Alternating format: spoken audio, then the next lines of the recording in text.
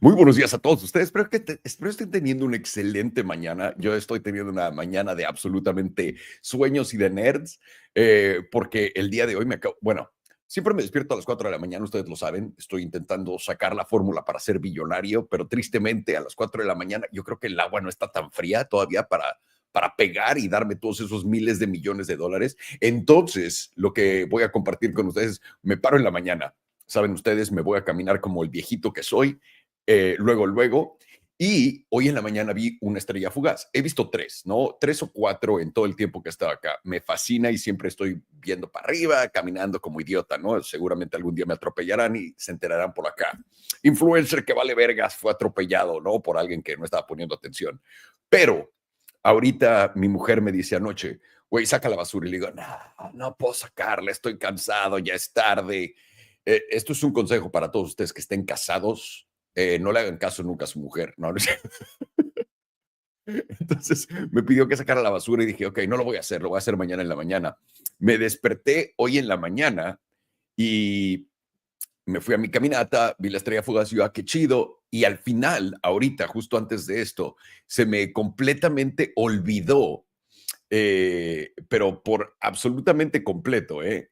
Se me, oye, se me olvidó sacarlo, sacar la basura. Entonces ya estaba subiendo acá para preparar el en vivo y todo. Y en lo que lo estaba haciendo, me acordé, puta madre, la basura, la voy a sacar en friega. Y la saco en friega y veo que hay un cohete de SpaceX encima de mi casa, cabrón.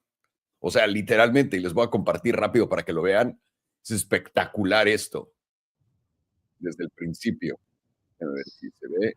Sí, ahí está. Y pueden ver las partes de atrás, cómo lo van siguiendo. Si alguien sabe qué son estas, me puede decir, la parte de hasta acá atrás se rompe en dos. Ahorita les voy a enseñar, hice otro video. Se ve espectacular, pero yo, o sea, yo ya sabía que estos son cohetes pues aprendí, ¿no? En Texas vi uno que creí que era un extraterrestre. Y acá está cuando se para en dos, esta cosa. Ve, desde el principio, ¿viste cómo se separó eso en dos? ¡Pum!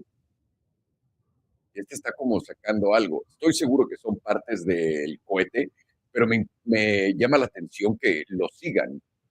Eso sí, no tengo idea que sea, pero me llamó muchísimo la atención en la mañana. La pasé bastante bien viendo eso. Ya saben que soy súper nerd, entonces me encantó. Una excelente mañana. Vamos rápido al grano. Vamos a platicar de lo que veníamos a platicar antes del casino del tío Salo con todos ustedes. Uno, intereses. Han estado, la especulación más grande de todo el planeta son los intereses, si los van a subir o los van a bajar. ¿Por qué? Porque todos tenemos la idea de que si bajan intereses, el dinero va a ser más barato, nos van a dar préstamos para todos, podemos comprar coches, podemos comprar todo, ¿no? Esa es la idea básica. La cosa y lo que ha pasado al contrario es que el dólar se ha fortalecido a través, y ahora, en fuerza relativa, ¿no? Porque es fuerza relativa contra otras monedas. El dólar está literalmente subiendo en contra de otras monedas, pero cuando lo ves en contra de cosas que no tienen nada que ver con monedas, como por ejemplo el oro, que es un valor que se mantiene a través del tiempo, ahí es donde ves que hay una devaluación gigantesca en todas las monedas, no importa si es el dólar o no, porque también en contra del dólar, el oro ha estado subiendo. Bien, ahora entendemos todo eso. Entonces, ¿cuál es la bronca? La bronca de todo esto es que ahorita estamos viendo cómo literalmente las economías de todo el mundo, sobre todo las importantes conectadas fuerte con nosotros, como Europa, el Reino Unido, etcétera, no le están pasando bien. Su moneda está cayendo fuerte contra el dólar. Eso es pésimo para su deuda y su déficit, porque tienen déficit gigantescos en dólares. ¿Y qué está causando eso? Va a causar, para empezar en esos lugares, inflación de todos los productos y también nuestra energía, porque en Europa van a tener que acabar comprando nuestra energía. Trump estaba hablando de ya por fin ponerle sanciones a Putin que importen. Estas sanciones serían por básicamente comprar el petróleo en vez de $60, el ruso, comprarlo por 30. Básicamente poner sanciones arriba de 30. ¿Qué hace eso? Hace que todo el petróleo de Rusia instantáneamente no esté en el juego y pone presión a Rusia a acabar esto. Bien, eso es bueno. Pero ¿qué pasa en medio de todo esto? A toda la gente que está atorada en medio de esto, que vive en Europa, el Reino Unido, etcétera, les va a empezar a costar la gasolina, el gas natural, etcétera, mucho más. Aunque todavía están tomando gas ruso, pero se habla de que si esto llega a continuar con Rusia, no para el conflicto, el gas también me imagino que lo vamos a empezar a sancionar y vamos a tener que importar nosotros esa deliciosa energía para Europa para que pues se coman un poco más de inflación. Pero aquí en Estados Unidos hemos visto simplemente un movimiento lateral de la economía y para abajo, ¿no? Estás viendo el gap de la gente que tiene varo con la gente que no tiene varo, cómo está creciendo. Y aquí todos tienen la idea de que bajando intereses todo este problema se va a acabar de todo lo que existe en la economía. Uno, no es cierto, absolutamente no. Si pudiéramos bajar intereses rápido, por la razón que nosotros queramos, más allá de un problema financiero, si bajamos intereses vamos a causar otra vez inflación, definitivamente. Eso podría ser una posibilidad también con las tarifas. Pero la otra cosa que tenemos que tener en mente es, por más que te cuenten toda la gente que habla en línea, que a mí me sorprende bastante porque, no sé, si hablas todo el tiempo de economía y finanzas, me imagino que mínimo te metes a ver qué está pasando en el mundo real, no solamente las estadísticas. Y cuando te metes al mundo real, y te das cuenta de que desde que Jerome Powell y la Reserva Federal empezaron a bajar tipos hace que las últimas 3 sesiones que tuvieron, han subido. O sea, si ibas a pedir una hipoteca cuando empezó a bajar tipos, estaba mucho más baja que hoy. Y ahora Trump acaba de decir, güey, le voy a decir a Jerome Powell que baje los intereses. Pero si Jerome Powell ya lo está intentando, ¿cuál es la diferencia a que Trump le diga baja los intereses? Recuerden que la gente que mantiene y controla los intereses son los bancos, porque ellos a fin de cuentas son los que te están prestando y ellos están diciendo, no, brother, yo no te voy a prestar tan bajo. Entonces, ¿cómo puedes hacer eso? Esa es la pregunta del siglo. Personalmente no creo que eso sea lo que va a ocurrir. Vamos a ver exactamente cómo se da esto. Está pasando todo lo que habíamos dicho, muy estilo Milei, muy estilo El Salvador. De verdad, Donald Trump lleva 2 días o 3 de presidente, bueno, ya 4. ¿Y cuántas cosas ha hecho el güey? O sea, una verdadera locura. ¿Cuántas órdenes ejecutivas ha firmado? También ayer firmó la de que van a revelar quién mató a John F. Kennedy, a Martin Luther King, etcétera. Vamos a ver si es cierto. Pero mínimo firmó las órdenes y está puesto enfrente de todos. Y también todo lo demás. Entonces, ¿qué se va a dar en Estados Unidos? En teoría debería de ser buenos tiempos para adelante, pero también está recortando el gasto de gobierno, definitivamente lo está haciendo. Y solamente eso podría causar deflación. Deflación sería un evento negativo visto como una recesión, pero bajaría los precios de todo y podríamos bajar los intereses a ese punto. ¿Va a pasar? No tengo idea. Todavía no la veo clara. Estoy viendo todo lo que yo quería ver, pero no he visto que nada se corrija, por lo que sigo esperando a ver qué exactamente se da, cuál es el escenario. Pero, sin más ni más, vamos a seguir monitoreando esto de nuevo, porque te dicen que los tipos van a bajar, que los intereses van a bajar. No los puedes solamente hacer bajar. Estamos viendo una discrepancia en eso. La Reserva Federal bajó tipos 3 veces, intereses 3 veces, y han subido 3 veces cada que los han bajado. Entonces, vamos a mantener un ojo pelado por ahí en todo lo que es el mercado de deuda, porque básicamente es el mercado de dinero y es el que te importa, cabrón. Así que vamos a darle con eso. Y ahora, para todos ustedes, bienvenidos al Casino del Tío Salo. Vamos a ver el precio de Bitcoin, vamos a ver absolutamente todo lo que nos estén pidiendo acá los miembros de Lead Trading Academy. Y también quiero decirle a todos ustedes, si están entrando por primera vez, quieren aprender a invertir a largo plazo, etcétera, y no quieren pagar por absolutamente nada y solamente quieren aprender, vénganse, dense una vuelta a nuestro Discord de Elite Trading Academy. Es completamente gratis, está en la descripción de abajo. Acá tienen los análisis de Alex, los análisis de Farhan, tienen nuestro chat general. Tenemos también para preguntas, noticias, todo lo que necesiten está acá. La banda es buenísima y aparte la banda sabe lo que está haciendo, entonces se pueden apoyar de una excelente comunidad. Aquí andamos. Muy, muy feliz mañana para todos ustedes. Y ¿cómo se llama? Si ustedes quieren llevarlo un poco más avanzado y quieren aprender a hacer trading, etcétera, aquí tenemos el sitio elitetradingacademy.us, lo están viendo aquí abajo. Tenemos de todo, ¿no? ¿Quieres aprender todo lo que platicamos en estos en vivos? date una vuelta y checa nuestro curso $29.99. Vas a aprender, se llama De Cero a Trader. Y acabando el curso, 1 hora 40 está en inglés y en español. Puedes ver las dos comprando uno. También tienes las sesiones en vivo donde viene la gente aquí a platicar con nosotros. Y como el día de ayer tuvimos una clase y tienen acceso a todas las clases que hemos grabado. Y además tiene todo el curso y una librería de todos los videos bien desglosados de absolutamente todo. Y también tienes tus trading alerts para que todas las alertas en todo lo que estamos viendo, los setups que existen, para que lo manden y ustedes puedan tomar acción. Si gustan copiar esas alertas, o cómprate el paquete con todo. Acá está el Elite, que te da absolutamente todas estas cosas en una, si gustan. Pero si no, les digo, ahí tienen el Discord, ni para qué preocuparnos de eso.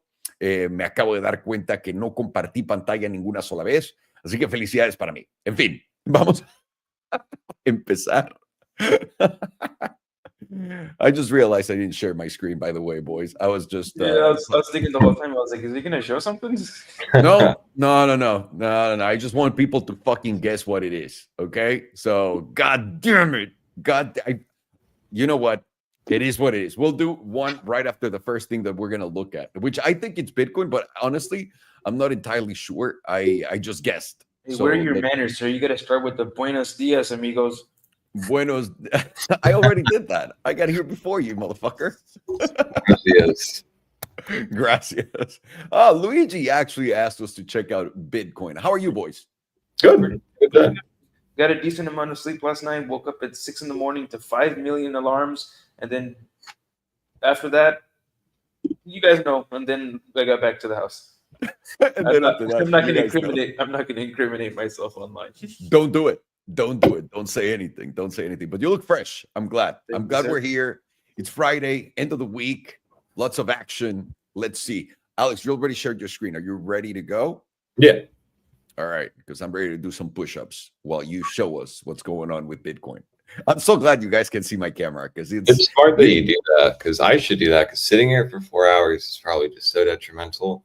It's insanely bad for us, dude. And look, at your age, you're good. You're a fucking young buck, motherfucker. At my age, I feel it. When I'm sitting for a while, I don't need the Apple Watch to go like stand up. I can feel it in my body goes like either you stand up or you die, buddy. So what I want to get pretty soon is one of those like standing tables, like you push a button and it rises, and then get one of those little mini desk treadmills. Dude, me too. But I literally haven't gotten it because I wanted to move out of here and get another place. But now that everyone doesn't have a house in California and everything has gone to shit, I think I'm just gonna stay here and buy it here. So, let's get to it. Fuck me. At least I saw that SpaceX rocket. Yeah, that was cool, actually. Yeah, pretty fucking cool. Minus the buy a house in Miami. Your house what? Buy a house in Miami. They're there all the time? They Florida is what do you call it? A lot nicer than California. Well, yeah, that too. And I think they do launch rockets from Florida too, don't they? I don't know. I saw them in Texas, but if you want me to move to Florida, you talk to Belen. I'm not gonna do it again. I'm out. I'm out. I'm fucking out. Okay, let's jump right into this.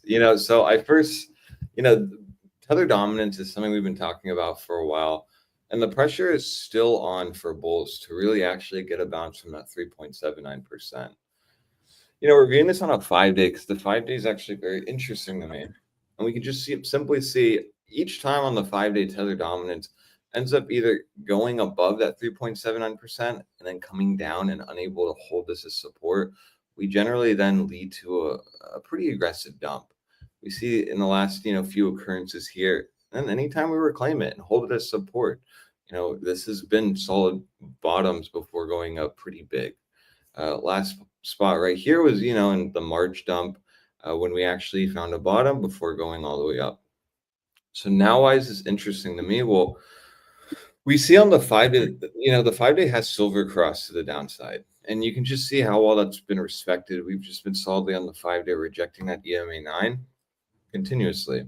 We rallied up to that, 4.12%, basically retested this channel here, and then quickly rejected the 9 before falling all the way back down to 3.79%. I'm not really convinced that this is going to hold, though. we see in this range, we've already hit this support multiple times. And the more times we hit support, the weaker it becomes. We also see, oh, let me put this back down, that, volatility on the 5-day is still brewing a setup. And just like I mentioned before, into this next closure, we actually could start seeing this open above the moving average on the 5-day. Still, not expanding on the setup, but just could be the workings of this really starting to expand soon. And we know this will eventually expand. And when it does, this really could lead to a pretty aggressive drop on tether dominance, which, obviously will correlate nicely with Bitcoin because they have an inverse relationship where, tether dominance goes down, Bitcoin will go up. We know on the 5-day on Bitcoin, that on average gives us about a 30 to 35% move whenever there's a 5-day BBWP setup. So we can just see, okay, well, if we lose this 3.79%, let's say we actually start expanding on BBWP, we can simply see that 35%, assuming that this actually plays out and tether dominance, on the flip side, if Bitcoin's going to pump 30 to 35%, remember each time we've had a 5-day setup, it's at least, in terms of Bitcoin, it's generally these 5-day setups have, at least for last year, played out greater than the average move. So assuming that does play out, and this is starting to expand, this could actually put tether dominance all the way back around the 2.46%.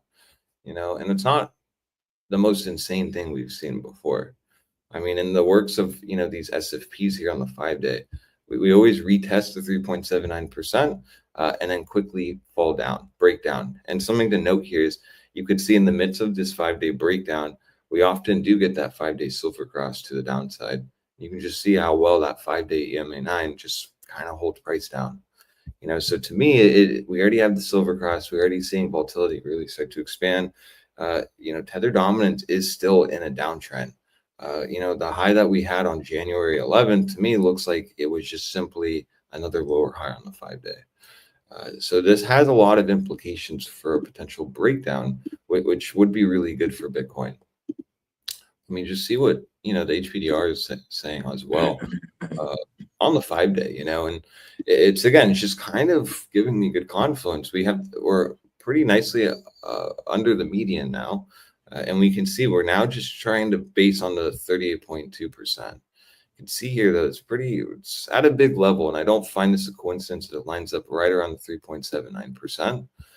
Because if we start breaking this, we're gonna have a breakdown occur.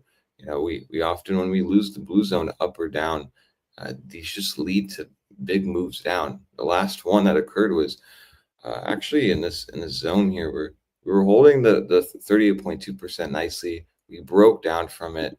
I mean, from that breakdown, we went all the way down 27.9%. So it's really not the most insane, especially when volatility is confirming that. I mean, a big move is brewing here. So it is something to just kind of sets the tone, in my opinion, for like our Bitcoin analysis, because if Tether's going to look bearish in it, to me, it looks like it's on the verge of breaking down. My confirmation of this is if we can actually get any kind of closure daily or above under 3.79%, to me, that would start looking really good. You can just see from the breakdown just how well 3.79% has held. We've had no daily closures under it. Even in this occurrence here, perfectly held, no daily closures under it. So if we actually start getting daily closures under that zone, to me, it's going to just start being the first etches of me being more cautious. Because what we wouldn't want is what we saw here back in 2020, where once you lost that 3.79%, it essentially flipped into solid resistance before breaking us down further. Let me go back to the daily here. Let's see how the weekly is developing on Tether. I mean, on this weekly too, you're just still solidly rejecting the median. Came up a little above it, slightly front ran that weekly EMA9. Again, it's very simple when you're trading and looking at the right moving averages, and also just looking at the same asset. It's very simple to see how this EMA9 is a pretty big zone for Tether. We essentially, the objective for bulls is to first get above 4% and then make a rally back above 420, 4.2%. If we could do that, that would start looking a lot better. But as you can see, I mean, Now that we're breaking away from the median into next week, we actually could potentially start seeing, depending on where this 38.2% on the weekly moves, we actually could start seeing this break down into next week. And that could just lead to us going back to the bottom of the 38.2%. The implications for that, though, would just mean that the 5-day then would already be in that breakdown posturing. It's like you'd really want that weekly 38.2% just to kind of spring from that point and get us back above the 3.79. Remember, once this 5-day starts firing off and once we lose this 38.2%, bears are going to have full momentum here to break us down. And I mean, we can just simply see if we do end up going to that 2.45 to 2.46 level, we should be looking for a big bounce there across the board on tether dominance, which could line up or help us at least gauge, if we're closer to maybe a bigger pullback on Bitcoin. But as it stands with tether dominance, with this looking like it's about to break down on the 5-day, I really don't see any, the hopium here is essentially we just don't lose this 3.79%. We just hold it and we just slowly start moving up. But, the fact that we already kind of went down, hit it, tried to bounce, and then totally rejected all the levels that we've just solidly been rejecting in this downtrend is very concerning to me. Bulls really tried on this close to reclaim that level, and it just kind of led to a trap. So now we're kind of at the edge on tether dominance. This is good for Bitcoin bulls, though, because with Bitcoin now cycling there, nothing's really changed on my analysis on Bitcoin since last stream. We go to the 2-day, it just simply seems like the 2-day is still putting in a bull flag to me. We're still basing off the 38.2%. And this, we still are getting volatility expanding, giving us a nice setup, telling me that, this should start seeing a breakaway soon and going up, in my opinion. This is nothing more to me than bullish consolidation. Lots of chop, yes, but bullish consolidation as long as we are above 99,300 on Bitcoin. You can see even shifting gears to a daily, nicely above the median now. We've been holding that daily EMA 9 since it basically got reclaimed. Super simple trading here. And for me, the next target really looks like we're going to test at least this wick high, right around 108,700 on Bitcoin. Breaking this wick high essentially would mean that we shift gears now to the weekly. The weekly here really could then start. That could have implications if we're testing 108 or making a new all-time high. Because remember, I'm kind of on just wait and watch mode until we get a new weekly candle on Bitcoin. Why do I want to wait for that? Well, I want to see where this median on the Binance chart actually shifts. I would like to see this weekly close above the median, which is at right now $105,000. That to me would be a really good sign that we're most likely then going to start seeing Bitcoin move up quite aggressively, probably within the next week or two, which then again just lines up with, right, tether dominance as a 5-day setup. Bitcoin has a pretty massive 5-day setup, though, a lot bigger than tether dominance. Why? Because yes, we are under the 15%, but you can see here we never reached extreme lows on BBWP. On Bitcoin, though, we've had 3 readings of extreme lows. 15 days of zero volatility is what this is telling me. So this is going to be a pretty massive move. And remember, on average, it's about a 30 to 35% move.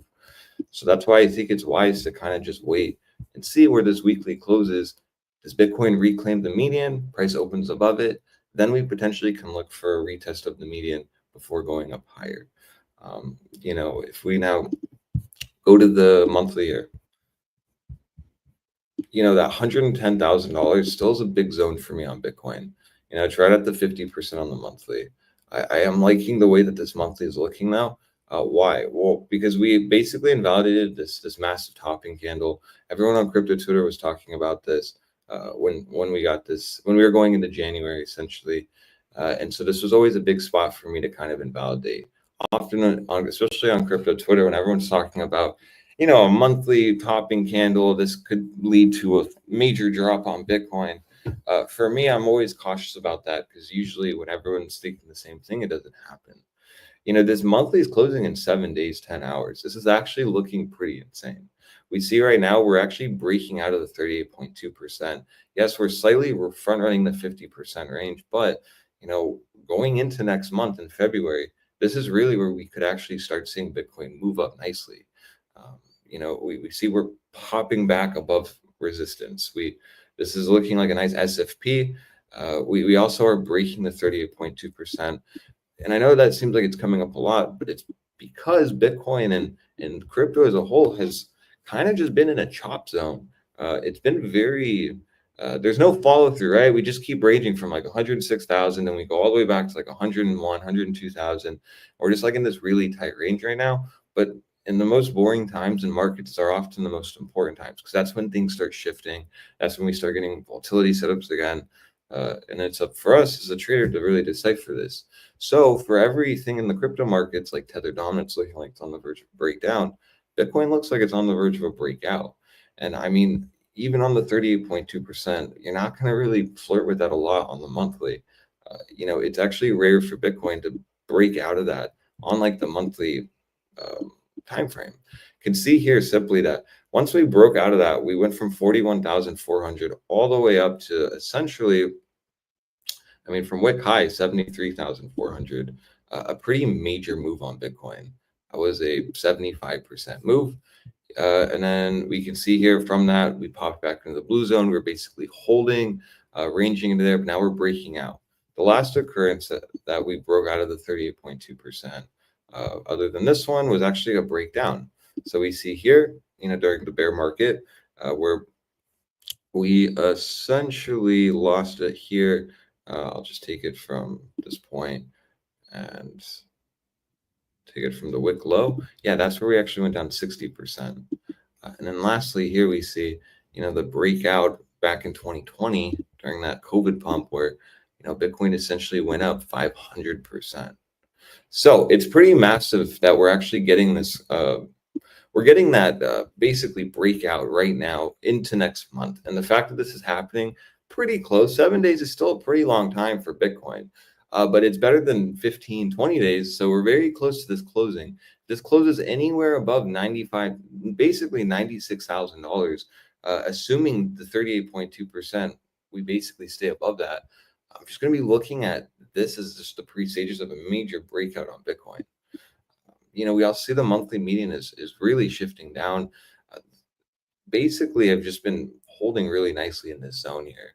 So again, I want to say sentiment is making me bearish.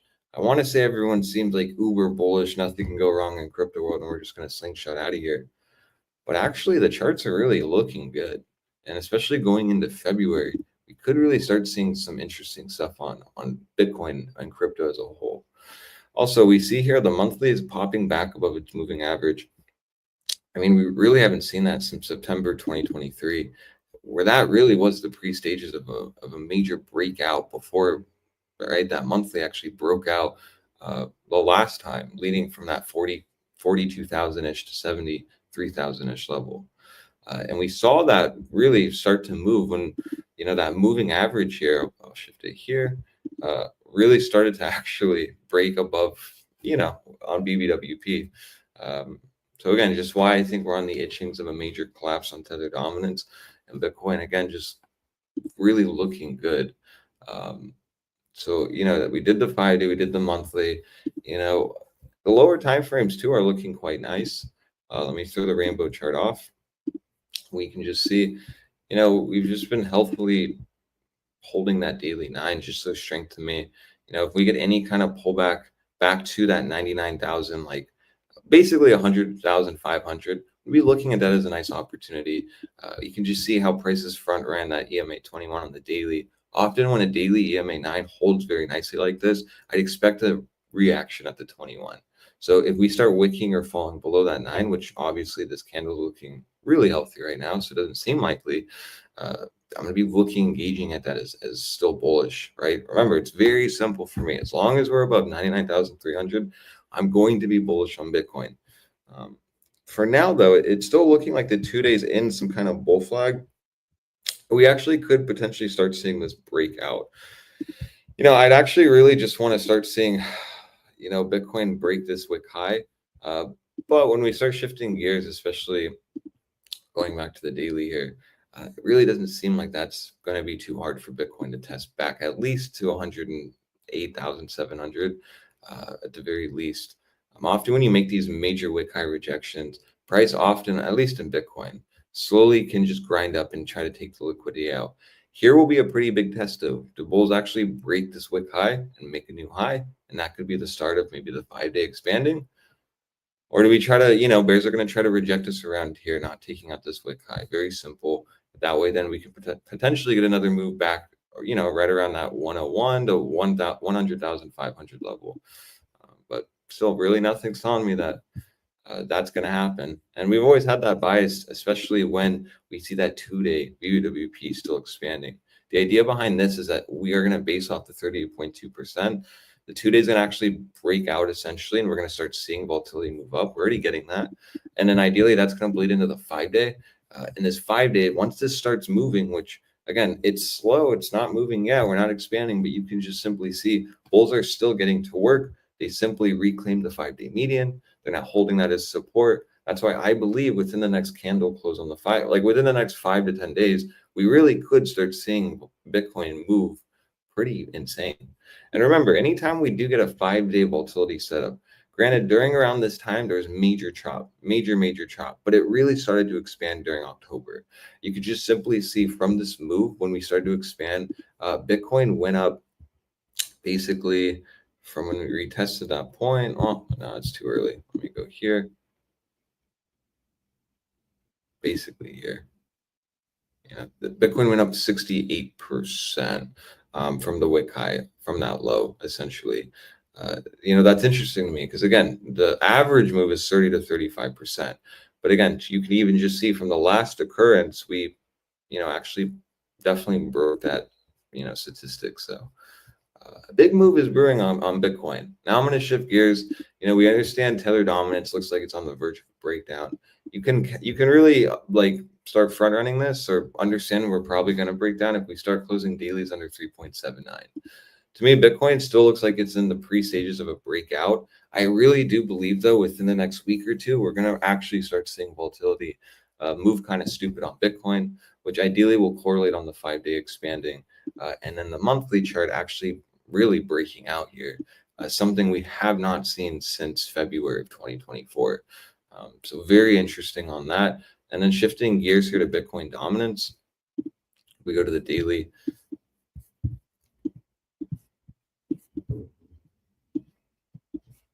Let me just go here, turn this off. Very nice.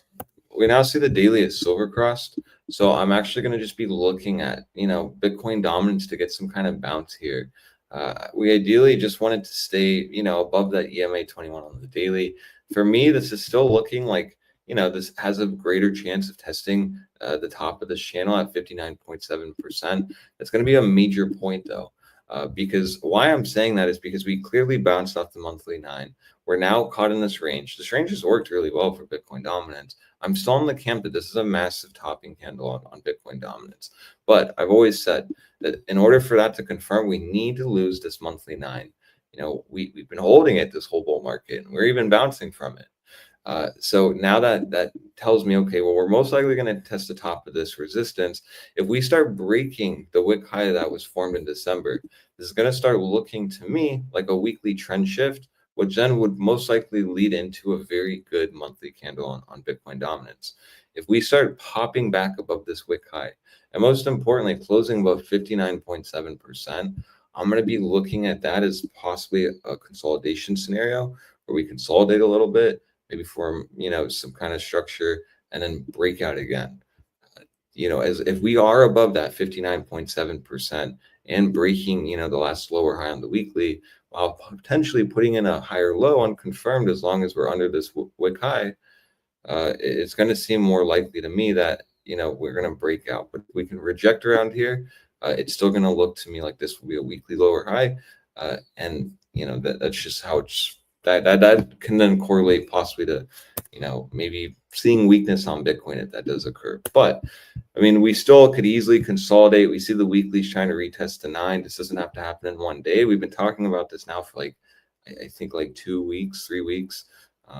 So, if it does retest anywhere around the zone, I'm still going to be bullish on Bitcoin dominance. We essentially just don't want it to break the 56.8%. If we start breaking below there, yeah, I mean, that's not going to be looking good on a weekly standpoint. We'll be below all the major moving averages I watch. And then the next one will really start looking like we're going to actually go and test that EMA 100 on the weekly, which is right around the 54.3%, which again could have implications then for ETH. And then maybe Bitcoin finding some weakness here. But until then, the money's still flowing into Bitcoin, and Bitcoin dominance is definitely showing me that. From the weekly EMA 9, if we still go to that level that I'm still on the camp we will go and test, we're still talking about a potential 2.77% move. So, take that however you want. It still definitely can go up a little more. And especially as long as ETH BTC is looking as bearish as it's looking.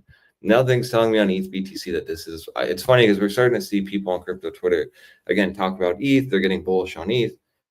And I mean, you could try to front run this and try to long ETH here, but that to me seems very risky. We have another weekly lower low. Any kind of, rally up to that weekly 9 needs to be looked at as another lower high, just keeping to the trend. But in this scenario of the LARP lines I've drawn, this is kind of where this is exactly what I'd want to see to start getting bullish on ETH. I'd want to start seeing that weekly 9 reclaim. This shoots us back above that 366 level. I'd want to start consolidating right there. And then right in that consolidation, as long as we hold above that, especially on a weekly candle, I then would want to start longing more like ETH over Bitcoin. But as long as Bitcoin dominance is still looking as healthy as it's looking above the weekly 9, I'm just waiting basically for this zone to get hit around 59.7%, which again has implications for ETH BTC. So just, take that however you want. Lastly, I want to look at Dixie because I think Dixie is interesting. We talked last stream about how we actually identified a trend shift on Dixie on the daily. It's very easy for me to see that. And I really enjoy trading Forex because Forex is very easy for me because it's really just like plays very simple. It's so slow too. It's very slow. And it's nice because, you at least then can work on your patience and your skills. And really like it's easy because we talked about essentially the last higher low here.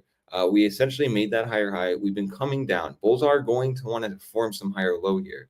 We then on January 22nd swiped and took out the lows, the last higher low. I then identified this on stream and said, well, this is really looking now like Dixie potentially could be in a downtrend. Why this is important for us is because if we're getting the correlation potentially back, which we talked about a few weeks ago, which is bullish Dixie is bad for risk on, a bearish Dixie could be good for risk on, then this trend shift, especially with where we're at on tether dominance, is interesting to start seeing. Because on Dixie, we did actually get that lower high exactly to that daily EMA 9, and now we're getting that lower low break. Very simple style of trading, but it works on Forex really nicely. And now we're even SFPing this support that I have drawn here at $107.70. For me now, the next target on Dixie seems like it wants to go back to at least 106.20. Maybe a wick down to 105.87. But that kind of seems like the next move on the daily, at least for me, which has implications for risk on. We can see here that if this weekly really starts getting lost, which luckily for us is right around the support zone here, on Dixie, if the weekly is getting lost today, which is closing today, again, plays into why I do think we're going to actually start seeing that 106 level get tapped again. But remember, Dixie is in a weekly uptrend. The daily can shift down. And this is why it's important to start looking at in my opinion, like if you were trying to gauge the weekly, you should look at the daily. Because if the daily is trend shifting, even though the weekly is still very bullish, at least this can help guide us to say, okay, well, we identified that trend shift. We were rejecting off the daily 9. This on the daily is looking like a lower high. We're now losing support. It just can help us more formulate.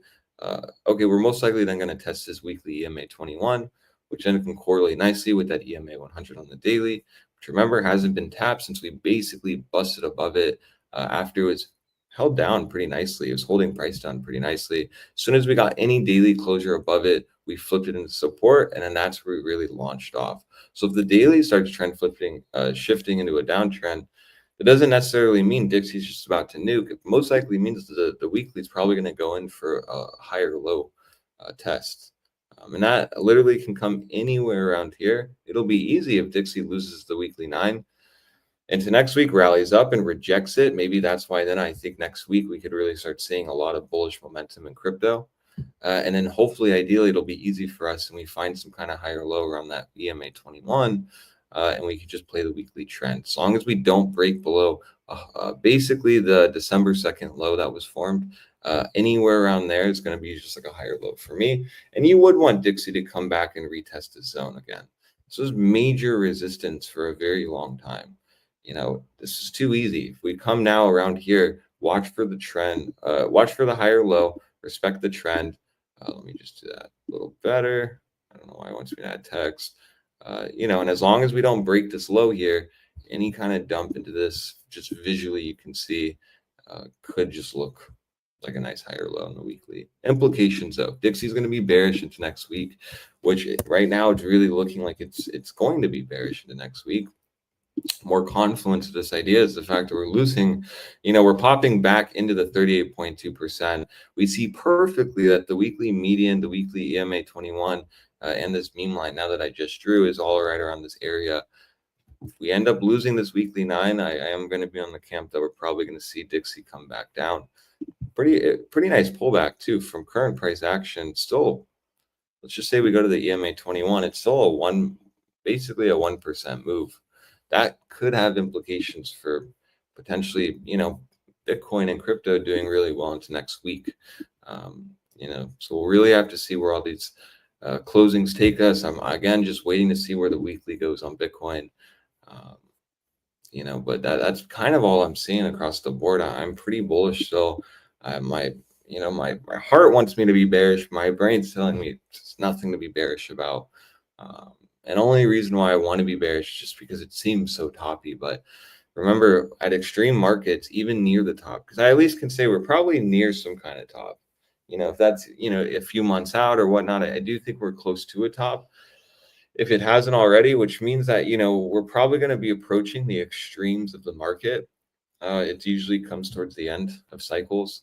And the extremes are crazy, up and down. So, the markets can stay very irrational for a very long time. So I just want to point that out. But the way this monthly is looking, the fact that we're breaking out on the Binance chart, and the fact that this hasn't happened since essentially January 2024, it's looking really good to me. I want to really watch closely across the board markets. Seems very boring, but I do think possibly into next week or into February, we're going to start seeing some really nice long setups given, especially for the academy. It should be a lot more easier. So that's all I really see, though. It is a shame we didn't ever get our bids filled at that EMA 100. That would have just been a perfect bottoming point. And we were prepared though, so that is good at least. So yeah, that's all I have on Bitcoin. I'm curious to see what Farn has to say on that. Yeah, Mr. Garlic Bread, Mr. Garlic Bread, please. One Chinese Bitcoin. How many US dollars? How much is one Chinese Bitcoin? It's a lot of money. It's the best. It's so much money. I had the most perfect phone call with Xi Jinping. Oh yeah, had a great call with my Master Xi, my guy. By the way, that's a motherfucker I'm scared of, right? Like Xi, for real. Yeah, I'm retarded, and I called him Winnie the Pooh in China. What a that's not that smart. far hand. No, never. I was so shit faced and fucked up. I don't even remember doing it. Alex had to tell me I was on FaceTime with him the whole time. Oh yeah. What a joy. All right, so we'll start with the quarterly. Quarterly is now still at the same place it's been, holding that bottom 38.2, making the median each time a target for price, or basically a magnet. Right now, median sits at 118,888, and you have statistical probabilities of hitting that before the end of this candle closure, which is about the end of March. If you remember last time around when we hit our $73,000 highs, it was around March as well. A little food for thought, and that was our local top before we went sideways for the next couple of months until our next major move in November. So it'll be very interesting if that happens again. We hit 118,000 sometime in March, go sideways for the next couple of months, and then get our final move sometime in November. It would be kind of because most of the rest of the cycle has been a mirror of last year, anyways. Just like how we went sideways last year for the summer, we went sideways this year for the summer. I mean, I'm talking this year as in 2024, not 2025. Because now you have to keep fucking with my head that this year is now 2025. So what I meant to say was 2023 and 2024 have been like mirroring each other, where we've been going up in the beginning of the year, and then towards until around like March, then the rest of the months until around fall has been sideways. Then in fall we've had the final move. So if we continue to do that, then very likely same thing happens this time around, where we hit 118 by sometime March, then go sideways until fall, and that's when we get our final move towards whatever the cycle top is going to be. If assuming it's not in already, got to throw in that little cover my ass type of thing, assuming it's not in already. Then people are going to come back to me after 109,000 is our top, and they're going to be like, "I thought you said one last leg." Then I'll be clipped. On a quarterly momentum, we are flipped up right now. Volatility is still flipped to the downside, giving us a probability of hitting the median, which is just like the same setup that we had before, where we were closing above the 38.2, giving us a target of hitting the median. So right now, momentum and volatility are also giving us that same target. Then if you look at the jewel is now curving back around, entering into the bullish control zone, getting very close to entering into the critical zone. Probably one, maybe two candle closes max before it actually does enter into the critical zone. And when it does, this is the first time the jewel has ever been in the critical zone in the entire history of Bitcoin on the quarterly chart. Literally never ever has it done that before. So maybe we'll see some price action we've never seen before. We're already seeing over $100,000. Pretty insane. That's before we hit into the critical zone. Let's 6 month. Not really that much use. Not too much data to actually make any use of it. Go to the monthly. On the monthly, momentum is now starting to flip back up, rejecting getting into bullish control. Volatility is at 9%, giving you a monthly setup. I don't know what the statistics are for the HPTR, monthly volatility momentum setups. I only have them off the back of my head for the advanced stochastic. But the monthly is now getting over the median after last time rejecting it for the past 2 times. Which usually, if you do reject the median, you have a probability of coming back to retest this 5 EMA. But what happened is that we got such a powerful move back up on this candle after we went down to about $89,000 that the 5 EMA was dragged up to touch the candle before it could actually be tested on the move to the downside. This is what will happen a lot of times if you're looking for a reconnect of a certain moving average to enter, and then you get a very powerful move in the direction that you're looking. The moving average would just be dragged up or dragged down to basically meet up with the candle. And if we close over this median, I'm going to say this, take this with a grain of salt because this number probably does move a little bit, but you would target a 38.2, which right now is $163,584. Very, very close to that quarterly hidden bullish divergence target of somewhere around $169,000. Very beautiful number. I've seen a lot of beautiful numbers. That's the most beautiful number I've ever seen. And the jewel is now starting to cover around as well. You can't really see it because the pink is blocking it. This has switched to the light blue buy signal. The last time we switched to a buy signal from a sell signal on the jewel was back over here. Let's mark that off with a vertical line.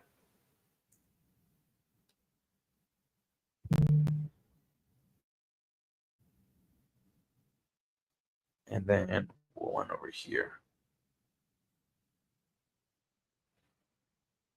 So from this sell signal to a buy signal, we went up another 280%. From this sell signal to the buy signal, we did about 659% before getting any serious correction. So far we have 280% and 690%, I believe it was, and we're getting the same exact setup that from there as we got there right now. The only difference though is that those times around the jewel was significantly lower than it is now. So it's likely not going to give you a 200 to 600% set move. But is a 60% move that crazy? Right up to that 38.2%? Not really, and it's kind of less than 60%. It is currently about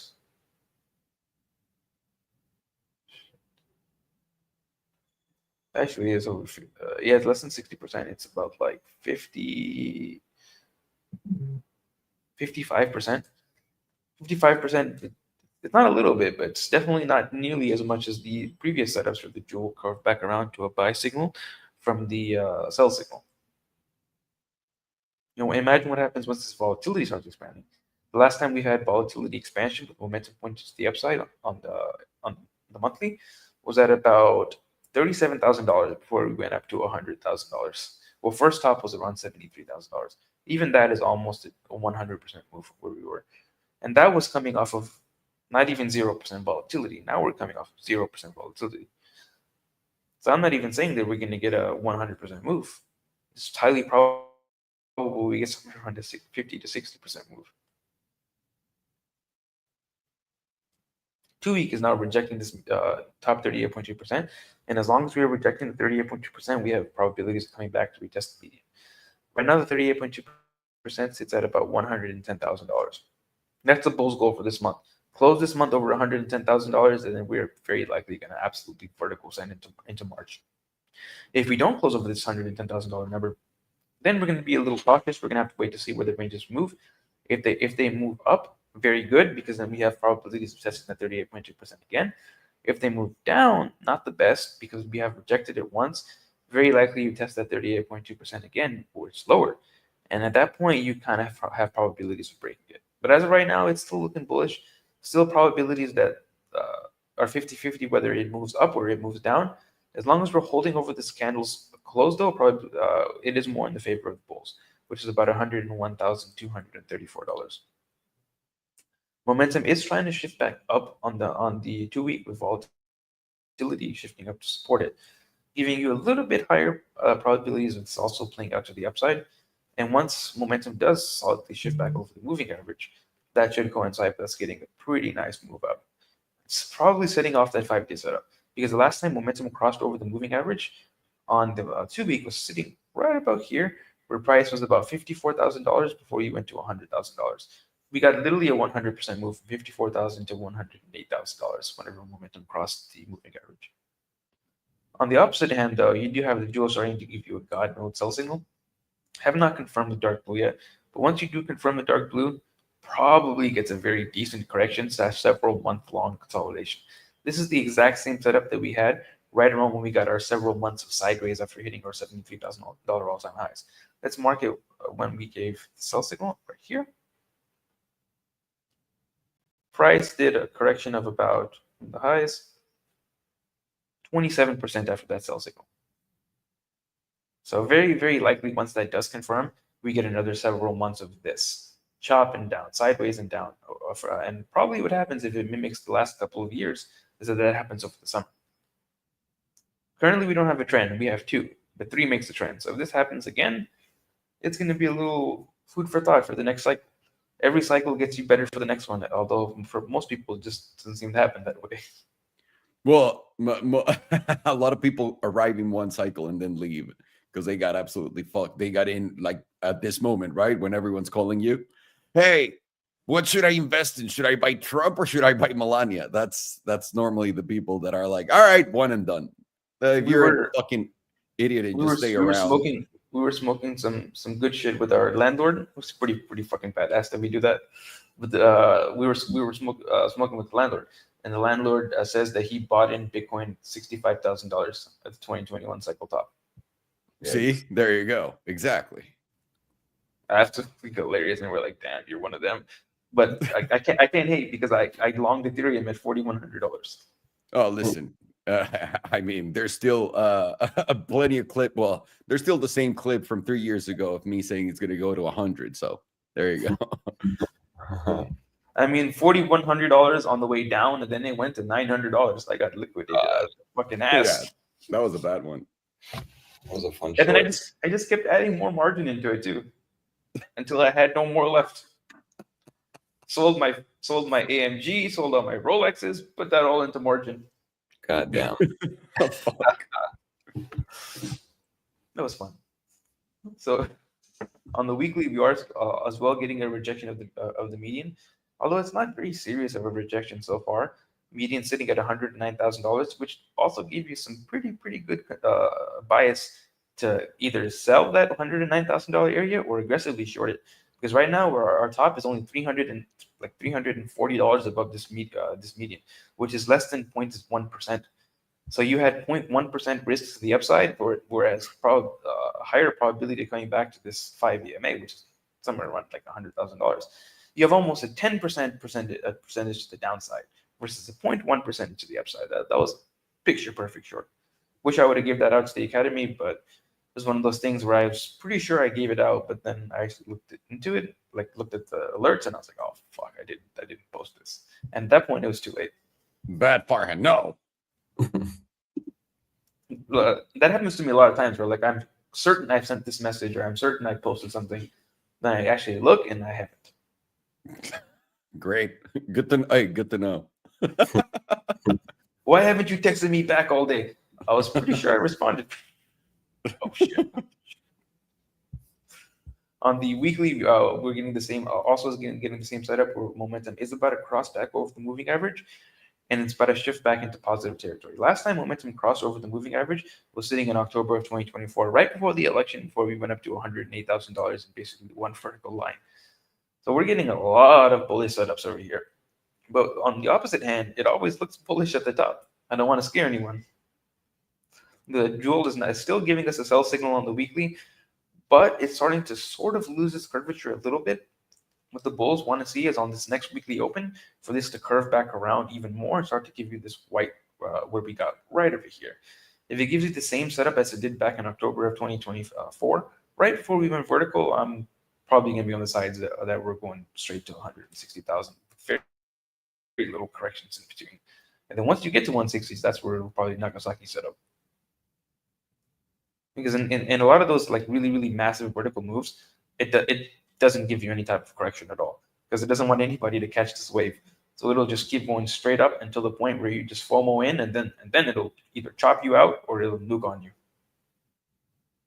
That's what I'm afraid of for the most part every time he gets to like new all-time highs, because I remember how fucking bullish it looked at $60,000. Yep, that's why one of the worst things you can ever do is buy a new all-time high. Yeah, yeah. Now, listen, at least I know that I learned that, right? Like, come on. I got to pat myself in the back right now. Look at me. Imagine total retard. Just imagine holding a bottle of freshly sealed bottle of Aileron, being like, I'm going to open this at $5,000 Ethereum. Goes from 4,800 to 4,200, 4,100, 3,300, and I finally open it somewhere around $1,600. Well, you open it to drown your pains, so it works both ways. Indeed, it works for the good times and the bad times. While bandages cover your boo-boos on the outside, alcohol covers your boo-boos on the inside. On the inside. Oh. Maybe the real gains were the friends we made along the way. On the 5-day, we are now getting a little bit of hopium entering into the system. We are over the median. We're about a day away from closing over that median. And the 5-day, if you remember, is also the same time frame we have that volatility versus momentum set up on, which is kind of very nice to see that we're over the median right now. Because if we close over this median at $104,673, very high probabilities we go towards this top 38.2%. Right now, it's sitting at $119,722. If we get anywhere near that area, the 5-day volatility is going to start expanding, which is going to fire off the 5-day setup. And that gives us another one of these moves where we go straight up, basically zero correction. This is the last time the 5-day setup fired off.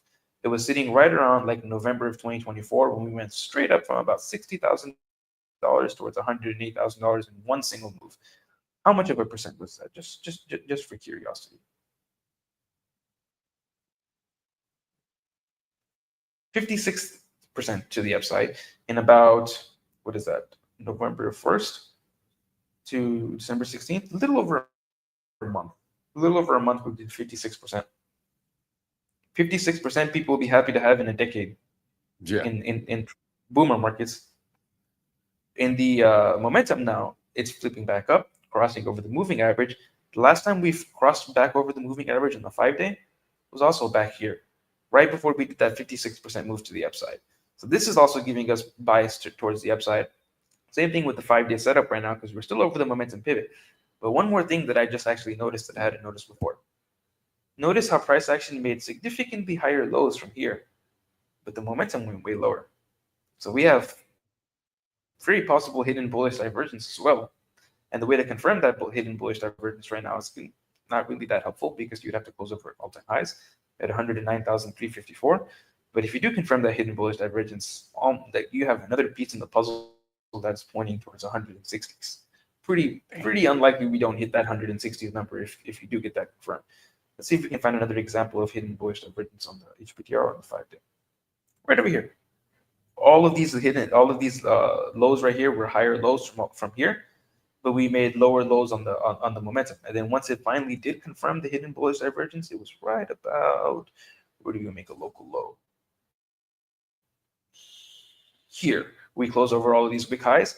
We ended up getting a slight correction, and then we just went straight vertical from there. We're getting the same setup, and that was about 56% to the upside. If you calculate 56% to the upside from where we are now,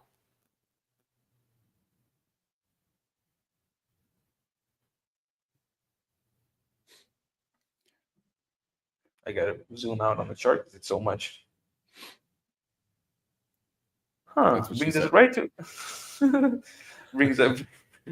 That's definitely not what she said. Absolutely. We get about $165,000. Very interesting number. Wasn't that our yeah, that was the monthly top 38.2%? Yeah, basically. And that's where everybody who's waiting for a retest of $75,000 for that CA or 77 for that CME gap will FOMO back in, and then we get a very violent correction towards 100,000, maybe 85,000, because it's not very unheard of to see a 50% correction, quote unquote correction on Bitcoin. We've seen 50% happen in like a week whenever Elon stopped taking Bitcoin for Tesla. Mm-hmm. Yeah. And I wonder what the catalyst is going to be for that 5-day setup firing off, because last time it was first on this one it was Trump winning, and then on the previous one it was the Hamas setup. So what's going to be the catalyst? Is it going to be Tesla once again accepting crypto, or new war? I wonder. I don't think new war. Maybe Tesla, Rivian, GM, all these companies announced that they're going to start accepting Bitcoin. You can buy any country's car with one Chinese Bitcoin. If anyone at the GM offices is listening to you right now, they're Googling what's Bitcoin right now. That's how advanced they are. That dude from Ford is like, Bitcoin, I think I've heard of that one time. Wasn't it trading at 50 cents? No. Bitcoin, I know what you're talking about. I go to the arcade too. I put my Bitcoins in the machine and play some video games. Exactly. That's Jim Farley for you, Peter Griffin. On 5-day, what also goes along with that, the idea of the 5-day setup working out is now momentum is sitting at extreme lows, sitting below 5% at 4%, while momentum is pointing to the upside. So once that volatility breaks on two different setups now, BBWP and the HPDRV, you have probabilities pretty high in to the upside as long as you're closing over $100,000. Once you dip below $100,000, though, all of that goes out the window, and we're probably fucked, especially if you close below $100,000. Because then you're extremely likely, because $100,000 is our current low, to retest somewhere around low 90s, which is probably going to sweep $89,000. That happens, we have a lower low, and we're very likely coming down somewhere around that CME gap because of how many people are bullish on that CME gap and thinking that that's going to be their generational wealth opportunity. Probably slices through that CME gap, and then the cycle probably ends because we're going to have monthly bearish divergence. Damn. That's the cutoff for me right now. We close any higher time frames, daily or higher, below $89,000. I'm gonna say cycle is probably over. Yeah. On the 2-day, we're getting over this 38.2%. We're getting a correction down exactly to this 9 EMA. And if you notice on this entire move to the upside, this 2-day 9 EMA was basically the place to bid before it started going absolutely vertical. Every single time it corrected to the 9 EMA and held it, we got a nice move to the upside, which we're getting the exact same thing right now. It looks like this is very early into this move right here, if you were to compare it exactly. And also, the last time we closed over this top 38.2%, 8.5 hours also. And very likely we close over it, was back right here whenever this move actually started. So we have another piece of into the puzzle that's comparing this to somewhere around here. And we went up towards the top, somewhere around like, just the 88.3%. Right now, the 88.3% sits at $131,630. Whenever the move started out, we went towards over the 88.3%, very close to what the 95% was at that time. 95% right now sits at $168,849. Target of that 3-month divergence is $169,100. I'll be very satisfied once again with 169,420. Oh yeah, I think everyone would. I'll start paying CNBC to host me on their platform to say, all right, that's it. To stop the count, stop the buying. Stop them minting, and the buying and the selling. We're going. You know what we're gonna do? We're gonna go after Tether. They're such a fraud operation. Always printing so many fake tethers to buy bitcoins.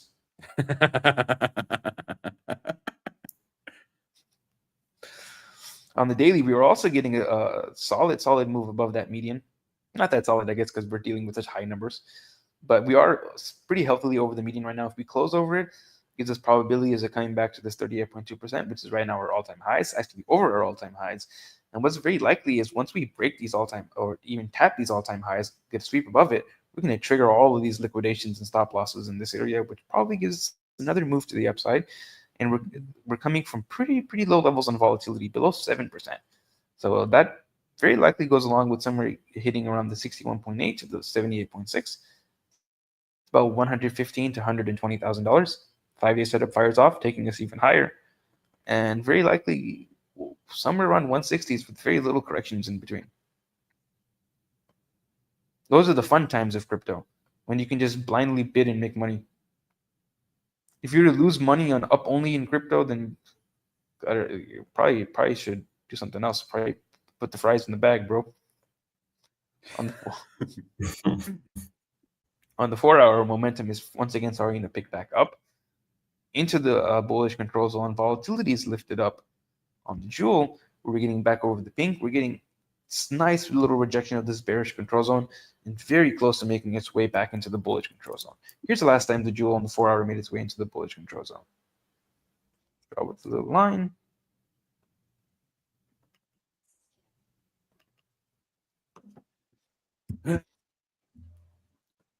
Right over here.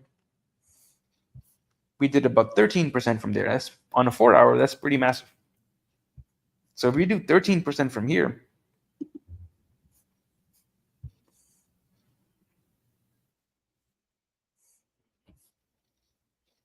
that's about $120,000, which is very similar to that HPDR level that we had. Let's go back a little bit.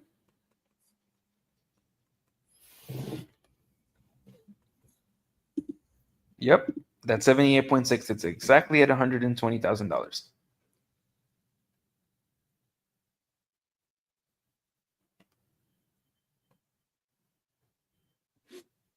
By the way, ABC News reached out. They want to get use my footage from the rocket. They're like, "Would you license it?" I'm like, "I'll license it to you on all mediums, baby. Just give me a credit as Salamandrin. I want to see what I want to see when they go on the news. User Salamandrin."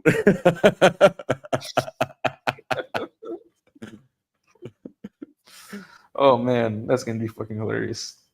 Let's see. You're gonna see Fingers crossed. You're gonna see Mr. Koshman go on a meltdown. Oh, he's gonna cry. I'm never buying another TV again. Well, my daddy, my what's it called? Like my sugar daddy's never gonna buy me another TV again. You'll see. What's the deal with that Bugatti Bolide?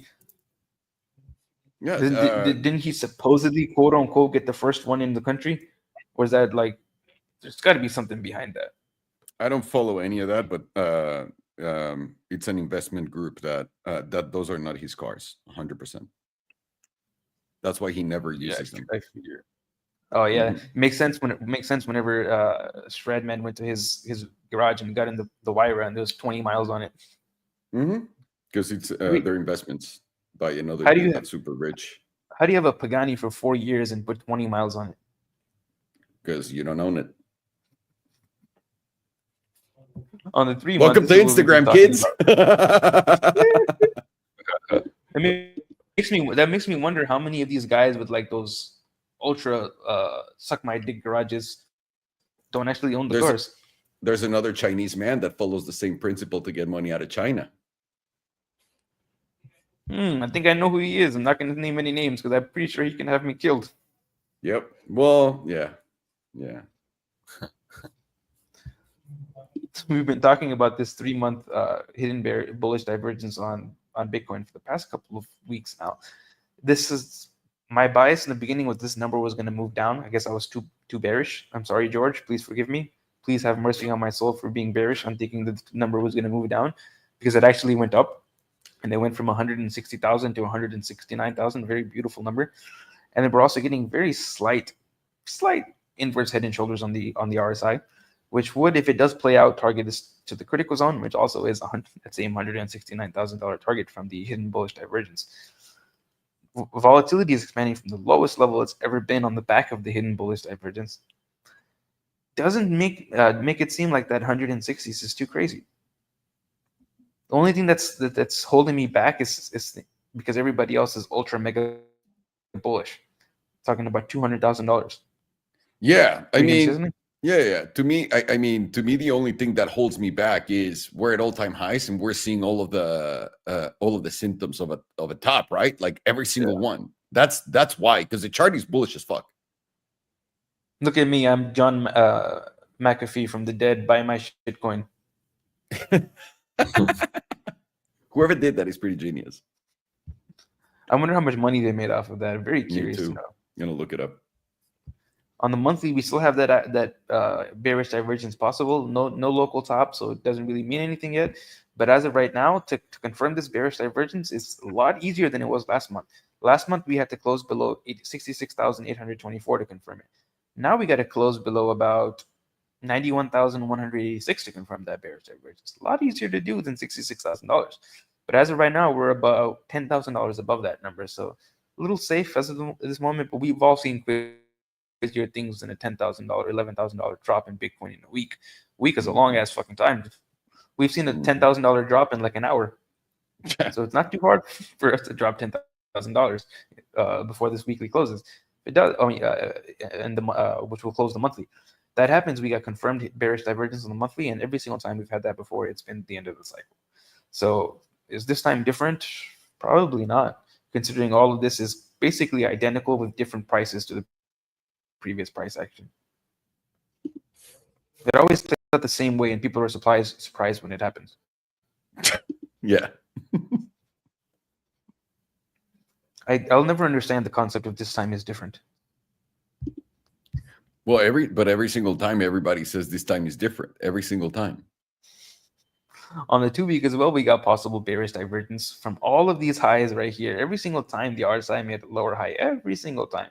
You got many drives of bearish divergence on the 2-week, which would also go along with the idea if that gets confirmed, cycle top is very likely in, because we probably correct somewhere around this 55 EMA, which right now is at low $60,000, which erases this entire move.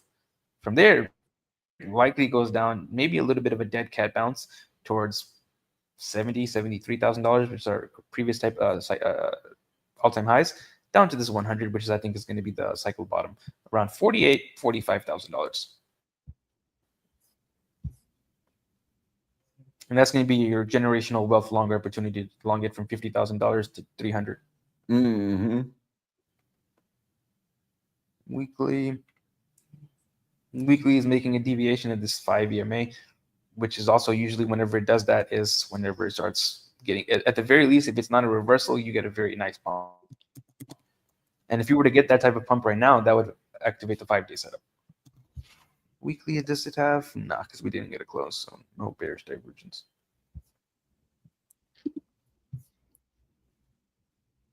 Nope.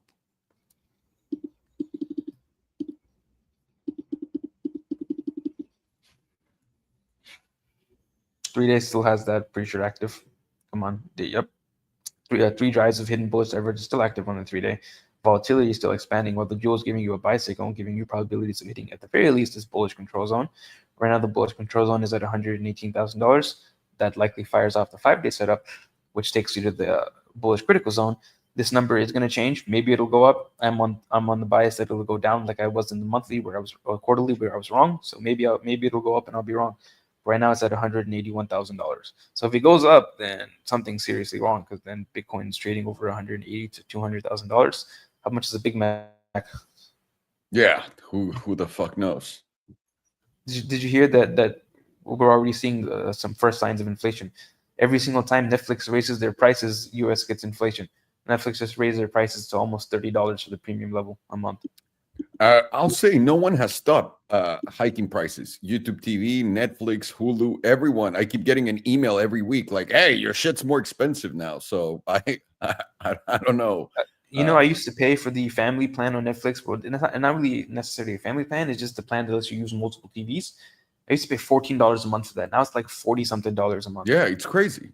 It's absolutely insane. I don't know how. No, I'm not gonna say normal people, but how. So whenever you take, I take Netflix, I'll take Disney Plus, I'll take HBO Max, Paramount Plus, and I'm paying more than a cable provider would charge. Yeah, 100% same. And I watch. And now you have no choice, because Formula One. If you want to watch South Park, you gotta get Paramount Plus. Yeah, it's so gay. It's so stupid. It's 2 steps forward, 3 steps backwards. Basically. On the daily 2-day as well, we have multiple drives of hidden bullish divergence with volatility expansion from somewhere around like 20%. Takes us towards the critical zone. Right now, critical zone sits at $126,600.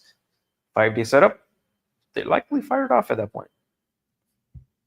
Daily, there's some bearish divergence currently active, not invalidated yet, but it's very close to invalidating it. You close above 106,888, it'll invalidate that divergence, and that'll take us to the critical zone. Right now, the critical zone is at $114,000. To activate the next move down on the bearish divergence, we'd have to close below 101,243. And that would likely take us towards somewhere around this 55 EMA, which is right now at $97,000 or 96.5. That would erase this entire move, taking us towards the 100, which will then sweep this low at $89,000, and bearish divergence confirmed. So right now, basically, we just don't want to break this $101,000 low if we don't want this entire rally to get erased. And what's nice to see is on the back of this bearish divergence, we have contracting volatility. So once we break this 106,888 high, volatility is going to start expanding again, giving us a double extreme. And usually when we get the double extremes, on the second extreme is where you get the actual nice, like girthy green dildo. Or red dildo. Hopefully not. If it's expanding with momentum to the downside, then you'll get one of the nicest, girthiest of girthiest red dildos of all time. The biggest Nagasaki setup anyone has seen since Japan. Japan's seen it twice. That's right. Might even have some veins on that red dildo.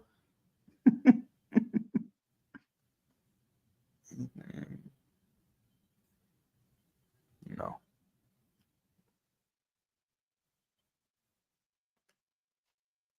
I saw something that said that China was able to first country in the world that was able to develop something that mimics the power of the sun, like an artificial sun. And yeah, they have an artificial sun. And I'm thinking, no, we did that in 1945 twice in Japan. I think they have it more controlled and not killing a lot of people. That's the difference. Same difference. Same shit. On the 6 month, I'm gonna say it's pretty safe to say that this is safe, because we're getting volatility expansion from the lowest points ever been on the 6 month. We're entering, but just about to enter into the critical zone, rejecting the bearish control zone, and we're pointed up as long as we're above $30,000. Damn, that's fucking insane. We're more than 3 times higher than that right now. Closer to 4 times higher than that. On the 3 month, we're making our way right towards my little meme line. I've had this meme line drawn on here for like a year and a half now. And we're expanding on volatility from, once again, the lowest point it's ever been into, breaking into the critical zone, and we're pointed up above $60,600. Monthly expanding volatility. The last time we've ever had expanding volatility on the monthly was back during our Hamas setup of 2023. Bouncing at the edge of the critical zone, just like we did in the 2023 Hamas setup. and we're pointed up as long as we're above $90,650. 2 week and got that little same Hamas setup from the election time, still active, but it's dancing on the edge. And we're gonna, the only way to invalidate it is if we close below $105,900. If we close over $105,600 or $106,000, this is gonna flip back. It's gonna remain to the upside. Volatility is gonna remain expanding, and then we'd likely see a pretty massive move towards this meme line sitting at around $130,000. Because every single time that we flip back up or maintain the upside within the critical zone is when we see these massive moves. That's where the bears try to take back control, and the bulls give them that little, I don't know if you've seen the meme where it says, "My first market," and there's a bull snatching it away from a bear who's crying. Yeah. On the weekly, we're getting volatility contraction ever since we hit that $108,000 all-time high. Pretty crazy to see new all-time highs on volatility contraction, especially whenever you look line it up with momentum being bouncing right off the edge of the critical zone, and the pivot to flip momentum back to the upside being $101,750. Right now, we're quite above that. We're about $4,000 above that pivot right now. So if it does close the weekly above this number, volatility likely starts expanding again. And we haven't gotten volatility expansion with momentum to the upside since around Nagasaki Hamas setup of 2024, when right after or during the election. 5 days giving that setup right now is very close to firing off on the 5 day. We went down to 0% volatility for 3 periods. Last time we had 3 periods of 0% volatility that actually played out. None of these really played out. Even if they didn't play out, you still got a move of about almost 30% to the downside. Jesus. Even though the move didn't really play out. The last time it actually really played out, though, was right over here in our Hamas setup of 2023. Right now, we went, the original Hamas setups. There you go. Right now, after going down to 3 periods of 0% volatility is now at 7%.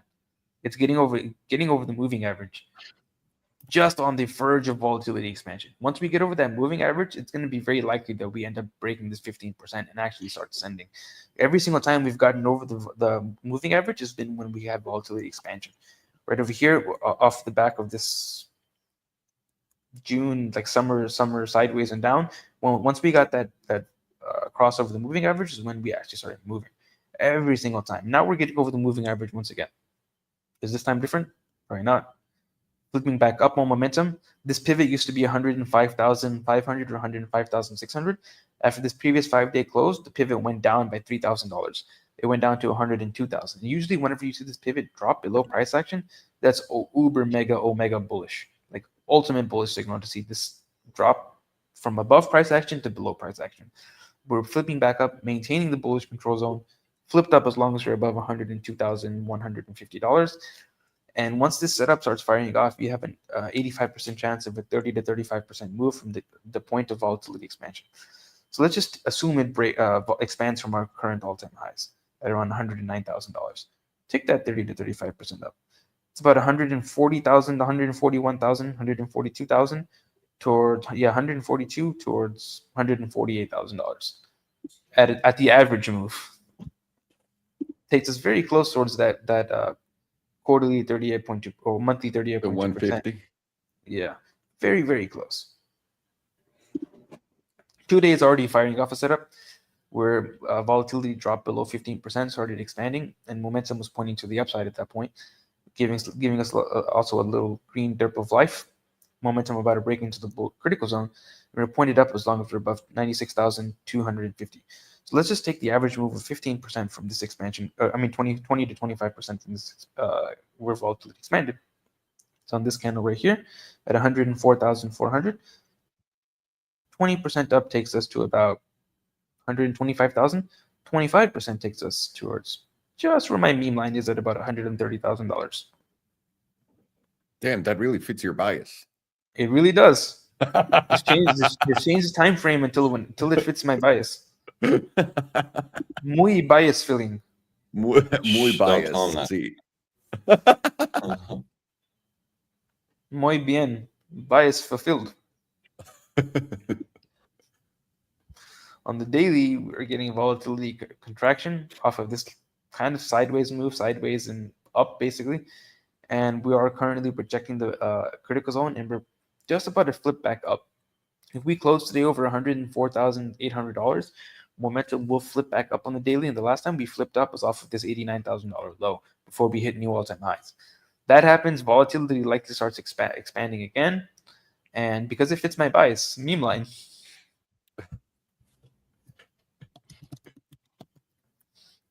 Four hours now once again expanding on volatility after contracting from hitting our $109,000 all-time highs. We're rejecting the bearish control zone, and we're pointed up as long as we're above $104,150, $110. A little bit lower. 2 hours now contracting, but momentum is still pointed to the upside, just about to break into the critical zone. We're just dancing on the edge though, at around the pivot is around $104,980, $105,000, just $800, $900 over that level right now. So if you go all the way to the super high time frames, you still have momentum pointed pretty solidly to the upside, considering our bi-yearly pivot is sitting at $30,000, which we are more than 300% higher than right now. On the quarterly pivot is $60,000. On the monthly pivot is $89,000. We're getting volatility expansion from the lowest levels we've ever had on the quarterly and the bi-yearly, along with the hidden bullish divergence on the quarterly, which would have a target of somewhere around $169,000. Sounds absolutely insane to even say that. And you would also have the 5-day and the weekly setup, which puts you somewhere around $150,000 to $160,000. Invalidation for all of this is if you confirm that bearish divergence in the monthly. Right now, to confirm that, you'd have to close below $91,100. Confirm that, then every single time we've had bearish divergence on the monthly, it's been the end of the cycle. And I'm going to be pretty heavily on the side that we're in a bear market. Nobody's going to be able to shut me up, no matter how much insults I get that we're in a bear market. But until that happens, I'm still bullish, still in my bias towards my meme line. And I'm switching the time frames to whichever one I need to fill that bias of hitting that meme line. And I think I found the perfect time frame. It's that 5-day, the most beautiful 5-day setup you've ever seen, where we have that 5-day setup looming. It's been looming for a while now, where we drop to 3 periods of 0% volatility, and as soon as we start expanding above the moving average, it's going to be the first sign, but then the confirmation is going to be above 15%, likely 30 to 35% move from that wherever volatility expansion is. And right now, I'm just guessing that it's going to be around 109,000. Possibly it's even higher. Possibly starts expanding around 112, 114. That would put our projected target even higher. So that would take us towards that 150s area. And if we break down below, get a daily close below 91,000, that takes very likely sweep the 89,000, which likely takes us even lower towards that CME gap. Monthly bearish divergence confirms, and that'd be me seeing end of cycle. So those are two really important levels right now: 109,350 and to the upside, and $89,000 to the downside. As right now on the lower time frames, like the daily momentum is dancing. Yeah, momentum is dancing right on the edge, with volatility contracting at the same time, which is kind of good to see that momentum is being a little shaky while volatility is contracting. Then you go down to the 4-hour, and volatility is now starting to expand, with momentum expanding, giving you kind of a bias that the local bottom is probably in, and we probably go sideways and up from here if we do go sideways at all, while volatility expands on the 5-day, and that probably gives us our next Hamas setup. Nice. Big things, bro. I'm stuck. By the way, for payment processors, we don't condone any terrorism. Why do you even say that? What the fuck is going on? What the fuck is going on? This is what I got for you, Mr. Garlic Bread. Mr. Garlic Bread, we need you, XRP, and we need some Tesla, Alex. Cool. Por favor. Just because I'm guessing Mr. Garlic Bread is going to do XRP. 100%. Nobody does XRP but me. Exactly. I own the chart. I own you, chart. Nobody abuses my wife but me. So funny. No, we can make these jokes because Trump is president and all women's rights are gone. I made that joke yesterday on my channel. We are so back. We're so fucking back, boys. Let's do this. Ok. Estamos viendo la tabla de Bitcoin, por supuesto. La estamos viendo en la de harina, la diaria. pero vamos a empezar por la de 6 meses como siempre. Empezamos por los time frames más grandes y luego nos vamos a los chicos. ¿Por qué? Porque esto nos quita un poco el ruido que hay, ¿no? Mientras más te acercas a algo, más empiezas a notar dónde está fallando y dónde no. Empecemos con esto. En la de 6 meses podemos ver tranquilamente cómo estamos creando bajos más altos y obviamente altos más altos, al igual que en cierres, no solamente con los wicks. Estamos viendo nuestro primer cierre más alto fue en este ciclo en los 63, después fueron los 93 y ahorita estamos justamente peleándonos, intentando cerrar esta, aunque todavía le falta bastante a esta vela, tienen que tenerlo presente, faltan 5 meses y 7 días para que se dé. Ok, esta fue la que cerró el 1 de enero en $92,000, un número bastante potente. Además de eso, vamos a checar volatilidad. Para los que nos están acompañando por primera vez y que estén aprendiendo con nosotros, esto es un indicador que se llama BBWP, y nos enseña la volatilidad. La línea de arriba es el 100%, la línea azul de abajo es 0% y esta línea yo la dibujé, la del 15%. Ahora, la línea de colores es volatilidad, la línea blanca es simplemente el promedio de volatilidad. Nosotros consideramos expansión de volatilidad arriba del 15%, una vez que la volatilidad empieza a ser por acá y que sube por acá. Consideramos expansión una vez que hace esto, y la otra también cuando ves que se va por encima del promedio. Y obviamente lo que buscamos para un setup perfecto, para que nos dé exactamente lo que buscamos y empuje el precio con toda la fuerza del mundo, sea para arriba o para abajo, es que llegue a la parte baja, de abajo el 15%. Pero cuando no se da y estás lidiando con la volatilidad más baja que has visto en esta tabla y está rompiendo a la alza, eso se ve bastante bien. Lo único que yo diría es, esta volatilidad en la de 6 meses está apuntando para abajo por este momento y tenemos que estar al pendiente justamente acá, a ver si se voltea o si no. Pero por ahora mínimo estamos empezando a ver volatilidad 6 meses expandir y en esta vela verde, que eso es potente, empujando ese precio. Nada más simplemente necesitamos que continúe. Eso dicho y hecho, vamos rápidamente a la de 3 meses. Wow, le volví a picar a la de 6 meses. Felicidades, Alejandro.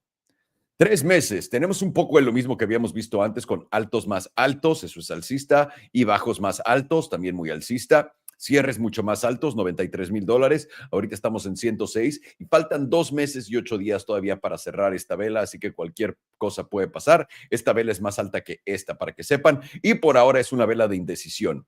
Tiene la misma cantidad de cuerpo delgado para arriba y para abajo y la parte gorda tal cual. Es como mi cuerpo, donde tengo las patitas y mis bracitos chiquitos, pero la panzota. Además de eso, cuando volteamos a ver volatilidad, podemos ver que comenzamos a expandir por acá, del punto más bajo, lo que ha estado la tabla en general. Y esa expansión, sí se ve ahí, ¿no? Sí. Sí, es el primer periodo de expansión. Esta expansión fue a la alza y continúa empujando a la alza. Está en 51%, todavía le falta bastante y le gusta llegar a 100%, aunque estaremos pendientes a ver si el 87% será resistencia o el 72%. Pero por ahora se ve bastante bien y pinta bien la cosa. Alcista en la de 3 meses también. Vamos a la de 1 mes. Bitcoin en la mensual tiene varias cosas pasando, ¿no? Vamos a empezar simplemente con el precio. Podemos ver, estos fueron nuestros altos del ciclo pasado, que claramente, vean nada más esta belleza, vean nada más esta belleza, potentes. Wait, what? Huh. Interesting. Our exact top is at the top of his meme line. All right, wrap it up, boys. Time to go home. All right, everybody. I put a meme line. Now we all got to go home. We're good to go. Thank you, everyone. Thank you. See you again in 4 years. See you again in 4 years. Acabo de poner esta línea meme que puede que sea resistencia interesante, puede que no. De nuevo, hay muy pocos datos. Tenemos 1, 2, 3 puntos de contacto, 4, 5, 6, 7. Vamos a ver, igual y no es el tope, ¿no? Y lo único que tenemos que hacer es simplemente lo que vimos con ¿qué fue? El SP500 o el Nasdaq, retomar este nivel y de ahí continuar para arriba. Pero también tenemos que saber que esto podría ser un rechazo. Así que existen las dos posibilidades. Vamos a enfocarnos no tanto en nuestra línea meme en diagonal, aunque la voy a dejar solamente como ejercicio para mí. no la tomen en cuenta, por favor. De nuevo, es simplemente algo rápido que encontramos en esta tabla. De nuevo, estás viendo que estamos creando altos más altos y también en cierres en todo este ciclo. El alto más alto que habíamos tenido era 96,000 y ahorita tenemos en 105,000 y solamente faltan 7 días y 8 horas, básicamente una semana y un día para cerrar esta vela. Nos gustaría verla cerrar tal cual. Si se puede cerrar por encima de esta línea meme en los 106,390, sería aún mejor y nos daría también validación a una divergencia alcista. Tenemos divergencia alcista en la de 3 meses. Tenemos una posible divergencia bajista en la de un mes. Todos los ciclos han acabado cuando esa divergencia bajista, que es posible, no se está dando todavía, en la de un mes se da. ¿Y qué quiere decir eso para todo el mundo que está aprendiendo? Eso quiere decir que nuestro momentum no llegó más alto, lo único que fue el precio, y eso nos indica que no hay fuerza detrás del movimiento, que ese movimiento fue el último del ciclo, y mínimo es lo que nos ha dicho cada vez, ¿no? Otra cosa que notar, esta es una vela topera. Por más que hayamos hecho esto, también depende mucho de tu escuela, ¿no? De qué hayas aprendido y qué no. Yo no considero que esta vela sea cancelada cuando ves que el precio subió aún más. Esta vela topera literalmente solamente puede ser cancelada en mi libro una vez que tengas un cierre encima de esta línea. Cierre encima de esta línea. Eso cancela esta vela. Ahora, si esto sigue rangueando acá, tienes poco tiempo para que juegue. No te puede dar una, dos, más de 3 de estas velas de lado sin invalidarlo. Si eso es, lo estás invalidando por tiempo, ¿ok? La otra cosa que puedes también notar con esta vela topera y que hace una vela topera para los que están también aprendiendo con nosotros el día de hoy.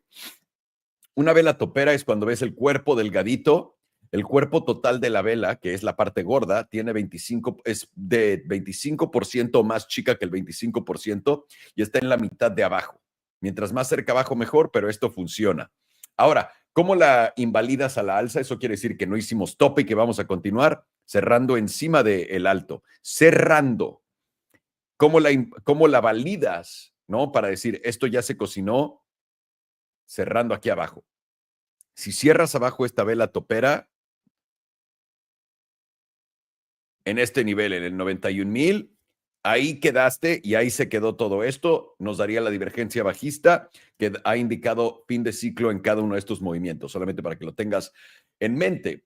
Por ahora, estamos siendo nuevos altos, nuevos altos, nuevos altos. Esto pinta bien, sigue siendo alcista. Y de nuevo, la volatilidad está comenzando a expandir. Lo pueden ver acá, bastante sencillo de ver. Está expandiendo por encima del promedio. Es justamente lo que acabamos de hablar. No viene del 15%, viene del 22%, pero no importa. Esta es una expansión y esta expansión se está dando, creo que ya lo han visto, en esta vela verde. Vamos a ver si puede haber continuación de la misma y si esta expansión va a apoyar el movimiento en esa misma dirección, tal cual. Por ahora se ve bien. Vamos a la de 2 semanas. 2 semanas estamos volteando. Perdón, es que ya me mamé también con cómo expandí esto. Segundo, lo pongo en la mitad, lo hago más grande. Ahí está. Ok, en la de 2 semanas teníamos nuestro setup de Hamas, que es un setup de Hamas, es un setup explosivo a la alza y le pusimos así porque el primero que vimos y que nombramos fue el que pasó justamente en octubre del 2023 y ese mismo setup se está dando una vez más, aquí lo pueden ver. Esto es 1, 2, 3, 4, 5 periodos de la tabla. Estamos en la de 2 semanas, por la que cada una de estas son 2 semanas. Eso quiere decir 10 semanas de no volatilidad. Tuvimos la ruptura del 15% y expansión. Y ahora nuestra volatilidad está por debajo del promedio. Y lo pueden ver aquí a la derecha. El promedio es la blanca y la volatilidad es la de color verde. Y eso nos indica que este setup se acabó, como dirían en las caricaturas, ¿no? Pero con buena voz, no con la del tío Salo. Por ahora, vamos a voltar a ver el precio en la semanal. También tenemos mínimo la vela por ahora está cerrando más arriba de todos los demás. El cierre más alto que hemos tenido en las de 2 semanas son 104,440 es esta vela.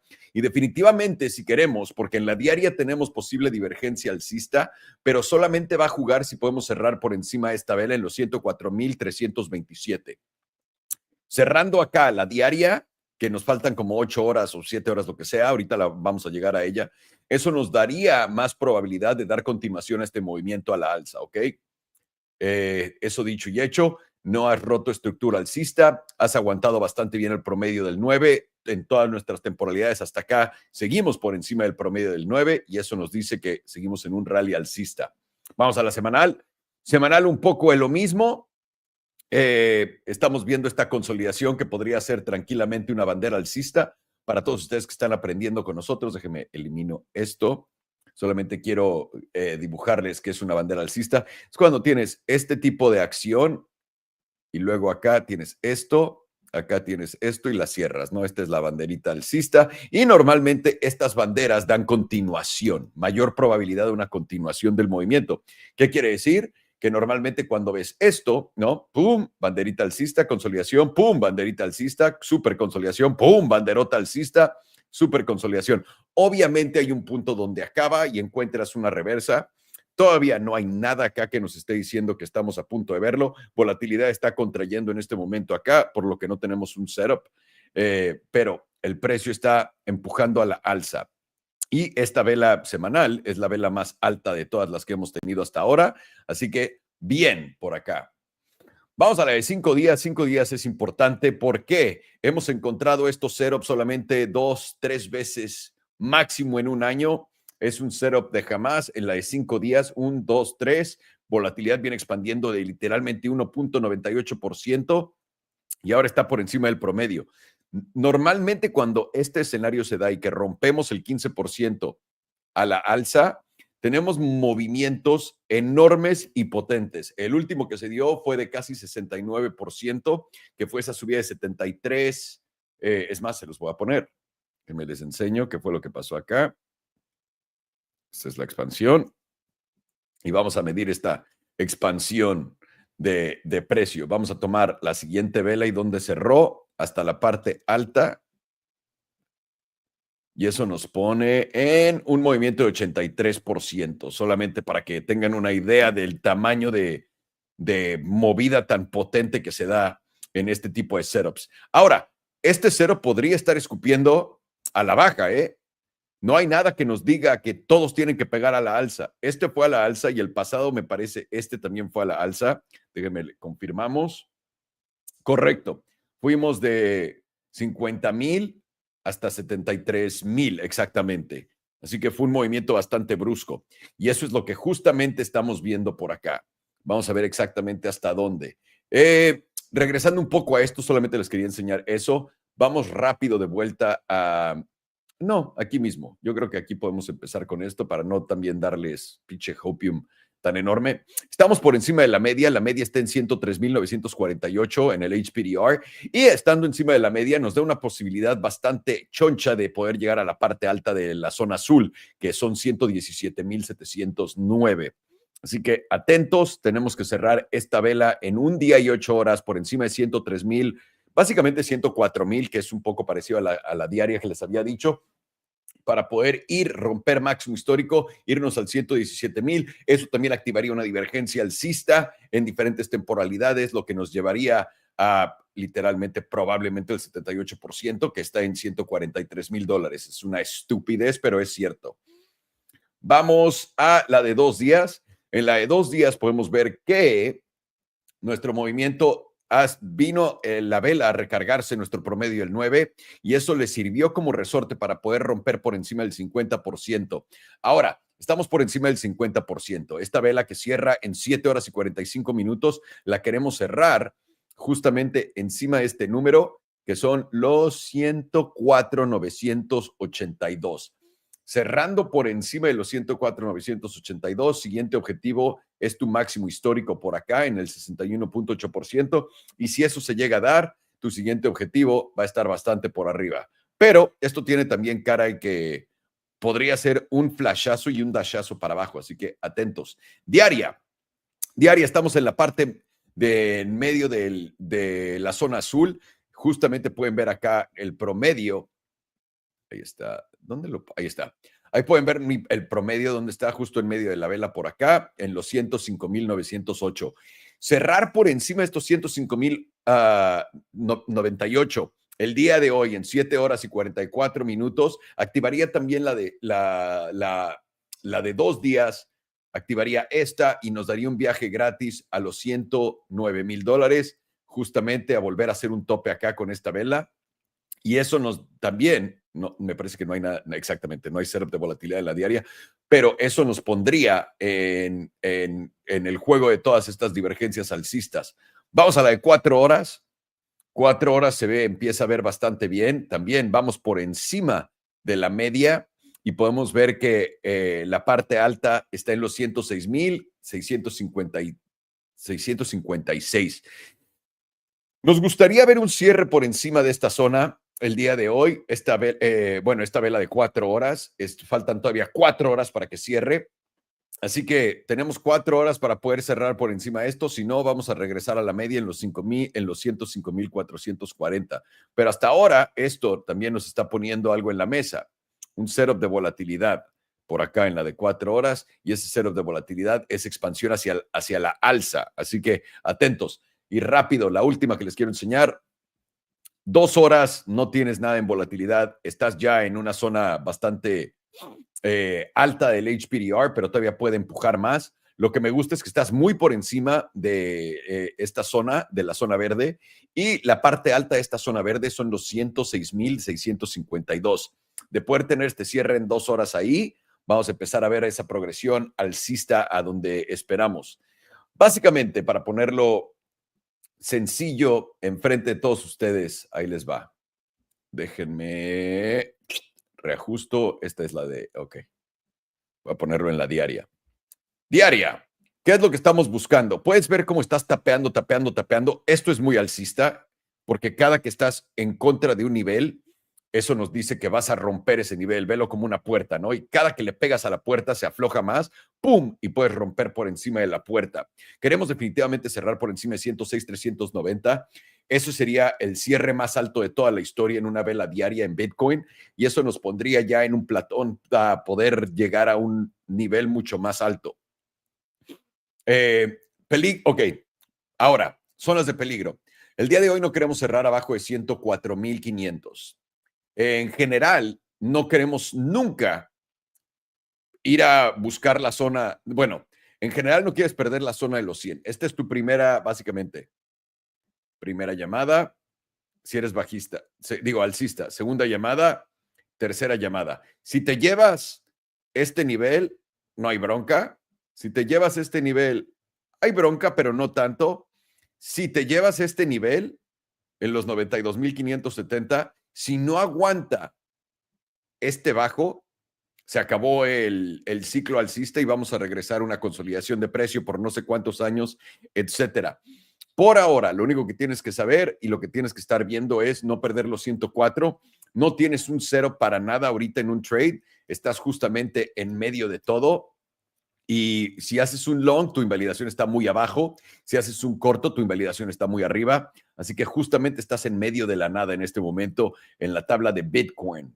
Pero se ve bastante alcista y lo único que esperamos es no perder esos 100,000, esos $90,000. De perderlos, los 89,000, ahí se acabó la fiesta. Queremos no perder los 100,000 para no continuar consolidación aburrida, pero eso a veces pues es lo que es, ¿no?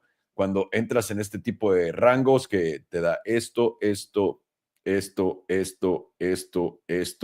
Literalmente estas son las mejores zonas para hacer trading de todo esto.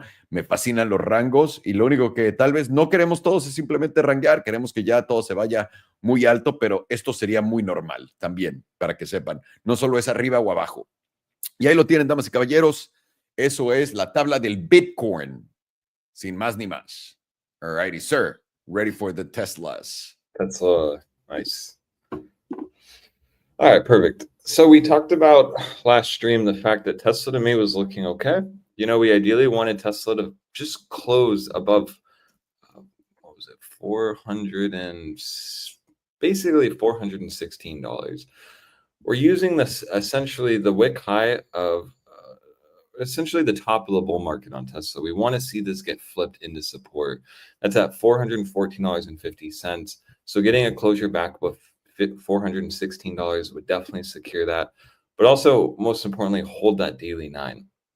We were talking about the fact that Tesla's been in a, it's been on a daily downtrend essentially. Busting back above the $416 is great, but we really want it to hold, especially after taking out these wick highs here. We were talking about a scenario where ideally we go down to that daily 9, and then therefore then we get some consolidation, if not expanding from that point.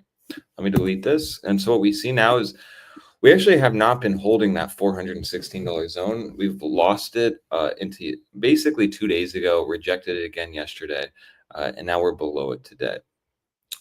Today's actually pretty crucial for Tesla because it's closing in 4 hours and 39 minutes.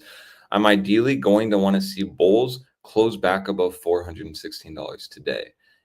Ideally, we come down a little bit, bounce from that EMA 21. Before the daily closes, we pop back above 416 and just kind of consolidate. That's kind of the scenario I'm looking for on Tesla into today. If we end up losing this $416 zone, we don't have lots of data around this area, but we do know that once we do start losing this zone, we often just kind of chop and go back to the bottom of this range. I'm not going to be convinced if we don't close above $416 today on Tesla that we're just going to ultimately dump back to like 370s, but rather I want to see the reaction on this daily 21. Do Tesla bears reject us hard enough to close below that EMA 21? If they do, then it's going to really start looking like Tesla's going to end up coming back down to that EMA 34, right around $400, which is important. That's an important level for Tesla. Why today $416 would be ideal, though, to close above is simply based on the weekly here. We see the weekly last week reclaim the level. We've come down. We're trying to now hold this into support. It's not really that far away from doing so. But with 4 hours and 37 minutes, bulls really need to start getting to work on Tesla. If we go in through the HBDR on as well, along with the EMA 5, you can just simply see on this weekly chart that EMA 5 is starting to catch price on support right around where that daily EMA 21 is. You're ideally going to want to start seeing this move price up. That way this week we can just simply hold support.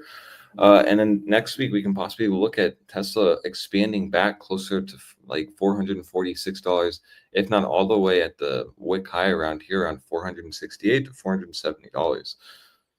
That would be looking like a really good, that'd be a good sign for me. When you break out from a level, it makes a lot of sense to go back and retest it. We've done that now. We've tested the EMA 5 after losing it.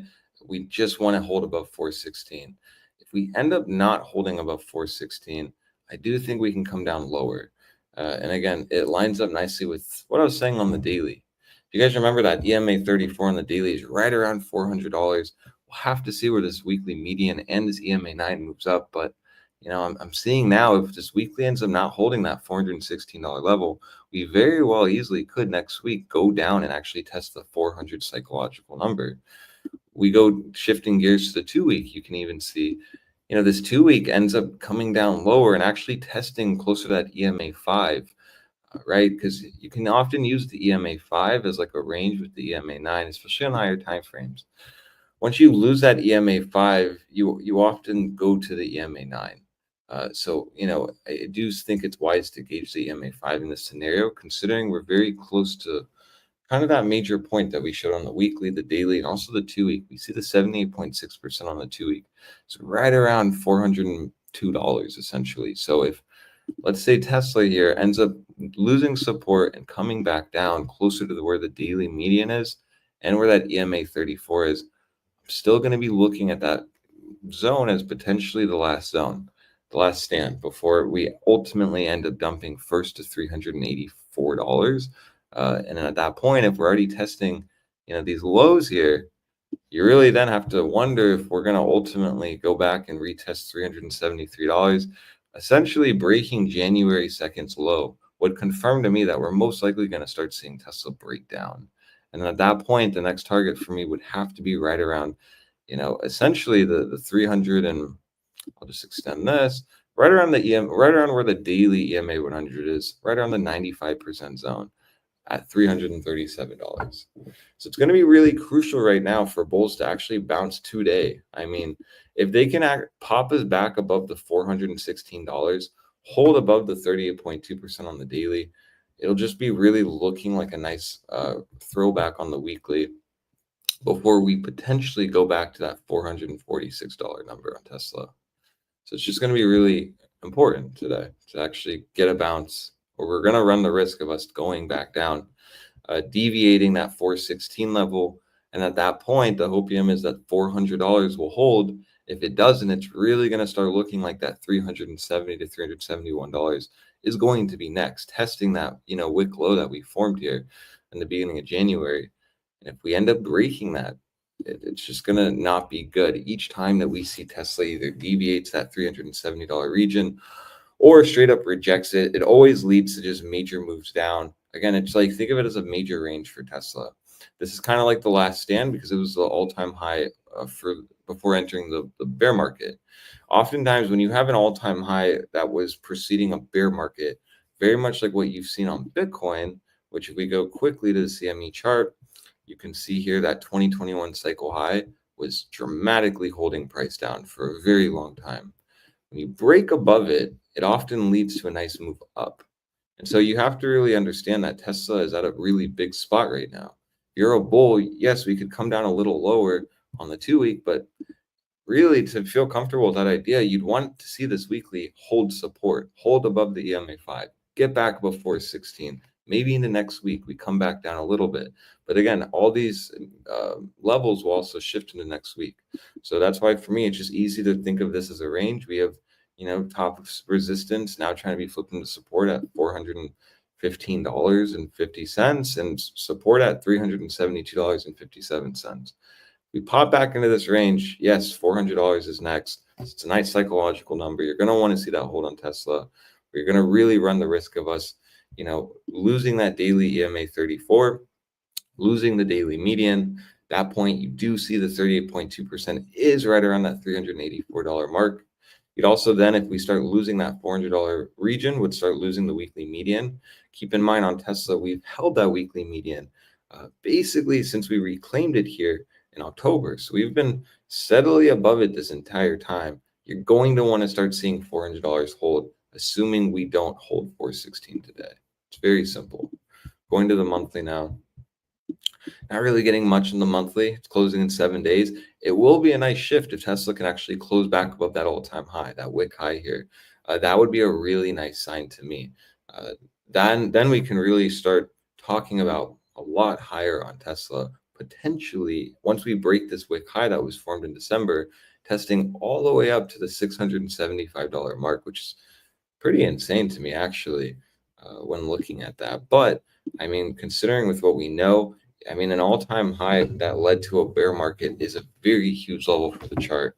That often, once it gets reclaimed, does lead to major moves up, just like a major reclaim of support, essentially. So Tesla's in a very precarious spot. It's a very simple update on my part. You're just going to want to see that EMA 21 bounce from this point. You're going to want to see today close above $416. That way, then we can get back above the 38.2%, hold support, stay above the EMA 21, which has been holding price for multiple days now. And then we really then can start talking about, potentially us holding above that. That way, then we can start actually seeing, this weekly start shedding this volatility. Because if we actually start looking at BBWP on the weekly, it's interesting to me. We see it really start to expand. We started to move up. And then when we started to move down, it actually started to contract. We fell below the moving average. So, that's why I'm not saying Tesla holds 416 and it's just going to bust out from here. I actually would want that zone to just be held into support, consolidate, go from there to here, just go up a little bit. That way, then we really can start resetting the weekly volatility without having a full reset of us coming all the way back down. That would be very bullish to me, similar to what Bitcoin's doing now, where it's not really doing much. It's consolidating above 100K, but it's resetting volatility on the higher time frames, which is exactly what you'd want to see. The 2-week even shows what we just said on the weekly. You can see volatility really started to expand. It's approaching that extreme level, didn't fully hit it. And now we see the 2-week into this next close, it's going to start losing that moving average. It's been above it since November of 2024. So, again, just a big point on why we're going to want these regions to hold on Tesla.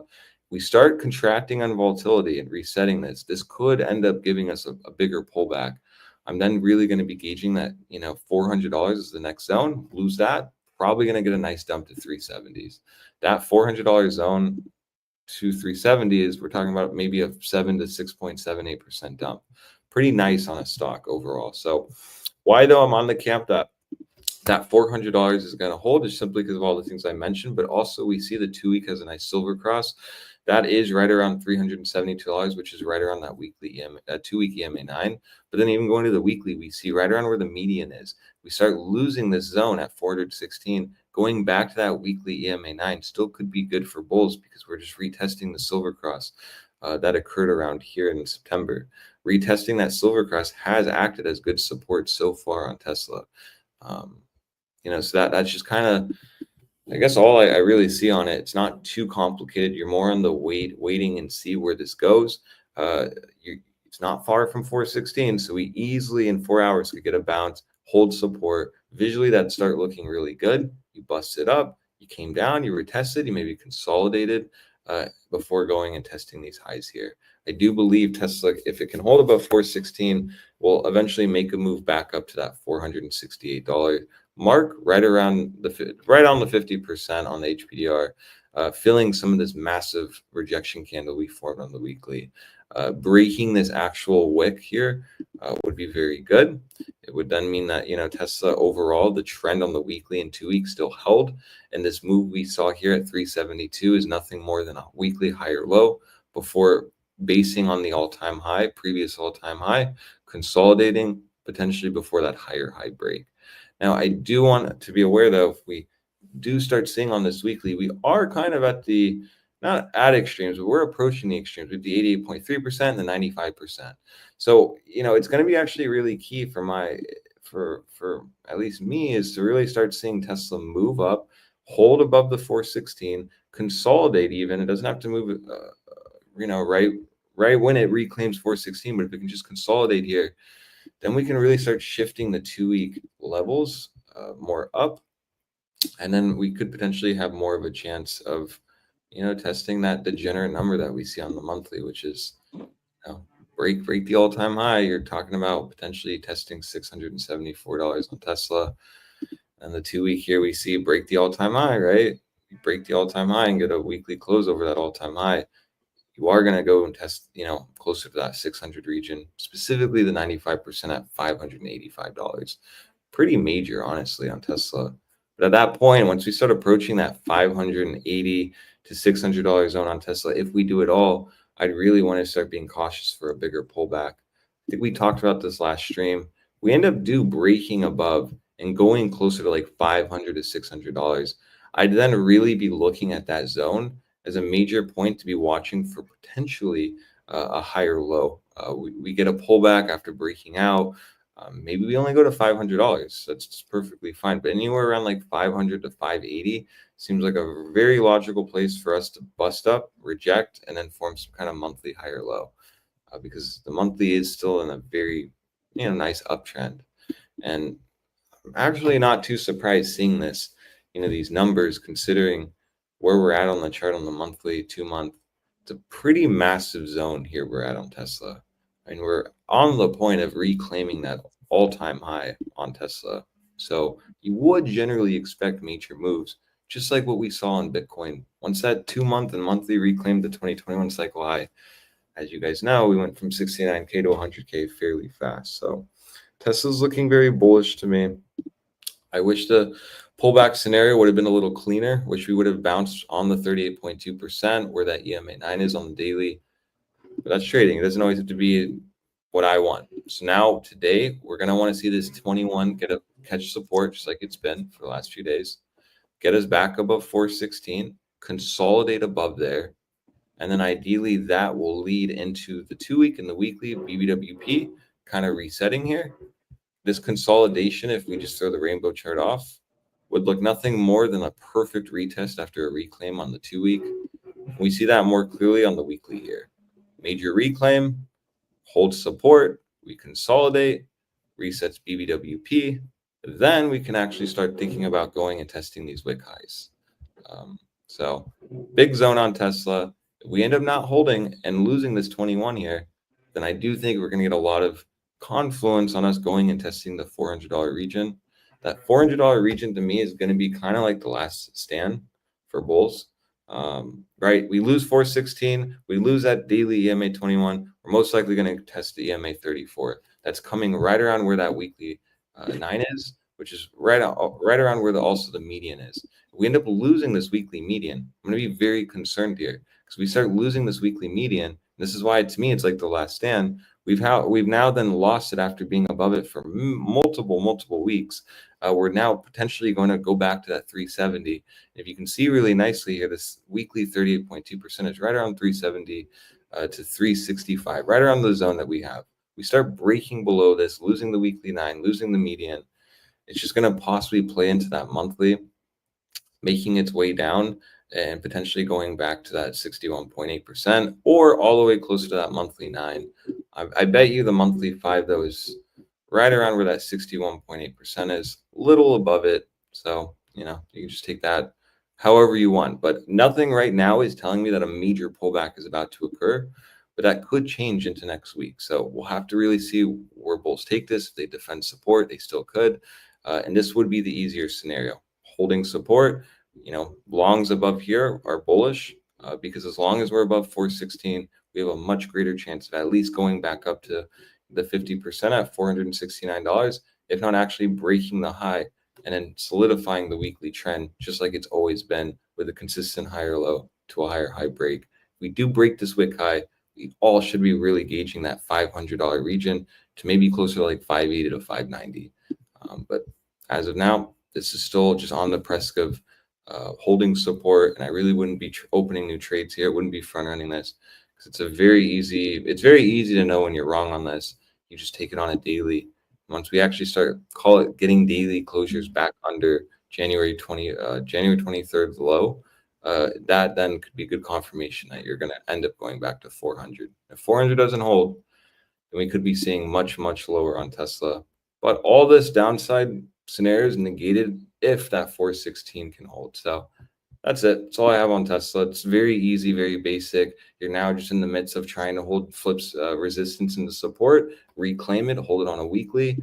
And if we can do so, I do think then that can start shifting the bull thesis of that being a higher low around 370s, consolidate a little bit, and then break out for the higher high break. There's phenomenal, and it's rather simple on this one. I want to show you something. There's a couple of really bullish things on the chart for Tesla. One, inverse head and shoulders, which is already playing out, right? See the first shoulder, bam, head and shoulder, right? So it's right there. Let's measure that move, and then I'll show you a second one. Right, that's, yeah. Okay. Ooh.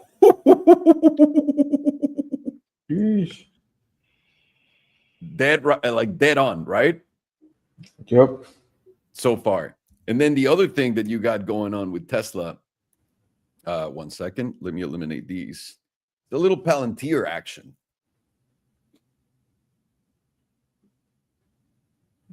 Oh, the cup and handle. Famous cup and handle. Now, if this one were to play out, which is playing out already. You know what those two bottom peaks kind of look like? What? The United States on a map. The first one is Texas. The one on the right is Florida. Yeah, yeah, you're And that's California right up there. right here. Yep. It's fucking incredible. Okay, so if this one plays out, I see the cup and handle. I see it. I was looking at it on the 2-month. I think it looks cleaner. It's basically $728, and I think that's what we're in the middle of. We already played out the inverse head and shoulders. We already hit that target, and right now it's just like consolidation. And to me, just simply being a Tesla lover and an Elon lover, I always see whenever we do this, for the most part, this is what Tesla does.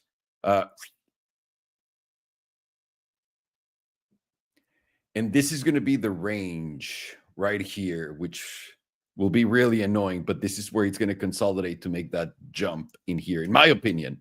Yeah, by following it. Because look, we want to just hold 400. That if we get a deep pullback, 400 seems like a good spot. Because after a big high, look at the fucking dumpskis. They're quite aggressive. Yeah. Like it always does the same thing so that everyone thinks, oh, that's it. Even this one right here. Look at the dump. It's massive. So just wanted to share that. Thank you. Thank you, Alex. Yeah. That was awesome. Estamos viendo Tesla, damas y caballeros. Estamos viéndolo en la tabla semanal. Lo primero que les quiero poner es tal vez una de 2 semanas y hacer esto un poco más claro. Quitar un poco de ruido, eliminar estas cosillas. Y vámonos primero con técnica, ¿no? Con análisis técnico sencillo. Formaciones. Y la razón por la que quiero también llegar a formaciones es, Julio me estaba preguntando porque en la clase de ayer, mi estimado Julio, tío Salop, disculpa por escribir con las patas ayer, que escribió, no se entendía el mensaje, pero güey, por favor, lo que necesites. Estaba en el trabajo y solo podía poner mensajes por el teléfono, no podía ver lo que escribía. La pregunta es, si las estructuras o figuras como tazón o la hombro, cabeza, hombro tienen menos capacidad de predecir un movimiento una vez que se hacen del conocimiento de todos, ya que todos actúan en las consecuencias. Es decir, si todos ya conocen cómo funciona, tienen menos relevancia. Posdata, no sé si se puede hacer hoy esa pregunta. Claro que se puede, Cam. Claro que sí. Básicamente es un poco lo que estás viendo acá, ¿no? Ahora, estos patrones tan fáciles de ver, ¿no? Que honestamente son bastante sencillos de ver, sí juegan. O sea, claro que juegan. Y lo único que yo diría que te tienes que estar completamente en un entendimiento de es, si todo el mundo lo puede ver, puede que haya menos efectividad en el mismo patrón. También, acuérdate que cuando tienes un patrón negado, el movimiento se puede dar al otro lado en la misma cantidad. Te voy a dar un ejemplo rápido. Estamos viendo Tesla. Literalmente, este es 2 semanas y les quiero poner esto. ¿Ok? Hombro, cabeza, hombro. ¿Ok? Lo puedes ver acá, ¿no? Que parece un nepe con 2 bolas bastante largas. Ok. Ya que lo puedes ver, que empieza acá. ¿Cómo lo mides? De el cuello a esto. ¿Ok? Así se mide. Y una vez que rompas esta zona, vas a tener un movimiento bastante potente. Ahora, hombro, cabeza, hombro invertido, ¿se dio? Tú dime, ve esto. Y lo medimos del punto más bajo a la línea, al cuello, ¿no? ¿Y dónde lo ponemos para medirlo? Donde el precio rompa a la alza. Ahí lo tienes. Ve el movimiento. O sea, le falló por cuánto? 4.69 era el movimiento, 4.88 fue el pico. ¿Ok? Este movimiento ya se dio. Vamos a ponerle una palomita. Se dio. Si este movimiento no se hubiera dado, el movimiento hubiera sido a la baja. Imagínate que esto se rompe a la baja. Tu objetivo hubiera sido $57, pero no rompió a la baja. ¿Ok? Eso es lo primero. Segundo, tienes otro patrón acá putísimamente más alcista. Encima de ese hombro, cabeza, hombro, con básicamente la misma temporalidad. Y ahí te va. Esto es una taza y acá está su agarradera. ¿Dónde hemos visto este patrón que también se dio? Ahí te va.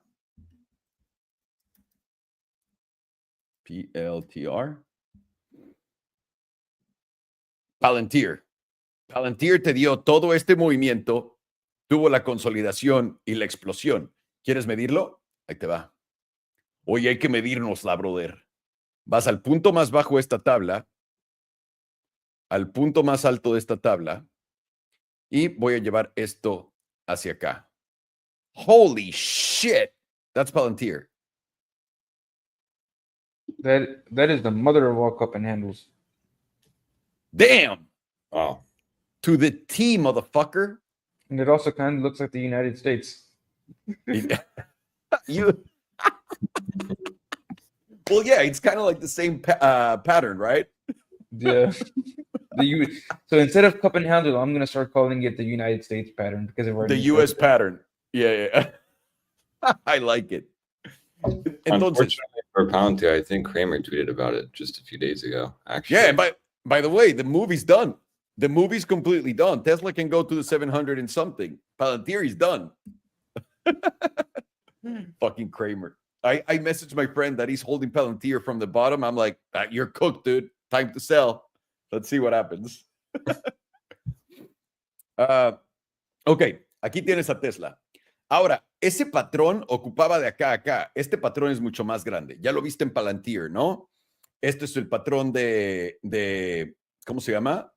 La taza y la agarradera, güey. Aquí está la taza, hasta acá arriba, güey, que tienes que llegar de un lado al pico más alto, el fondo al otro pico más alto. Aquí lo tienes, ¿no? Se está dando. Y parece que tuviste un breakout, pero en realidad no. Cerraste acá una vela, esta vela la cerraste acá, luego esta acá, y ahora estás consolidando justo acá. ¿Qué quiere decir esto? Te voy a dar tu próximo objetivo. ¿Cómo medimos esto? Acabamos de verlo.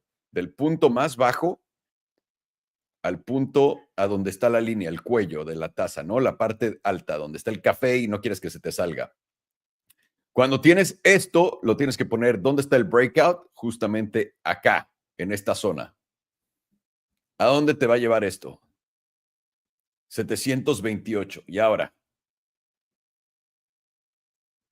Sí, ya lo puse. Eso es el 100% en la... Eso es 97% en la semanal. Eso es más de 100% en la diaria. Vamos a ver la mensual. La mensual nos pone entre el 88 y el 95%. 2 meses. 2 meses ya nos ponen algo más realista. Acá lo tienes, que es 61.8%. Ahora, este movimiento no se va a dar luego. ¿Ok? Vamos a empezar a analizar el precio de Tesla. Perdón, solamente quería, para la gente que está aprendiendo patrones y si funcionan, no funcionan, etcétera, creo que este fue un ejemplo excelente. Vamos de vuelta a lo que estábamos viendo, que es esto, este patroncillo por acá. Ahora, ¿qué es lo que personalmente pienso va a pasar? Pueden notar que a Tesla, cada que logra hacer uno de estos movimientos y luego tienes la salida, ¿qué es lo que pasa? Tienes estas caídas brutales, brutales. A Tesla le encanta ranguear, pero le encanta ranguear así. ¡Bolas! Es normalmente lo que hace Tesla. Entonces, ¿qué voy a esperar acá personalmente? Esto va a ser mi zona de consolidación. Este va a ser mi rango entero para que Tesla haga sus porquerías y consolide hasta acá para después dar el breakout a la zona de los 700, entre 600 y 700 dólares. ¿Ok? Eso es lo que personalmente, y esto es más allá de análisis, bueno, es análisis técnico en realidad, simplemente lo que ha hecho el precio una y otra vez. No le gusta nada más explotar y ya. Solamente quiero que tengan eso en mente. Vamos a empezar ahora sí con un poco más tradicional. Es que, perdón, me encanta Tesla y lo veo todo el tiempo. Vamos a empezar nuestro análisis técnico más tradicional. Podemos ver que estamos creando. Tuvimos el cierre más alto de toda la historia este año, acá en los 404, y nuestra vela hizo hacer máximos históricos en 488 dólares, después de los varios splits que ha tenido Tesla. En este momento estamos jugando con los 414, pero para esta vela trimestral faltan 2 meses y 8 días todavía para cerrar. Volatilidad está expandiendo en lo que del punto, no es el punto más bajo, pero es el punto más bajo después de estos extremos. Y la tenemos en 59%. Eso nos pone justamente en este velazo y eso quiere decir que siempre y cuando esto continúe expandiendo a la alza, él debería de seguir ayudando y empujando el precio a la alza. Vamos a la mensual. Mensual un poco de lo mismo, tuvimos un cierre alto, 403, que casi se lleva a todos los demás de corbata y ahorita tenemos este cierre que va a cerrar en 7 días y 5 horas. Nos gustaría ver este cierre por encima. Aquí es donde puedes ver donde no ha confirmado todavía la ruptura a la alza del Head and Shoulders y esto podría ser esto. Esta es la vista perfecta de ese gráfico. De nuevo, esto va a ser el soporte y la parte de hasta abajo, ese rango, puede que llegue más abajo, no voy a decir que no, pero esto es en mi línea tentativa donde, güey, quiero comprar y vender Tesla como degenerado, usaría esta referencia, estas dos, y pondría una media justo acá, en los 373. ¿Ok? Ahora, estás viendo a Tesla una vez más, llegaste hasta acá, consolidando. Todavía no tienes tu breakout. Tu breakout oficial va a ser encima de esta línea en los 414, por lo que ese es un nivel muy, muy importante para aguantar y para tener en mente, porque 3 cierres ahí importantes te van a dar continuación a la alza, y esa continuación tiene un objetivo de 700 y cacho dólares, mínimo con las bases técnicas tan estúpidas de un patrón de copa, de taza o copa y agarradera, como se dice en español, perdón. Ya soy muy pocho, güey. Llevo ya 2 años en Estados Unidos y no hablo español, ¿no? me gusta usar los insultos que me tiran en contra mía, a mí mismo. Pueden ver que tuvimos esta expansión de volatilidad en nuestro gráfico mensual y esta expansión se había cansado un poco, pero continúa empujando. Estamos en 84%, ya pasando esto, lo que nos dice que muy probablemente vayamos a ver 100% de volatilidad y obviamente está empujando el precio a la alza. Con eso dicho y hecho, voy a empezar a ponerles el HPDR ya en la mensual para que lo tengan en mente y pongamos objetivos en la mesa. Estamos justamente en la zona del HPDR bastante alcista. Estamos en la zona verde, entre el 61 y el 78%. Ahora, ¿qué es lo que queremos? Justamente queremos cerrar este mes acá. Si podemos cerrar este mes por encima de los 336, que se ve bastante sencillo, nuestro siguiente viaje gratuito debería de ser los 466. Y de ahí, obviamente, y a Tesla no le molesta para nada ir al 88%, estás hablando de 675. Y tienes volatilidad apoyando este tipo de movimiento.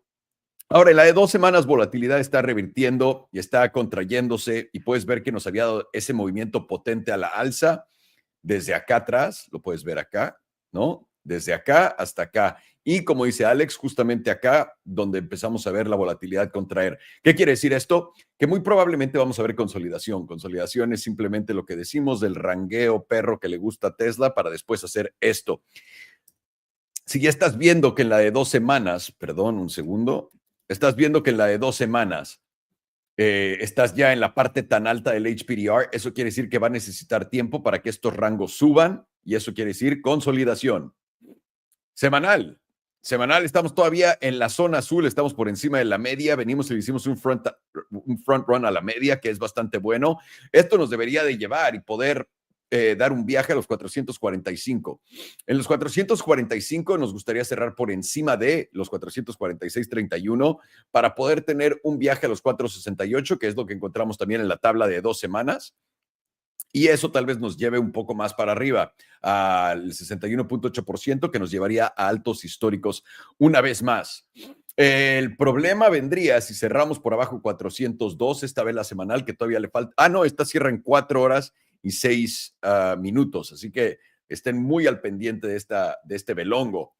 Tenemos algo de volatilidad. Volatilidad continúa contrayendo en lo que el precio está consolidando, lo que nos está todavía dando más la razón. Vamos a la de 5 días. 5 días estamos justamente siendo rechazados por el 50%, también el 38%, y estamos regresando a la zona azul. Eso quiere decir que podríamos venir a consolidar, uno, a donde está nuestra línea meme en diagonal, que es también donde está el promedio del 9 acá, en los 390. Dos, podríamos llegar hasta los 381. Y de nuevo, eso es parte de lo que estoy viendo en todo, en el gráfico. Volatilidad continúa contrayendo, por lo que no tenemos absolutamente nada puesto ni firmado. Vamos a ver la de 3 días.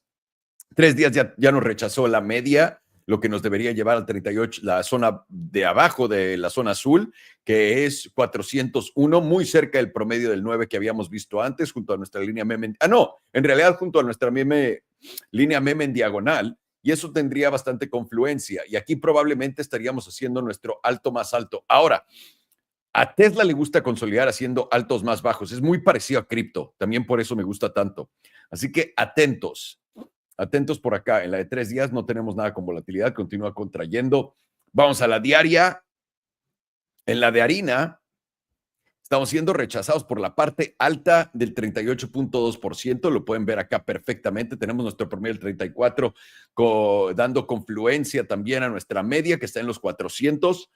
Vamos a ver si aguantamos los 411. Los 411 es donde está nuestro promedio del 21 porque nos está rechazando en este momento nuestro promedio del 9. Si esta zona no aguanta, vamos a ir a la media y tenemos una gran chance de venir a esta o a esta o a esta zona. Y acá poder dar continuación al movimiento.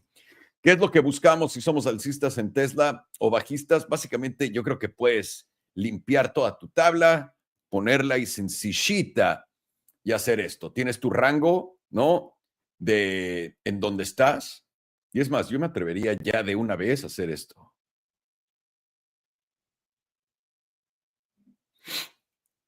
Acá. Vamos a ver cuándo puedes romper esta línea. La ruptura de esta línea meme en diagonal va a ser tu primera indicación de que esto va a ir para arriba. Ahora, ¿qué estamos viendo? 414.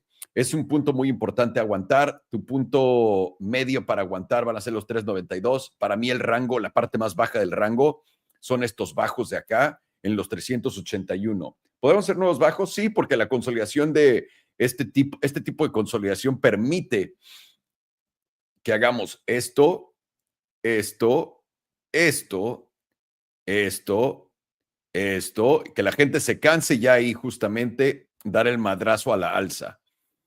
Entonces no me sorprendería para nada. Tesla se ve muy alcista, está haciendo todo lo que tiene que hacer. Simplemente es cosa de mantener un ojo aquí en los 414, de perder los 411. Vamos a ir a esta zona por acá donde está el promedio, en los 400 del 34. Y de ahí, el peor escenario en mi punto de vista hasta ahora sería por acá en los 380, 377, donde está el promedio del 55. Tesla se ve potente, potente, potente, de a madre, damas y caballeros, de a mother. Y ahora, quiero traerlos acá conmigo para todos los que quieran aprender a tradear y no quieren gastarse un centavo. Vengan a Elite Trading Academy, vénganse gratis a nuestro Discord. Está el enlace en la parte de abajo de este video. Dense una vuelta a ver el análisis de Alex, el análisis de Farhan, ya saben, aquí a la izquierda. También vénganse a ver nuestro chat general, donde toda la gente viene. Aquí vengan a apoyarse de toda esta gente, porque toda esta gente sabe lo que está haciendo, o muchos de ellos saben lo que están haciendo y además traen muy buenos insights y muy buena comunidad, honestamente, muy divertido. P&L Cards, vengan a compartir cuánto están ganando, cuánto están perdiendo. Puta madre, no. ¿Qué? Hondo. 407%. This guy really found out one Hondo buys one condo. Dude, Hondo, holy 49x. shit. Good Lord, Yeah. I respect your degeneracy. What a fucking degenerate. Well, 90x. that's a nice. God. Wow. Wow. I aspire to one day be as degenerate. What? That's God only a damn. 27x. That's That's not not that too bad. crazy. Yeah. Damn. Wow, pues vénganse, cáiganos por acá. Pregúntenle a estos cabrones cómo le están haciendo, porque ahorita justamente voy a hacer. No mames, is right. A116. Wow. Never even heard of that. Oh, this is the AI agent coin. God damn. Pues cáiganos por acá y ahí pueden platicar con toda esta gente y compartir ideas. Y si no, si quieren venirse para acá, cáiganse y quieren aprender un poco más. No entiendes todo lo que estamos platicando, cáile a Elite Trading Academy. Lo único, aquí tenemos nuestros servicios, tenemos el curso hasta la parte de abajo, está en inglés y en español. Ver el curso de Cero a Trader, de no saber nada, de nunca haber abierto una tabla, te va a enseñar todo lo que estamos platicando acá. Ahora, no vas a ser un experto en trading, pero vas a saber todo lo que está acá para que puedas crear tu propia estrategia. También tenemos las alertas de trading, que son todas las que mandamos de compra. Bueno, estamos comprando esto, estamos interesados en esto, si llega a pasar esto, etcétera. Y también tenemos las sesiones en vivo, que son estas, donde ustedes nos preguntan exactamente qué es lo que quieren. Además, la clase como la de ayer, y tienen acceso a la librería también, donde tenemos todas las clases de antes, las 6 clases que hemos dado hasta ahora, y además todo el curso desglosado para todos ustedes por título, o la membresía Elite, donde literalmente es todo en uno y lo pueden disfrutar acá con nosotros. Así que cáiganle a Elite Trading Academy, los esperamos. All righty, with that said and done, let me see something. Let me remove this. All right. Oh, you're doing XRP. Yes, sir. Garlic bread. Mr. Garlic Bread. Do your thing. Share your screen. No more Gary Gensler to deal with either. Thank God, dude. He fucking looks like a Gary's fish. That motherfucker looks like a fish. just dude's the saltiest motherfucker on the planet. Binance refused to hire him, so guy goes, you know what? I'm gonna sue the shit out of you. Oh yeah, I'm gonna go with daddy government and sue you. Thanks, You won't hire Gary. me? By the Well, way, now his I'm name gonna is fucking Gary. Can we start with that? Gary. most soy boy name of all time. Let's see. Quarterly. Yeah, I'll do the quarterly. So surprisingly, a shitcoin has enough data to even meaningfully do a quarterly. This is like But the only one. yeah, because Well, one of the XRP few. XRP goes back before there was even Tether. Damn. Yeah, you're right. Fucking crazy. That's why it's one of the only coins they actually show on CNBC, along with Litecoin, Ethereum Classic, and Bitcoin Cash. With all the boomer coins. XRP is still the only boomer coin that's performing. That's crazy. Yeah. So on the quarterly, we are getting over the 61.8%. Oh, fuck. While momentum is breaking into the bullish control zone, volatility is shifted up, only at 68%. This thing likes to go to 100% volatility on the quarterly. Last time we've ever had a movement like this where momentum and volatility were both shifted up and entered into the bullish control zone, that was in the 2017 move when we had literally 1000x, where we went up from a third of a cent towards over $3.30, almost $3.30. Similar setup that we have now as we had back then. Jewel is now exiting out of the bearish control zone, starting to flip up, give us a buy signal. First time we've ever had a buy signal on the quarterly. We've only ever seen a sell signal. Monthly is now getting, and also if you were to close over the 61.8%, these ranges likely do step down a lot, but that would take you to the 78.6, which by now is that very funny and famous $21 number. Market cap would be absolutely ridiculous at that level. 7x what it is now. It would be like two. You see what's called what the fuck happened? Did you see what Scott Melker said? What? Scott Melker said he goes, Oh, they're talking about putting an XRP in the reserve too. And you know, I don't listen to people that give me rumors, but this is from a really good trusted source. I don't listen to rumors as you give it rumors. yo, it's fucking incredible. Listen, I don't trust anything I'm about to say, but you should think about this. Let it simmer in your brain. The most ingenious clickbaiting of all time. Exactly. I'll let you do it. Need to do some push-ups. On the monthly, we're getting over the 88.3%. We only have 7 days left to go before the monthly closes. Where momentum is into the bullish control zone, volatility is lifted up. The jewel is just on the edge of entering into the bullish control zone. It seems like a prime setup. This 95% is very likely going to step down a lot. Right now, it's sitting at $14.34. What I'd like to see it, because it fits my bias, is for it to come down to this 161.8%, right around $6.38. Also, is this? No, not really. I was thinking it might be a little, but there's no handle. And the two week is now brushing right up against that 95%, which is the same place we rejected last time on the weekly. It is a very logical place to find a rejection here, right around the 95%, which is exactly at our previous all-time highs at $3.29. Assuming we keep closing below $3.29, we're very likely to come back down and retest this, at the least this 5 EMA one more time, which is around $2.60 currently, to somewhere around this 9 EMA, which right now the 9 is sitting at $2.14. But if we do close over our previous all-time highs at $3.29, likely get to break towards this 97.5, which is also going to step down. What I want to see is to fill my bias and click and tap where this 161.8% is at $6.38. And if we close over $8.29, likely gets an aggressive move towards $4. A little bit of a correction there because that's psychological level, and then probably resumes up only towards $6. Now the weekly momentum is kind of pulling back a little bit, exiting the bullish control zone. Volatility is still pointed to the downside. The jewel is now starting to is it curving around? Let me make sure. Yeah, it's now curving back around, basing off of this pink. And now this time around, whenever it switches into light blue, it should very, very likely enter into the critical zone. and it has not been on the critical zone on the weekly since I believe 2017. Nope, not even in 2017 did it make it into the critical zone.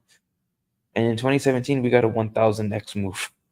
So if it doesn't break it into the critical zone this time, $6 doesn't seem too crazy at all. And now we're getting above the 38.2% as well. We've got one close over the 38.2%, and now we're using the 38.2% as a spring to move upwards. That level is currently at $3, which is also a nice psychological level. So basically means, assuming we hold $3, we should continue to see it move upwards towards that $4 area. And then if we close over that 38.2% continuously, this momentum is going to pick back up, and we enter into the bullish control zone where volatility is coming from. Somewhere around the 90% area down to 45%. Flip back up from there, we should have enough steam to get somewhere around $4.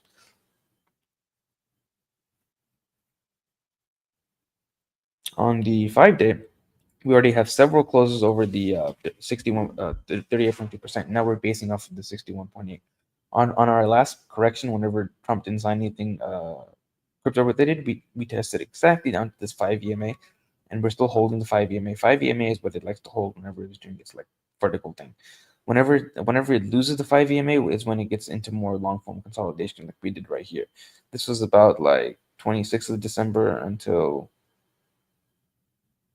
January 11th. So a little bit less than a month of consolidation after we lost that 5 EMA.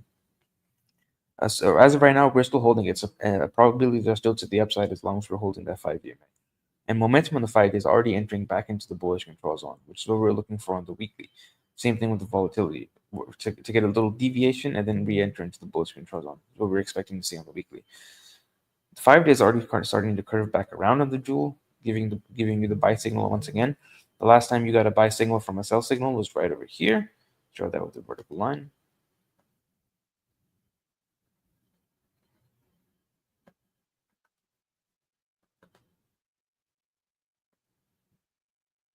That's quite the move from the open to the wick high of about 230%. Actually, no, a little bit higher, 287%. My bad. I was a little too bearish on my estimate. So we got a 287% move the last time the jewel flipped around from a sell signal to a buy signal. And we're only looking for only a 100% move towards $6, only 100%. Not that much. On the 2-day, we've got momentum shifted solidly to the upside, regaining the moving average, just bouncing right off the edge of the moving average. Volatility shifted up. The jewel is now just on the edge of hitting the critical zone, while the pink is now crossing over the yellow. This is a God mode jewel signal right here. If only this light blue was a little bit more to the right, it would be perfect. But this is as close to perfect as you can get without being perfect. 100% move from here, maybe? Who knows? Here's one thing that I'm kind of interested in looking at. Come down, Mr. Garlic Bread. Let's see if this is a thing. It is indeed. Oh, boy. XRP is breaking out versus Ethereum pairing on the monthly. It's already closed over all of its previous major lower highs. Probabilities of testing these previous highs right up here. And that's a significant fucking move versus Ethereum. It's like 300% versus Ethereum right now. Get out of here. Rip the ETH bulls. Look at the quarterly on XRP ETH. Sheesh. Bulls are in disbelief right now. They're all crying. Literally 9 months straight up. I think I found the most bullish chart for XRP right now.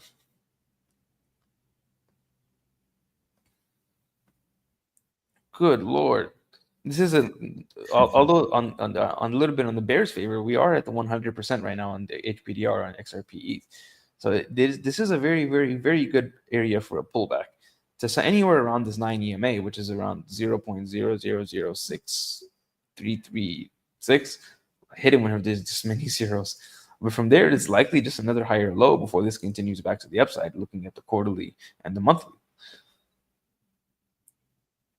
Weekly is now somewhere around the 78.6%, which goes along with rejecting the 95% on the 2-week.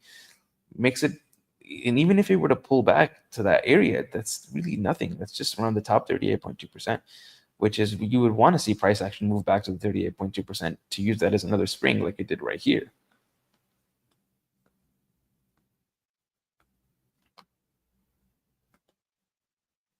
Yeah, same thing with the 2 day, giving an idea of a pullback on XRP ETH, but that pullback just very likely brings you to another higher low.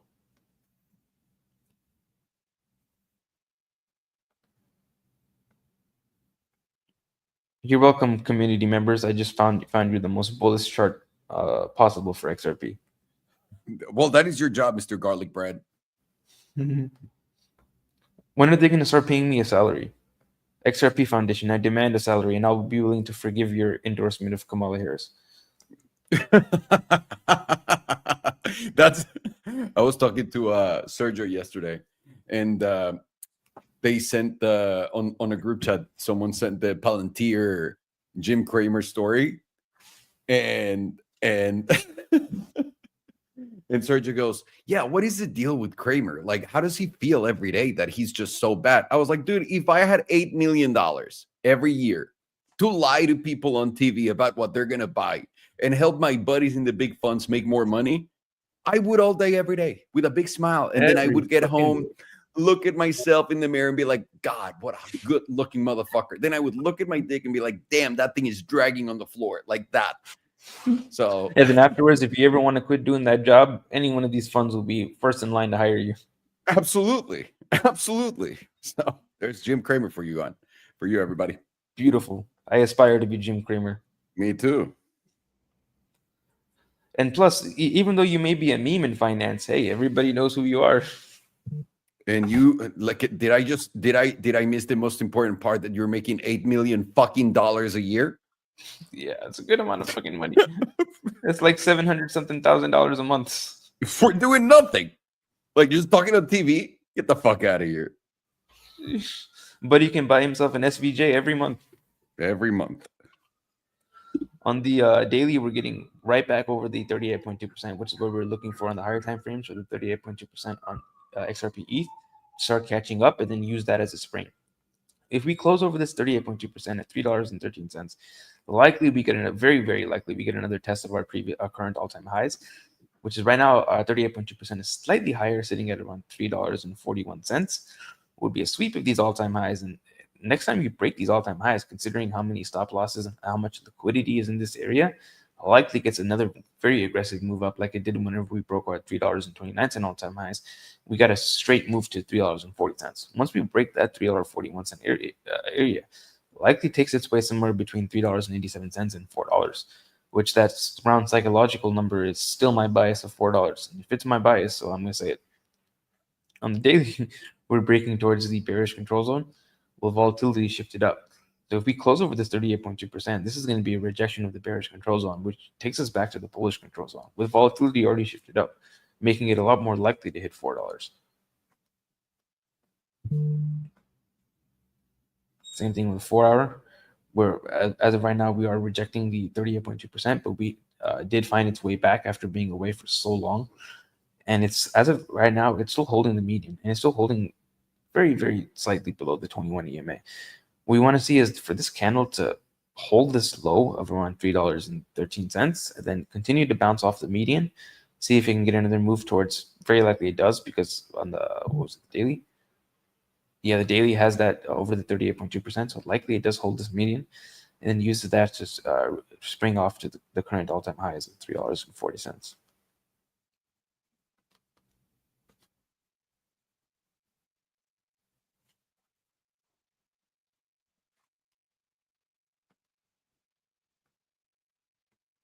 I mean, are we surprised? It's the future of France. No, of course.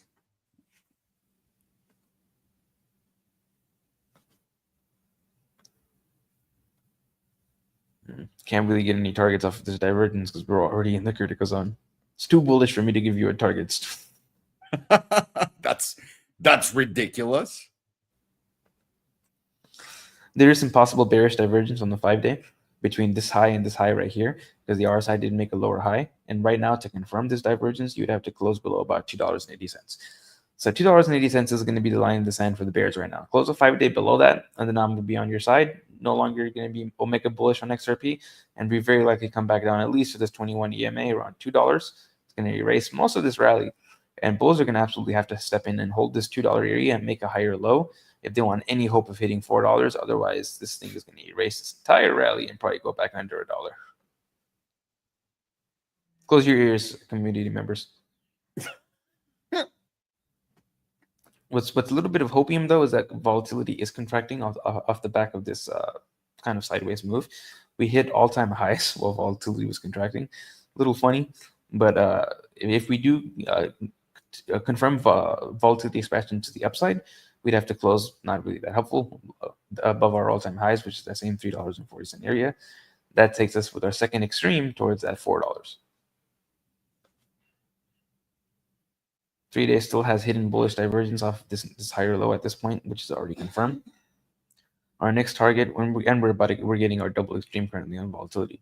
Next target is going to be the critical zone, and this number probably does change because it's a little high right now. Right now it's sitting at $4.73. Don't think it'll get that high without any corrections. Probably somewhere around $4. It's around psychological number, maybe a little bit higher because of how many people are going to short $4, and then somewhere around like low $4. I'm thinking it's going to be the next local top. What happened to the 6? Oh, it's not going to go, very likely not going to go straight to 6. Probably a little correction at 4, make a higher low, and then go to 6. There you go. On the 2-day, we have single drive of hidden bullish divergence off of this higher low at this point right here.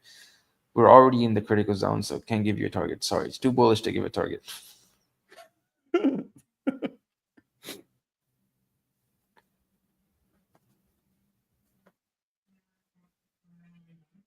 Come on. Ding. Great minds think alike. At the same time. or great retards think alike. Oh my God, I was also going to say, or really dumb fucking minds also do the same. We just proved our own point. Wow, holy shit. Absolutely. On the quarterly, we got momentum pointed pretty strongly to the upside. Let's start with the 6 month just for laughs because the number is so hilariously low. We're getting momentum. Volatility is expanding from the lowest level it's ever been on the 6 month. We're breaking out of the critical zone and we're pointed up as long as we're above 44 cents. I feel like that's safe. I don't know. Maybe I'm going on a limb here. Yeah, I would say so. On the 3 month, imagine what happens though is the exact opposite of what everyone thinks. They're like, oh, Trump is going to send everything to the moon. First thing his SEC does is sue XRP.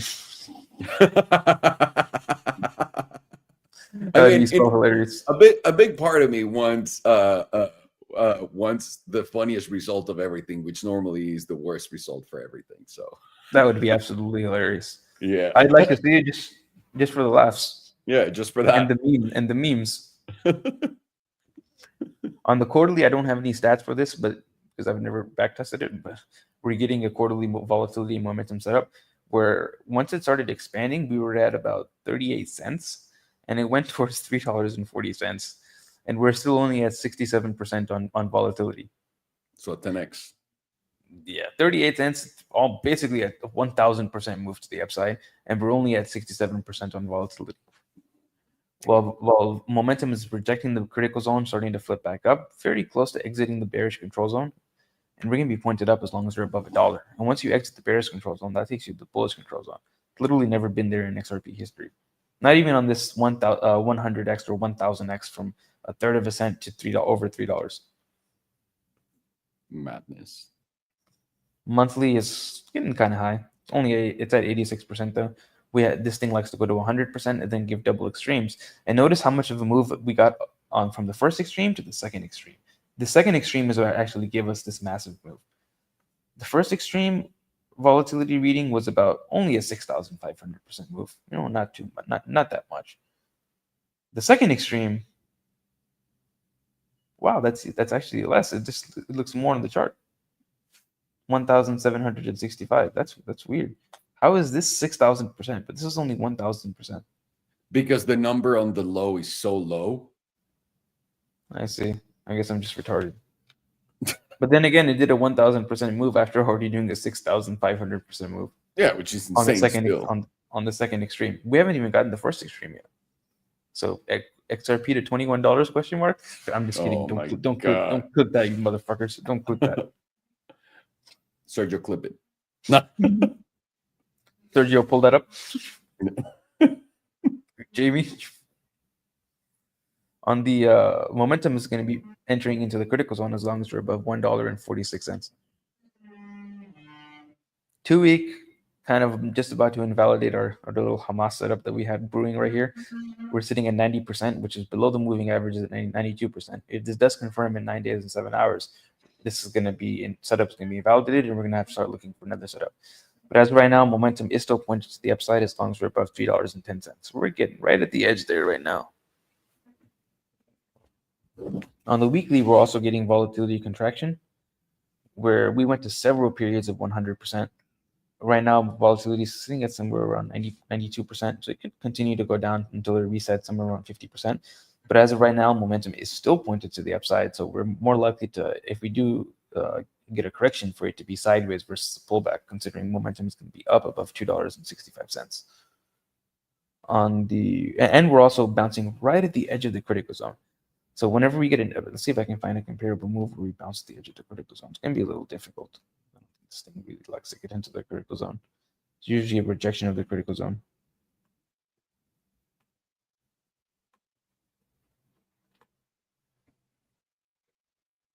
Wow. I got to go all the way back to 2014 to see the last time it even went into the critical zone. And the price is so tiny. So it hasn't been in the critical zone since 2014. And whenever it entered, it was not able to bounce at the edge of the critical zone. So we're getting something fundamentally different right now happening with XRP. We're bouncing right at the edge of the critical zone where we've never had this happen ever before. And we're getting some not even that ridiculous targets of $6.38 considering we're getting setups that we had whenever we did 1,000% move to the upside. And 6,000 before that one. 5 days also flipping back up within the bullish control zone. Volatility is still contracting. This is the prime area for us to get a second volatility expansion and give us a double extreme, especially since we're flipping back up, holding the bullish control zone, and that pivot is at $2.64. So what would be ideal, because it fits my bias, is for us to get that volatility. Stop. For us to get that second extreme towards the $4 area, then get the real volatility contraction to somewhere around maybe $3, low $3, $3.30, which was our previous all-time highs. Then expand from there towards $6. Fits my bias. Might happen then. Yep, anything that fits my, everybody knows anything that fits my bias probably happens. Yep. On the 2-day, starting to get a little volatility contraction. We're technically like 0.16% away from the moving average, which I guess you could say is a volatility contraction if we get a close below it. But momentum is still, it's gonna flip to the downside in 6 hours, 6.5 hours, if we close below $3.22. That's starting to get a little shaky, because this could be argued that we already have our second extreme on the volatility. So we might get we get a little bit of sideways before we get that move to $4. Daily is also getting volatility contraction. Momentum is pointed down as, oh wait, no, never mind, I'm retarded. In 6.5 hours, momentum is going to shift up as long as we're above $3.09. I was thinking down because I was looking at this first. That would be if it flips up from here, maintaining the critical zone and a rejection of getting kicked out. Then we should see a nice move. Let's go a little bit lower. 4 hours still contracting on volatility, but we're rejecting bearish control zone. Got a little derp of life right there. Pointed up as long as we're above $3.10. 2 hours starting to flip down a little bit in 35 minutes as long as we close below $3.18. It's very degenerate time frames on a shitcoin. Close your ears, community members. You got a Nagasaki setup brewing on the 1 hour. We're at 0% volatility, and momentum is pointed down as long as we're below $3.19. So basically, every single one of the high time frames is still mega bullish. The pivot at the 6 month is absolutely hilarious at 44 cents. The pivot on the 3 month is at $1, and the pivot on the 1 month is sitting at 146. We're also getting possibility of our double extreme right now with momentum pointed upwards on every one of our medium term time frames. as long as we're sitting above $2.65, still strongly pointed to the upside. But then we go a little bit lower down to the 2-day and the daily, and it's and then also you look at the 4-hour and the 1 hour and 2 hour. It's kind of seeming like we might get a little bit of pullback first before we get that double extreme, because momentum is starting to flip down. Assuming we close below $3.18, which we're about like 2 cents below that right now. If that does happen, then we confirm that volatility expansion on the 1 hour and 2 hour to the downside, especially that 1 hour. If you can even call it a Nagasaki setup, since it's only on the 1 hour, probably pulls us back down to somewhere around $3 first. And then we can, if we can hold that $3 area, then we likely get that double extreme on the higher time frames to take us to $4. If we don't hold $3, we likely break $2.80, and it makes a strong possibility of confirming bearish divergence on very high time frames. And then we likely retrace somewhere around $2. If we don't hold $2, then the whole rally is probably getting retraced. It's probably going under $1.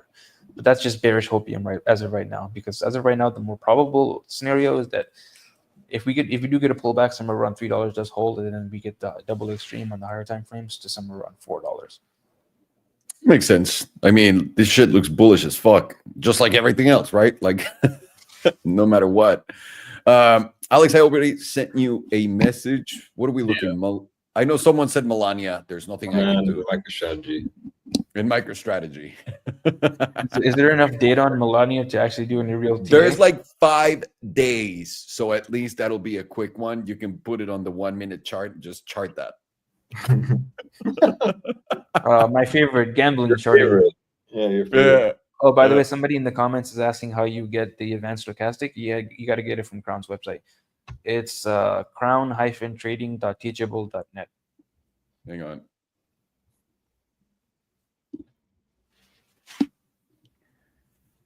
Oh, teachable.com, my bad, .com.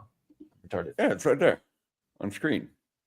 Yeah, that's Aquí tienen. Para poder Um, comprar el estocástico que están preguntando, ahí está. Alrighty.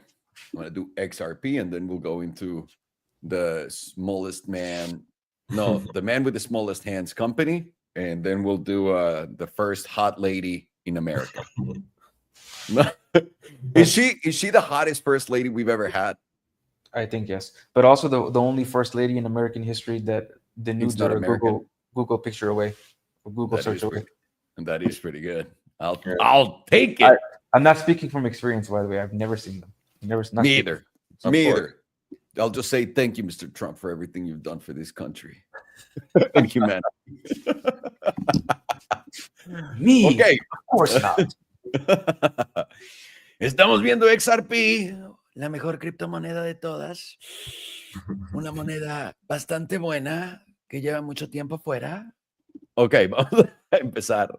El mame de XRP. Por cierto, esta cosa se ve alcista, es poco. Creo que es bastante sencillo entender el porqué. Esta es una tabla de 6 meses, por cierto. Y discúlpenme si pueden escuchar los martillazos y todo en mi casa. El vecino, no sé a quién le quiera rentar su casa, pero lleva arreglándola 3 meses, el hijo de puta. Pero bueno, podemos ver que XRP, esta tabla salió en el 2013, hace 12 años, damas y caballeros, hace 12 años. Y esta cosa salió a la venta y costaba menos de 1 centavo. Imagínate la cantidad de dinero que hizo la gente. Ok, luego tuviste máximos históricos en el 2018. Interesante que se quedó dormido todo el ciclo del 2021 y lo único que logró fue llegar hasta esta zona donde las velas habían cerrado y ni siquiera pudo pasarlas. Y en esta parte del ciclo, en el ciclo del 2024-25, ahora tenemos el cierre más alto que hemos visto en XRP, arriba de los $2, y esta vela que falta todavía 5 meses y 7 días para cerrar. Este es el cierre más grande de los 6 meses. Esta está aún más grande.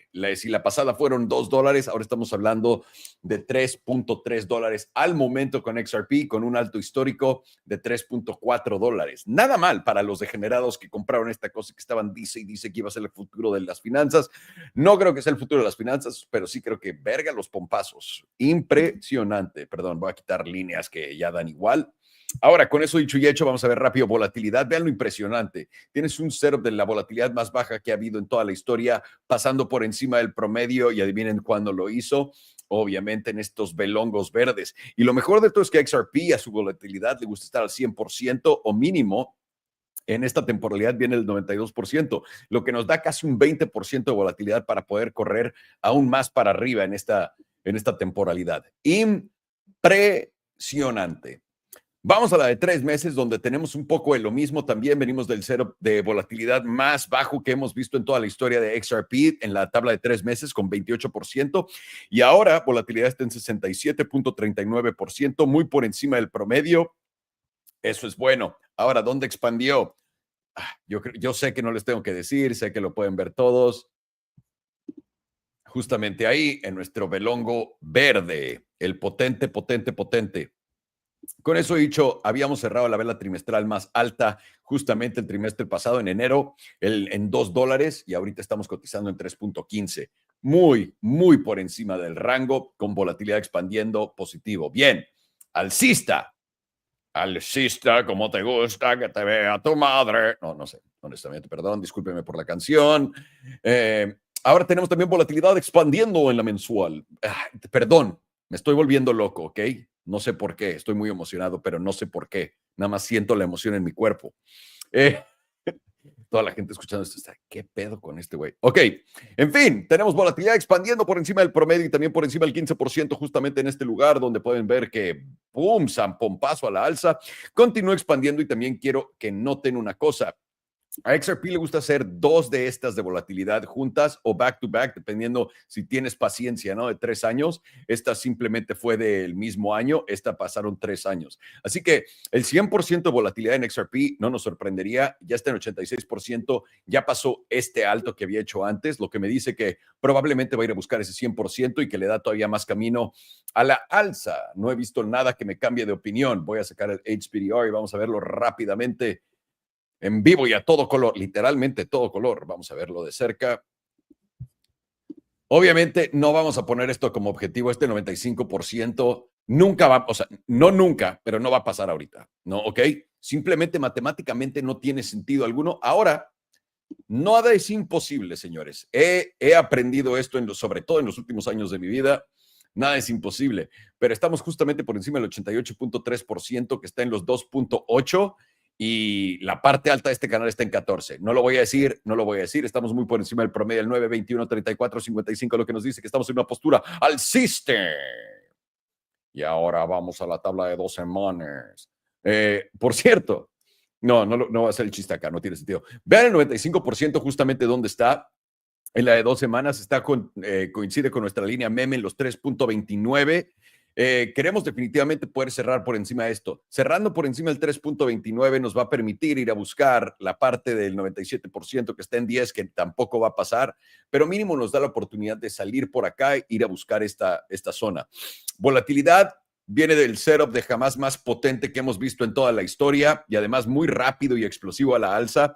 Ahora volatilidad está contrayendo. Volatilidad contrayendo comienza acá. ¿Qué estamos viendo? Absolutamente nada. XRP continúa con mucha fuerza a la alza. Así que absolutamente nada que decir. Ahora, ya que nos acercamos, la semanal también nos empieza a poner volatilidad contrayendo, pero tenemos que saber que a XRP le gustan hacer estos 2 sesiones de volatilidad a 100%, tal vez darte un descansito y después volver a empezar, solamente para que lo tengamos en mente, que esto no quiere decir que ya se acabó el movimiento. Pero pueden ver, estamos en la zona del 38%, estamos en la parte alta del 38%, intentando entrar al 50%, que coincide con nuestra línea meme por acá. ¿Qué quiere decir esto? Que esta vela va a cerrar en 2 días y 7 horas. Si cerramos acá, debería literalmente de intentar darnos otro buen empuje a los 3.2 y tenemos que ver cómo se mueven estas bandas. Pero si no, nuestro siguiente objetivo serían los $3.5. Una vez entrando acá, se pone la cosa aún mejor, pero por ahora todo esto sigue alcista de a madre en la semanal. Vamos a la de 5 días rápidamente. 5 días estamos en la zona verde, buscando los 3.66 y esto va a cerrar en 1 día y 7 horas. Nada mal. Lo único que no nos gustaría perder son los $2.9. Perdiendo los $2.9, vamos a tener un viaje gratuito al promedio del 9 que se encuentra en los 2.6. Si eso no aguanta, 2.25 y ahí estaría poniendo interesante la cosa. La parte baja de la zona azul, si es que tenemos ese rechazo, coincide con nuestro promedio del 21, también que está en 1.97. Esto, en mi opinión, es la parte baja del rango. En mi opinión. No lo está diciendo Fargan, no lo está diciendo nadie que sepa de lo que está hablando. Yo no sé de lo que estoy hablando. Solamente lo estoy diciendo. Ahora, estamos por encima del 78.6% para poder darnos un movimiento, si cerramos así en 6 horas y 24 minutos, preferente a los 3.69, nice, $3.70. Y lo contrario pasaría perdiendo los $3. $3 nos iríamos primero a ver si nos puede aguantar el promedio del 9 en los 2.9 y de ahí tranquilamente podríamos caer hasta el 61.8%, que son $2.6. Básicamente este rango. En la de harina, la diaria, estamos justamente encima de la zona, entrando en la zona azul, bastante bueno, nos empujó nuestro promedio del 9 una vez más y de poder cerrar en 6 horas 23 minutos acá, vamos a tener un viaje gratuito a altos históricos en 3.41. Así que es lo que esperaríamos. ¿Qué tenemos en volatilidad? Volatilidad también sigue contrayendo, así que no nos está diciendo nada. En la de 1 hora tenemos un posible setup Nagasaki que nos dice que probablemente vayamos a ver un poco más a la baja. Si cerramos abajo el 3.15, eso y además este setup de nada de volatilidad nula se podría empezar a dar y sería una expansión a la baja. Ahora, esta es una tabla de 1 hora, no hay tanto que poner tanta atención. No nos preocupemos, tíos, que mínimo en la de 4 horas estamos por encima de todo en la parte alta del canal y eso nos diría que podríamos llegar al 3. Perdón, me estoy volviendo loco, al 3.12. Pero para simplificar las cosas, voy a hacer esto, voy a hacer esto, voy a quitar esto, voy a hacer esto. A XRP, por lo que vimos en toda su consolidación que tomó años y años, le gusta hacer altos más bajos. Digo, bajos más altos. Lo han visto acá, lo estás viendo acá y lo estás viendo en esta consolidación. Ahora, esta consolidación de acá no me sorprendería si podemos ver algo así o que vengas a estos mínimos bajos. Yo esperaría que esto aguante. Ahora, es un shitcoin. No me sorprendería tampoco que venga a testear su nuevo mínimo a esta zona en el 2.7. El 2.7 es para mí una zona importantísima para XRP. De perder esa zona empezaríamos a complicar bastante la cosa, aunque definitivamente tienes este soporte corriendo por acá. Pero ya estando aquí abajo, empezaría a cambiar bastante un poco la postura en todas las temporalidades. Así que vamos a ver si podemos aguantar por acá en los 3. Nos gustaría definitivamente poder estar por acá o mínimo en los 2.9. Pero de perder esa zona nos iríamos a los 2.7 y de perder esa zona muy probablemente a la zona de los 2.4, que es donde está nuestro promedio del 21. Y el peor escenario, casi a los $2, donde está nuestro promedio del 100 en la diaria. Por ahora todo se ve alcista, no hay nada que nos diga que vaya a bajar. Así que continuamos de acuerdo al plan. XRP, esperamos que verlo en 3.6, 3.8, tal vez 4 y vamos a ver qué sigue de por ahí. Pero por ahora XRP se ve bastante alcista, damas y caballeros. All righty, sir, what do you got? Oh, the micro hands. Yeah, micro hands. It's the micro hand strategy. Basically. Did you hear that fake news that came out about MicroStrategy yesterday? Where they're No. like, oh, they might have to pay this many billions of dollars on their unrealized gains. And I was like, since when did they pass taxes on unrealized gains? Why would they? Who? People, dude, I can't believe people fall. And Mario was retweeting it too. I'm like, bro, are That's you weird. retarded? No. Yeah, what the heck? Every now and then, Mario's a little not too careful. Yeah, so I mean, MicroStrategy basically since we've had that top back in November, there's just been lots of chop. That was a pretty aggressive move down in December, and what we were saying is the monthly trend is still very up, and ideally now for bulls, we want to just try to form that higher low. Right now on the monthly for me, There's really not much to be bearish on the monthly, of course. I think it's wise actually to just be waiting for February's candle.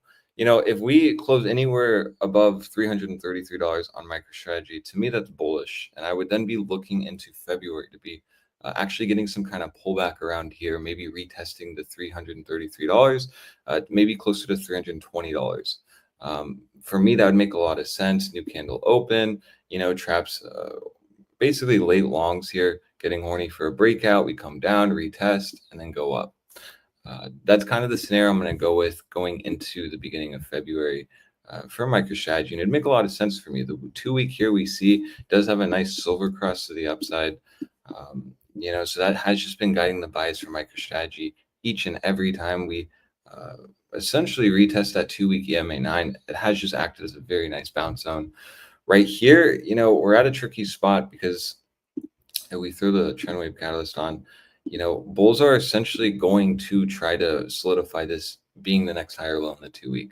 So in order for that to occur, we really, just like what I've mentioned on Bitcoin, when you get those massive shooting stars or evening stars on like a higher time frame, weekly or above, well, same goes for like hammerhead. So if this is going to be some kind of higher low where we've had 2 hammerheads consecutively on the 2-week, we ideally just wouldn't want essentially first the wick low here that was done on the beginning of January. That should be your first sign if we're going to start invalidating these candle formations. But until then, for me, this is looking like probable that we essentially come down, have a pullback into February, retest the 2-week EMA 9, solidify this zone as solid support, which I believe is simply based on previous cycle data. Yeah, we're just basing on the wick highs of the last cycle, essentially. That would make a lot of sense. Then here, bears can start getting horny for possibly the lower highs here. But as long as we keep structure and not break, especially January 6th low, that to me it seems very probable and actually could be a nice pullback scenario, giving us a very nice long. I do think from that $333, if the EMA 9 on the 2-week keeps moving up and keeps holding, I do believe we easily from that point can bounce up to $386. That'll be the big reclaim. $386 is a pretty massive level here, just on this lower time frame range. You can see very clearly on the weekly, if we end up popping back down, getting any kind of bounce into this zone, not breaking this last wick low right at $304. For me, that'd just be a perfect bounce of the weekly 9. It makes sense, though, that we would go into next week going into a pullback. Why I say that is because, we essentially, anytime we SFP this simple meme line that is based on this wick high, it's been kind of guiding this lower time frame trend. Each time we kind of SFP it, we always go back down to the bottom of the range. Now, we've tested the bottom of this channel and bounced nicely off the weekly EMA 21. We then came up to the weekly EMA 9, rejected, still held support, and then formed a nice spring. So it would make a lot of sense for me going into next week or February to get that pullback scenario, retest the zone. Stop could easily be at this low, and the idea would be this gives us that breakout towards that $444 mark, a pretty big zone for me on MicroStrategy. If we can break back up and get any kind of closing basis above $445, to me, that would be a really good sign that we're most likely going to end up testing at least the top of this wick, if not higher. For me right now, I'm sticking to the higher timeframes on MicroStrategy because bulls are really trying to solidify the overall structure on the higher timeframes. So it's a really good sign that we're above $333. Would not be surprised, though, especially if we get this weekly SFP here, coming back down, retesting support before getting the real move, especially when we know if we cycle down to the 3-day now, the 3-day still is brewing a volatility setup. And looking at MicroStrategy, the last one we had was here in September. This was an up. This was essentially a move to the upside, giving us an insane, move upon expansion. That on a percentage wise gave us. Let me just see here.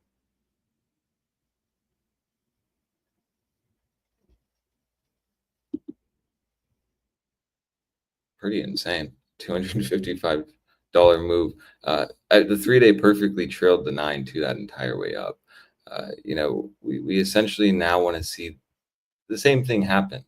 If my scenario occurs where we end up SFPing on the weekly, which leads into the 3-day, the 2-day, and the daily, also doing that, it would make a lot of sense for us to go back down and retest the zone. That to me seems more probabilistic. It would trap a lot of bears and also solidify more of the trend and also give us more of a bounce support. Uh, so a bounce on support is what I meant to say. It would make the most sense to me, especially, kind of where we're at on MicroStrategy. But, the flip side is essentially if we do end up closing back above $386 today, that would actually look really good. And then I would actually throw this pullback scenario out the window and actually start looking at this weekly going into February to actually possibly start breaking us to the upside. Now shifting gears though, if we start throwing the rainbow chart on, you can just simply see we're now back under that weekly median. It's interesting to see that because, we've been under it now for 4 weeks, so a month, but, we were above it for quite a while. I mean, if I trail this here, we opened above it in September of 2024. So this entire time we've just been above it. Ideally now we'd want to start seeing that reject since it was solid support. And then that ideally can just fuel our bias for, a little pullback in the zone, traps bears, get some horny. They start talking about the lower highs here, only for us to just solidify this overall candle bottom, based on the 61.8%, come back down, test a 2-week EMA9 before coming up. As long as we're under that weekly median though, for me, the bias still is going to be more down. And you can just see here simply, in the weekly, we're kind of at the 38.2% now. It's trying to hold a support. So if we don't get a bounce here, and this doesn't lead us back up above 386, we definitely could see a pullback in this region. And that pullback could start contracting volatility in favor of bulls. If what I'm saying could occur, that could still be a pretty meaty pullback of 10% while still contracting weekly volatility. And something I didn't note on the monthly, which I saw here, the monthly is interesting to me because we're actually now falling back under the moving average. You can see we were really starting to expand. There's only really been a few times where BBWP actually hit extremes on the monthly. It falling back under the moving average possibly into February. Again, just plays into, we definitely could start seeing MicroStrategy contract a bit or consolidate. That's why going into February with, a pullback bias to me seems wise.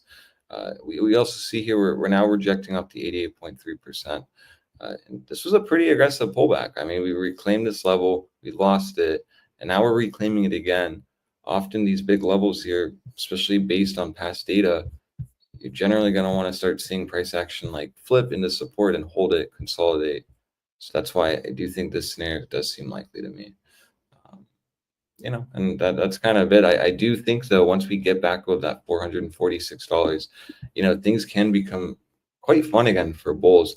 The monthly is kind of irrelevant right now, but we'll have to see where this shifts into February. But we can simply see reclaiming this, $440 zone here would very quickly take us to the 95% zone, which is right at $650. Pretty insane gap. I like going to the weekly though, in the 2-week. As long as we're under that median here, you can see the 38.2% is right now at $444 basically. So, if we start getting those weeklies back above this zone, holding it, this then really could start looking like we're going to go to the 78.6%, which would be a test of this high. That's going to be a major break either for bulls or bears. Breaking this high here most likely then does take us to the $600 region on MicroStrategy, which is pretty insane talking about it being at $373.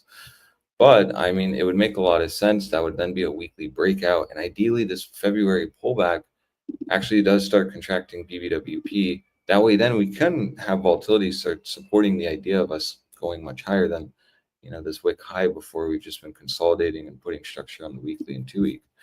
2-week also is interesting because you can just simply see it's very much like the monthly. Start really reclaiming above $444 simply to the beginning of December wick high. Yeah, you really start going and testing that $600 region. And then lastly, the 3-day. The 3-day does have that volatility set up, still contracting though, so this still can keep going down. So we'll have to monitor it closely. Gonna want to see where this 3-day closes because, again, SFP losing support, and then yes, we are still above the median. We'll have to see where this goes because if this ends up coming more down, that would give me still more confluence that we easily could start seeing, into next week, a pullback It could line up closer to, the levels I'm talking about, assuming the median does start coming down more. We'll really have to gauge, into Monday possibly where this opens and where these levels shift. Because you can see we are bouncing off the median on the 3-day. And it is interesting because we've been held down for, a few days here on these 3-day candle closures. But it's important for bulls to essentially be above that 3-day median, especially when you get a volatility setup, as you can see here. We had this in September. We go back down, you can see it's always hard to track the median in all this color and EMAs and moving averages. It's crazy, but can really see here that price fell under the median. We were under it. It wasn't really until that 3-day started to reclaim it with the volatility setup where MicroStrategy really started to break out. You can see we started to lose the 38.2%. And that's really where the fun started to begin. We see now that we are starting to flip the median into support here. So it is an interesting point. That's why for me, I'm all just about waiting on this to actually start moving up. We can actually start moving up, breaking back above $440. That would be really good confirmation to me that we're most likely going to see a lot higher.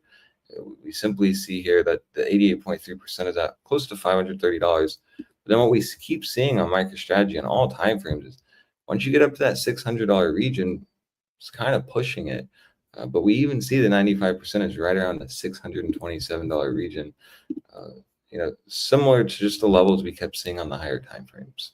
So $440, $444 is going to be a major point. Watch that very closely. Gauge the higher lows here on the higher time frames. We do have hammerheads here, so you're not going to want to see the last wick low here get taken out, which is right now at $303.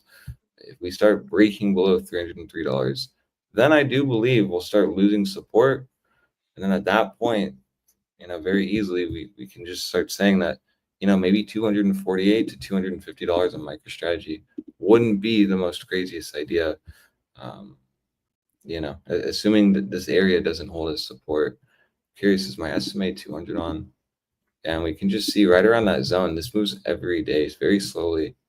But I mean, similar to that zone, close to that EMA 21 makes sense. Weekly, 2-week EMA 9 has been holding this entire bull market. If we start losing that and losing support based on previous cycle highs, really would not surprise me to actually get a deep pullback closer to that 2-week EMA 21, which does line up kind of with the last stand here on the daily, right around where that daily estimate 200 is. Can simply see each and every time MicroStrategy does go to this estimate 200, it generally holds it as major macro bottoms before going up. We can see here as well. Came all the way up, came all the way down, bottomed at the daily estimate 200, shot up. Can also see though, when MicroStrategy ends up losing it on multiple closings and really starts breaking away from it, that's generally when we do start entering the bear market. So if we end up really getting a deeper pullback, let's say, we start invalidating and getting closures below $303, probably test that EMA 100. We lose that zone, this daily EMA 100. We really start closing below that. I do think MicroStrategy is going to have a major move down. But until then, I'm still going to be bullish because the trend is still up. It's still looking quite nice. It would make a lot of sense here to trap the lower high bears shorting into this. A nice SFP, little rejection. Maybe this EMA 9, on the weekly at least moves up a little more. And we just at least see a pullback. But as long as we don't close below $333, I'm just going to look at any pullback around that zone as possibly an opportunity and maybe a spring around there.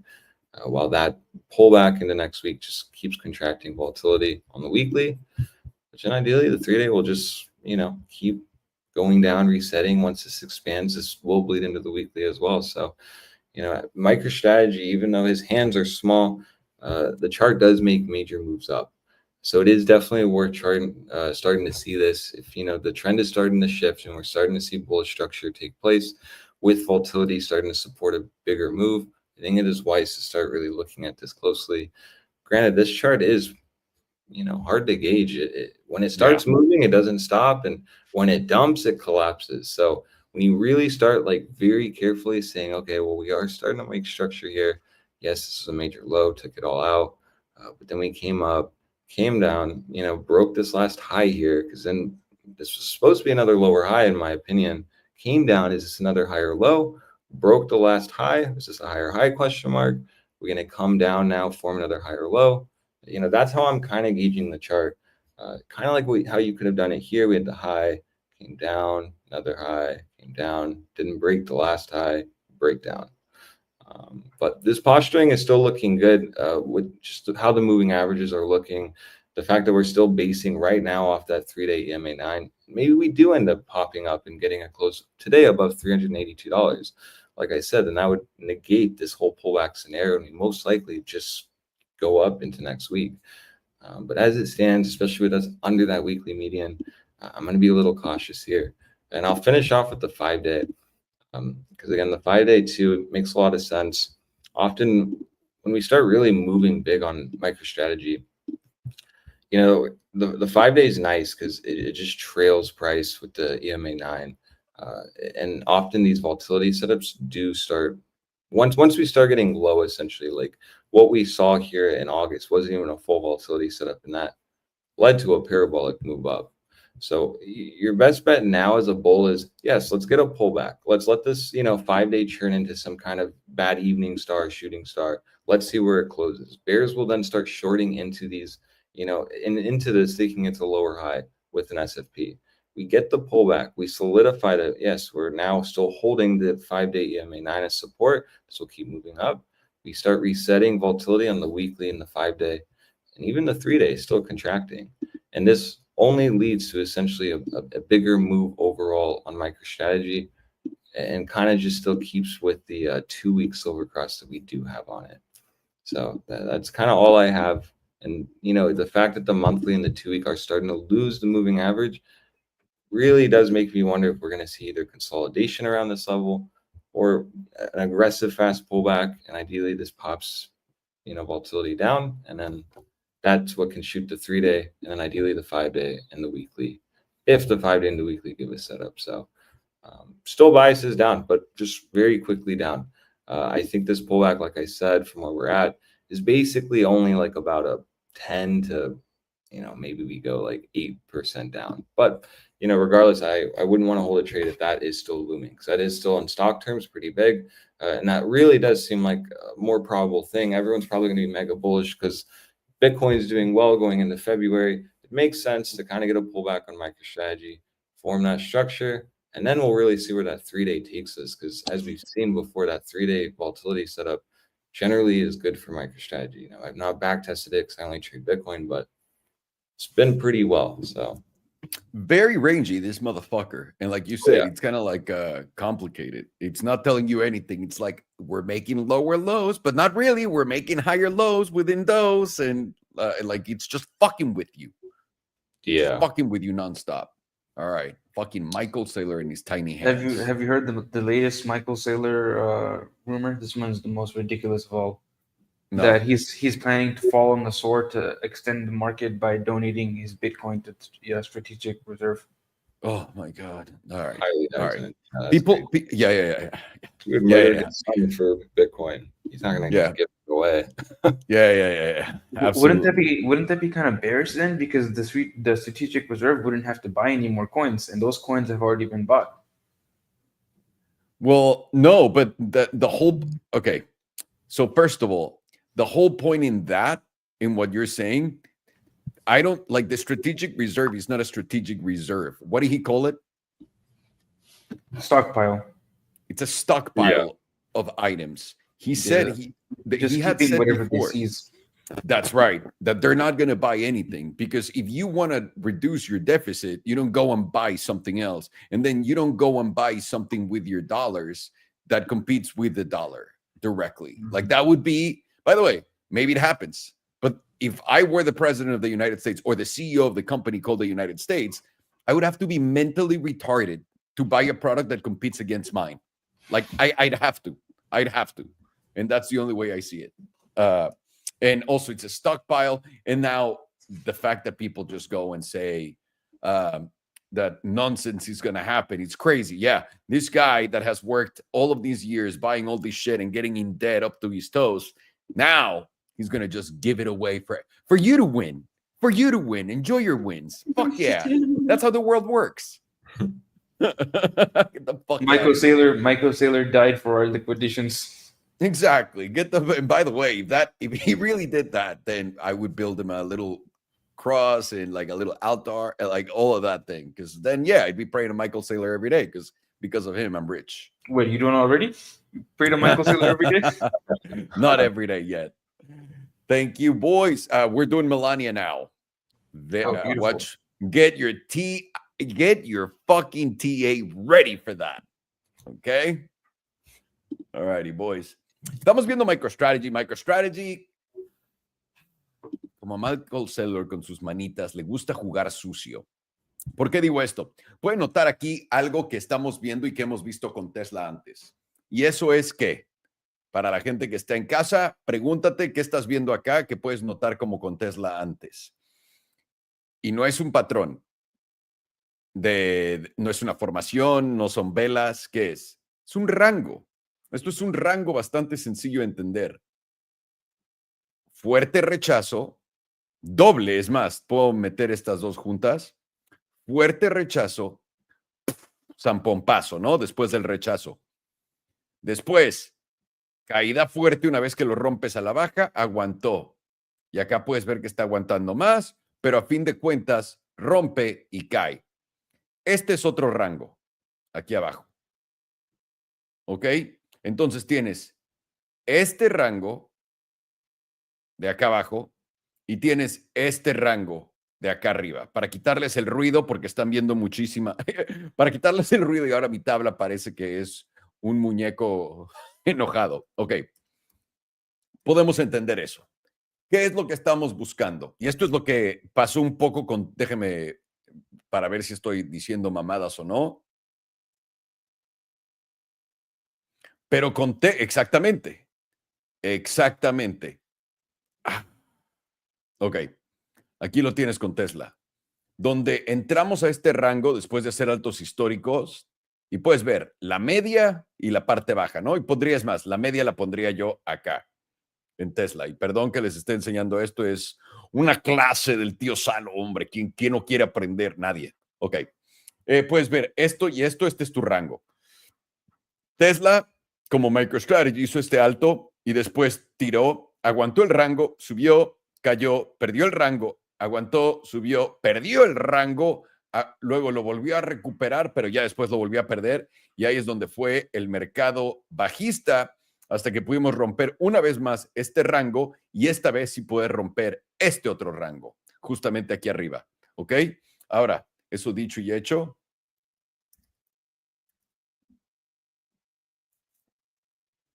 ¿qué es lo que estamos haciendo acá? Rompes el rango a la alza una vez más. Voy a cambiar esto, ¿ok? Para que lo puedan ver bien. Ahí está. Tienes ese rango y este rango. Voy a eliminar esto para que lo puedan ver bien. Es bastante sencillo. Este rango de hasta abajo son 275. Ahora, creo que va a venir instantáneamente hasta la parte baja de este rango. Me cuesta trabajo pensarlo porque ya está, pero todo es posible todavía. Antes de empezar a ponerles eso en la mente, me les enseño rápido esto. ¿Qué estamos viendo? Tenemos un máximo, máximo más bajo, máximo más bajo, máximo más bajo. ¿Y qué tenemos aquí abajo? Un mínimo más bajo y un mínimo más bajo, ¿no? Hasta acá, ¿qué es esto? ¿Bajista? Ok, me puedes decir que sí es bajista, pero también, ¿qué tenemos acá? Mínimo, mínimo más alto, mínimo más alto, mínimo más alto. ¿Qué quiere decir esto?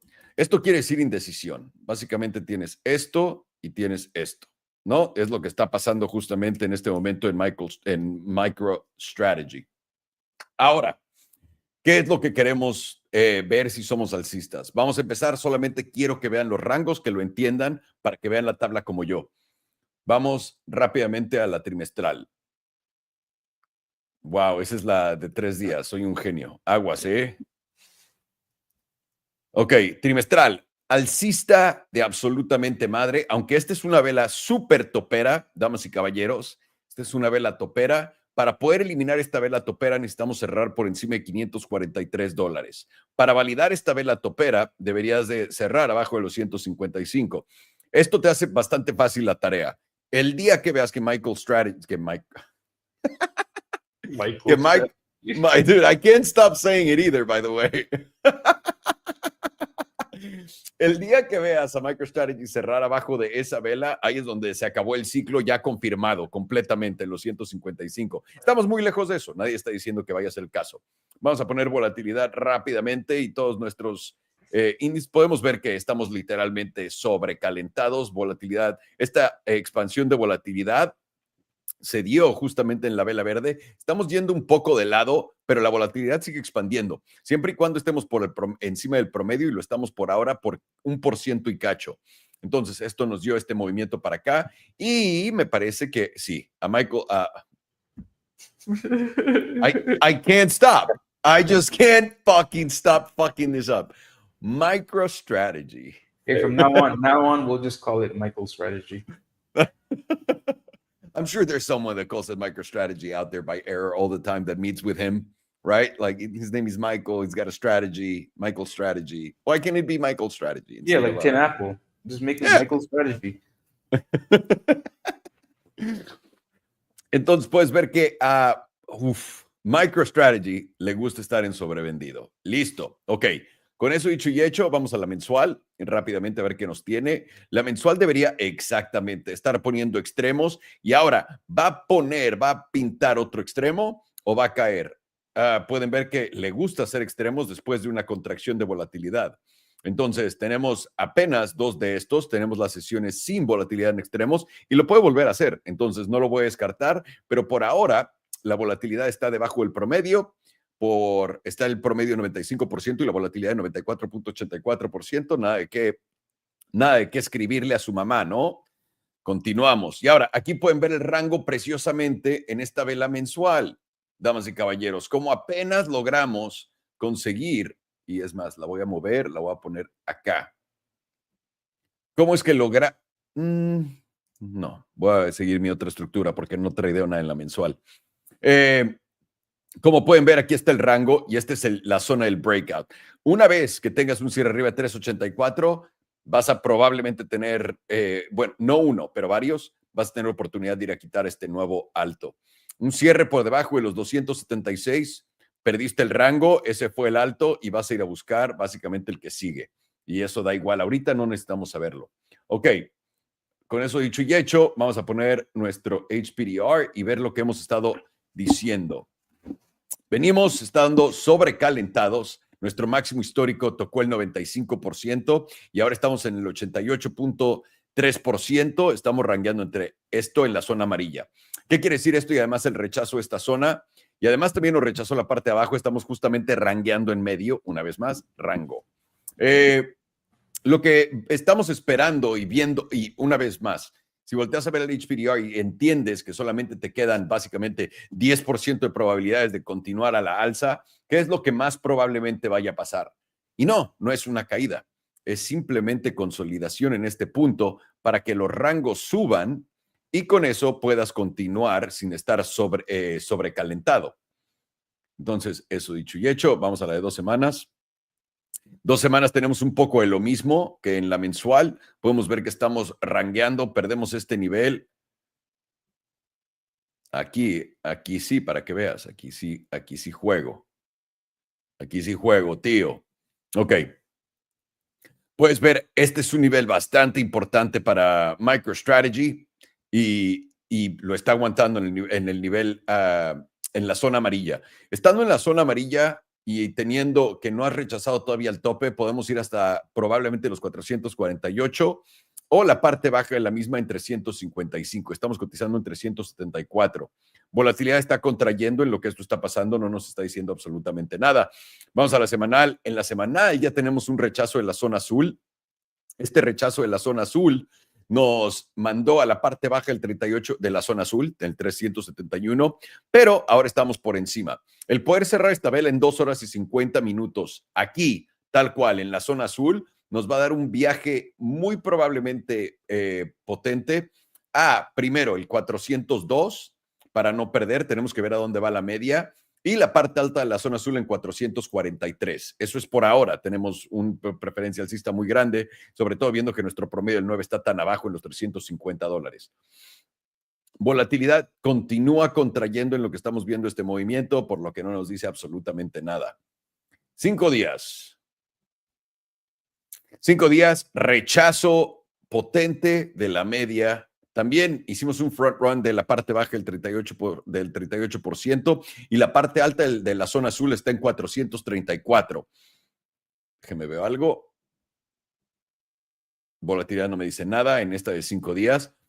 ¿Qué quiere decir esto? Que cuando cierra esta vela en 2 horas y 49 minutos, siempre y cuando lo haga por encima de los 362, deberíamos de ver más continuación a la alza, o mínimo de lado a la alza. 2 días, muy por encima de los promedios. Estamos un poco calientes ya en 78.6%, cayendo. Nos rechazó el 61.8% y también rebotamos de la parte del 50% hacia arriba y estamos justamente acá. ¿Qué nos dice esto? Esto es básicamente consolidación, nada más. No te está diciendo, lo que no quieres perder es la zona de los 367. Pierdes 367 y vas a buscar la zona azul a los 340 o 347. Volatilidad está regresando a intentar contraer a cero. Bien, vamos a ver cuándo se dé. En la diaria, ¿cómo está la volatilidad? 26%, todavía no hay contracción oficial, no tenemos un setup de nada y estamos justamente por encima de la zona azul hasta, ven, habíamos llegado al 88% acá. Ahora, de ver esto, ¿qué nos está diciendo? 78%, hemos rebotado en el 61.8%, que es también donde está nuestro promedio del 9, cerrando esta vela en 2 horas y 48 minutos. Probablemente empecemos a ranguear entre la zona del 385 hasta los 411, es lo que nos gustaría. Queremos definitivamente comenzar a cerrar por encima esta línea meme en los 393.23.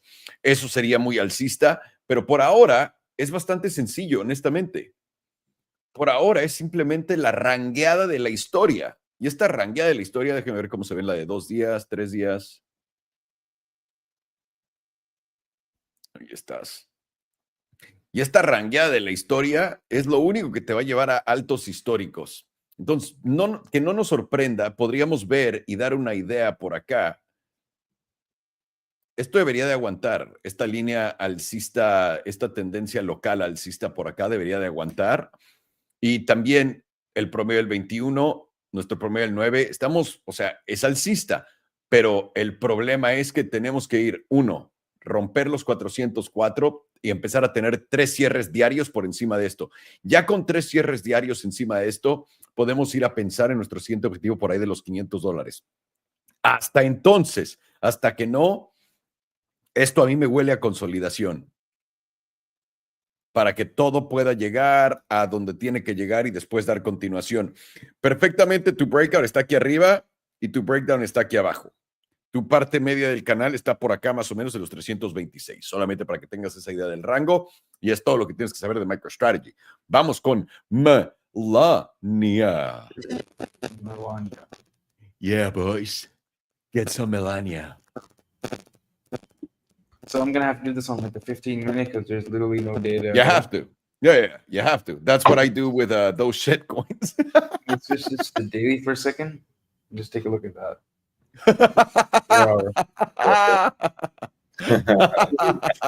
This is what I don't understand. So after people saw Trump coin do 124,000% from the open, they're like, you know what? But the next obvious play is whenever Melania drops her coin, it's going to do the same thing, and we're all going to get rich. No, And lucky for them, it came out a day later. right?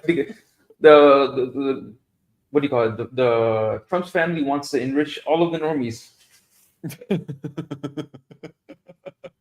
And Wait, by the way, Trump is that's another thing that everybody was saying, just like the MicroStrategy one, was that Trump is going to donate all of his Trump once it's worth a lot of money to Wait, pay off the national debt. to pay off the national debt. Get the fuck out of here. Oh yeah, he's definitely gonna do that. Would you do it? Fuck no. Yeah. Pretty The sure he's fuck gonna outta be here. happy as being the world's only trillionaire. Yeah, absolutely. And you know he's never gonna shut up about it either. He's gonna be like, your first trillionaire. 100%. I am a trillionaire. You guys better respect the trillionaires. There's a lot of us. Not a lot of us, actually. I am the best one of them all. I used to think my buddy Elon had a lot of money. But you now know- he can suck my cock. Suck my cock, Gary. Okay. Got it here. I drew these meme lines based off a 15-minute, but it's funny how well they play out on the 4-hour as well. Let me see. Switch back to that.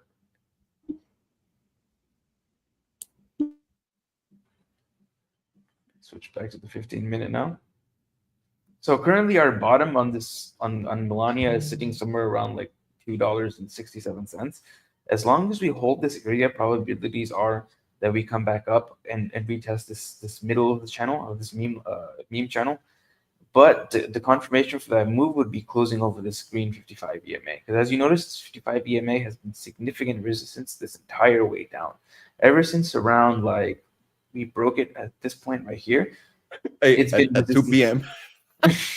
2 p.m. today. And since we broke it, we're down now about 38 to 40%.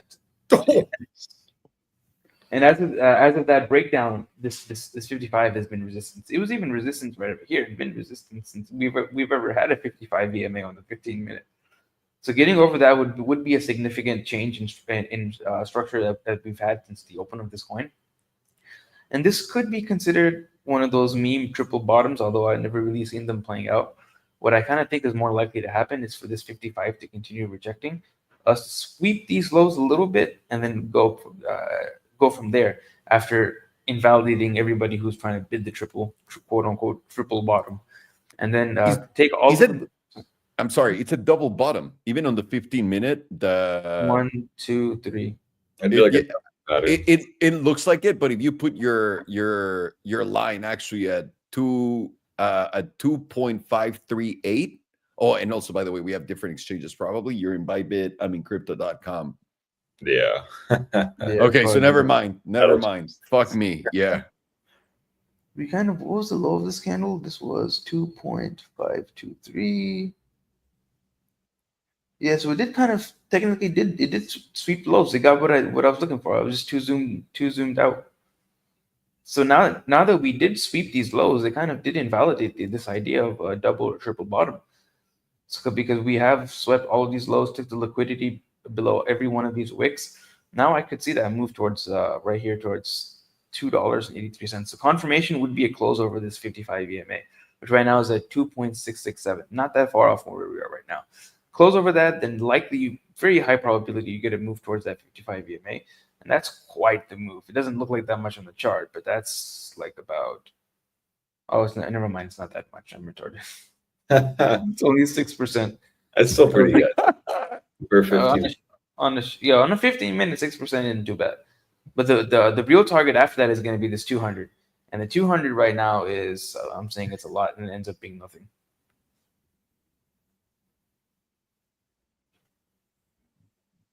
About another 11-12% from there. So that's in total about like 17 to 18% move from where we are right now.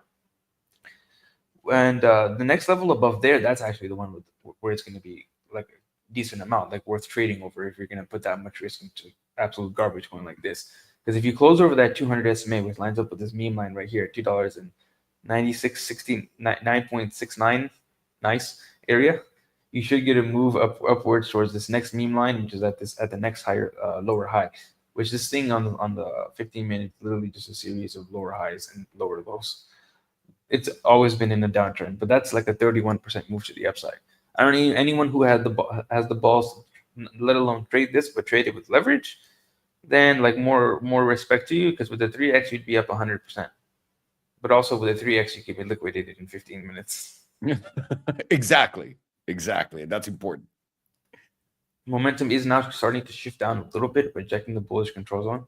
The only reason why that isn't that worrying though is because volatility is also starting to shift down, while the jewel is giving you pretty nice ass little signal right here, where the pink is crossing above the yellow and the light blue is crossing above everything else. Well, they're pretty close to each other, and it's within the bearish control zone. Last time we had that signal similar to it was somewhere around like right over here. Let's draw that with oops, the wrong thing. I meant to fuck the line. I'm interested to see how this works out with Melania, if it works or not. Imagine it dumped from there. Oh, that was on the bottom, and it pumped about 16.67%. That's more than 1% for every minute of the 15-minute candle. Damn. But even then, it just made another lower high. That's the issue with the 15-minute. And he made a lower low too. Yep. So since we've swept these lows, the only thing it's really going to tell us is that we're probably going to test these highs right here. But other than that, that would still be a lower high in a series of lower highs. What do we need is not to reverse the trend. It's not that much data at all. Reverse the trend, you got to go pretty high, pretty high. Because on the macro, it's going to be on a downtrend as long as we're below around $5. As long as you're closing below $5 on the macro, it's going to remain in a downtrend. And $5 is about how much away from where we are right now? Close to 100%. Yeah. Close to 100% away from where we are right now to reverse the downtrend into possibly shifting back into an uptrend. Because if you were to close over this $5 high, then you're likely to retest these highs over here. And if you can close above them, then you're now in an uptrend, and you'd be looking for a higher low. As of right now, since the beginning of this coin's launch, it's been in a solid, steady downtrend, making lower highs and lower lows. Pretty safe to say, with the trend in your favor, you could just close your eyes and say it's going to go down. You'll probably be right. Oh, in the macro. I think shorting will be the edge here, right? There's no way this shit's gonna turn around and go like, all right, now Melania's worth. Like longing was the move with Trump. Yeah. Like this looks like dog shit on the 4 hour. It gets a nuke, a Nagasaki setup, then it consolidates and gets another Nagasaki setup, then it consolidates and another Nagasaki setup. Mm-hmm. After this pitiful bounce, momentum is getting to pretty high levels. Volatility is pretty high. What's likely to happen, because we're getting that off of a bounce, dead cat bounce, but a bounce nonetheless, that whenever mean reversion happens, probably it goes back down. That's the only real time frame you can get anything from. I mean, the daily just looks absolutely horrendous.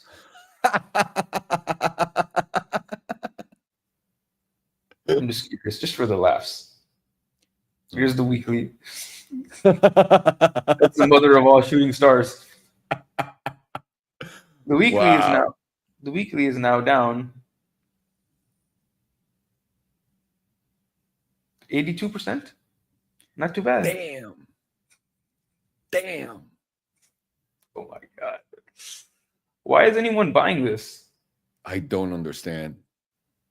Just like in general, meme coins are so bad. Unless you hit it when they blow up, you're gonna go to zero.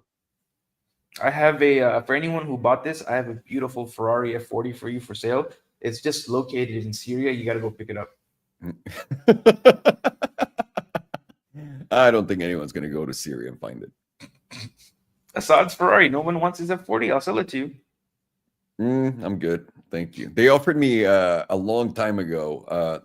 I don't know if people know about who he was, but like a big drug dealer's McLaren F1 in Mexico. How much was it? They wanted 5 million cash, which was pretty good. Yeah, it was like really cheap. So I called a friend of mine because I didn't have 5 million cash, and I was like, dude, I want to buy this McLaren F1 cash. Can you give me 5 million? And I'll use this as collateral, like these things that I have. And he goes, sure, but how are you getting it so cheap? And I said, honestly, it's a drug lord's car. And he goes, and you can just buy it? I'm like, yeah.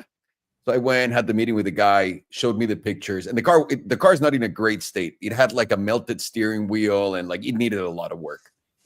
And after I see the pictures and they tell me everything about it, the guy goes, and also we're gonna ask you for one favor. You need to get this car instantly as soon as you buy it on a plane and get it out of Mexico. And I go, all right, buddy. All right. Where the fuck am I gonna take this?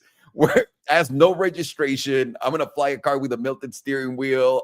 There's no like receipt that I bought it.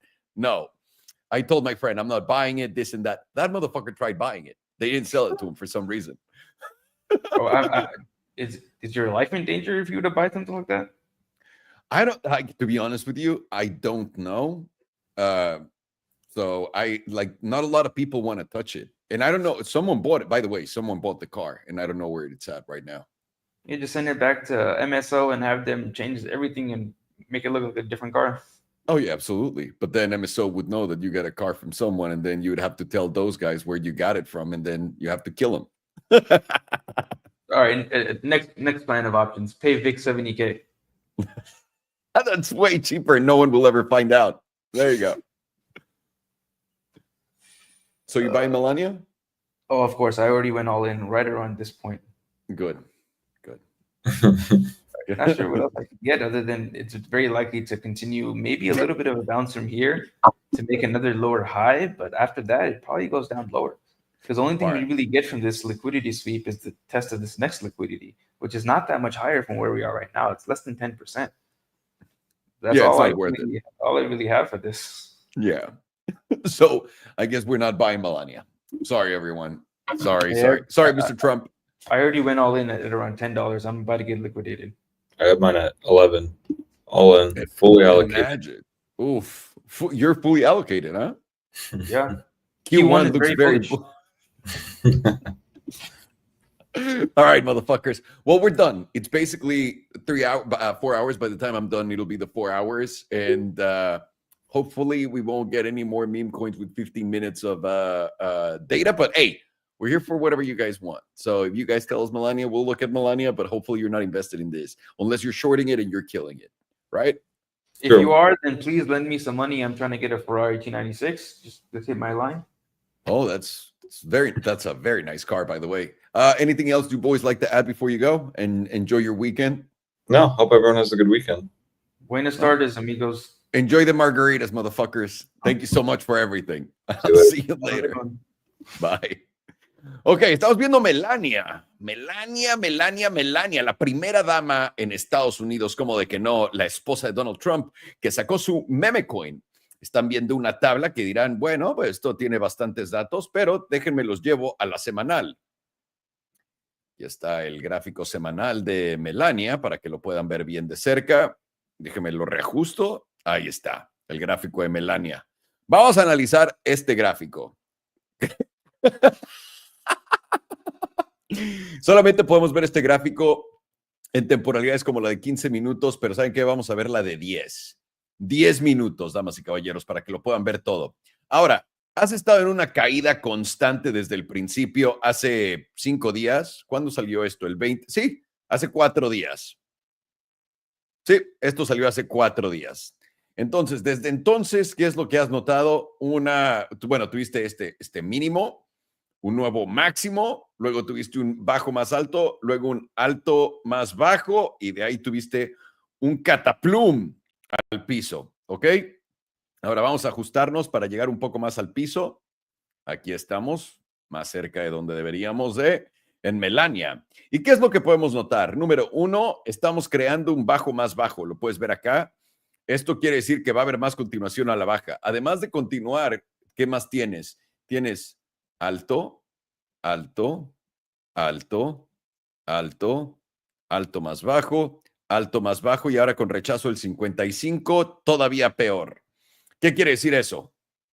Esto va a llegar a 0. Bueno, tal vez no a 0, pero va a llegar mucho más abajo. ¿Dónde pondré una línea meme? Me atrevería con los huevos de acero a hacer esto.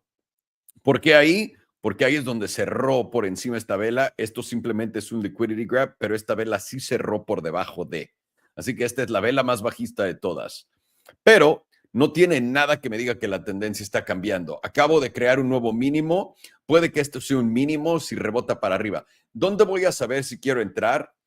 En 270 personalmente me gusta la idea de hacer un short acá, si es que llega el precio acá. ¿Por qué?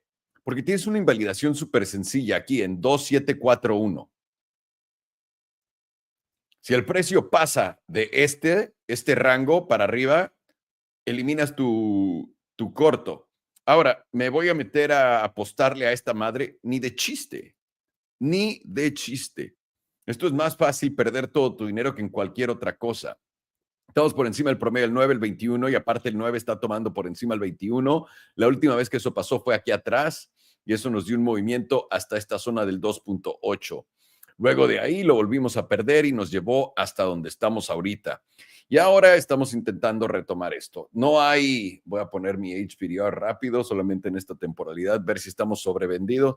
Sí, estamos más, o sea, todavía tiene más camino a la baja. Esto me da confluencia en el 78.6%.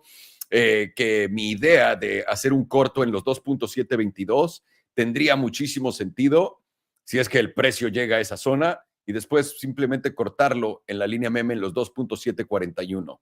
Más allá de eso, no hay tanto ni nada más que ver con Melania, honestamente. No los voy a engañar, no les voy a decir nada. Comprar shitcoins no es lo mío, sobre todo meme coins. O sea,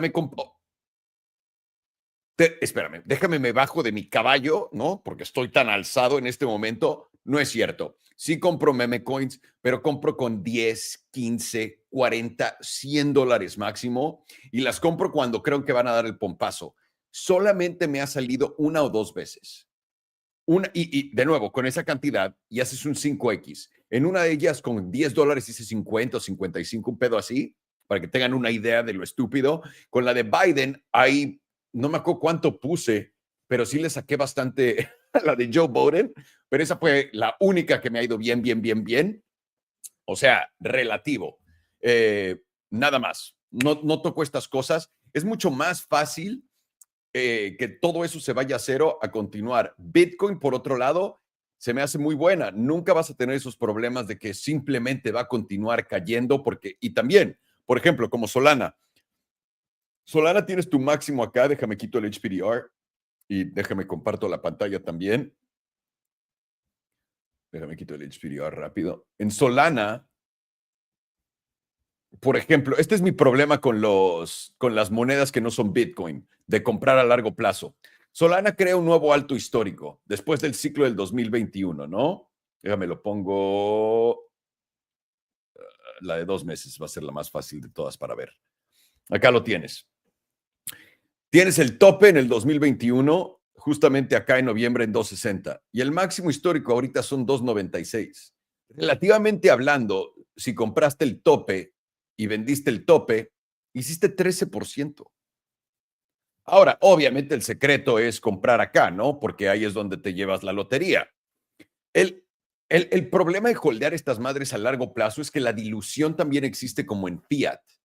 Entonces, Solana no ha subido tanto de valor, pero sí ha subido de market cap muy cabrón, porque hay muchísimo dinero entrando a la cadena.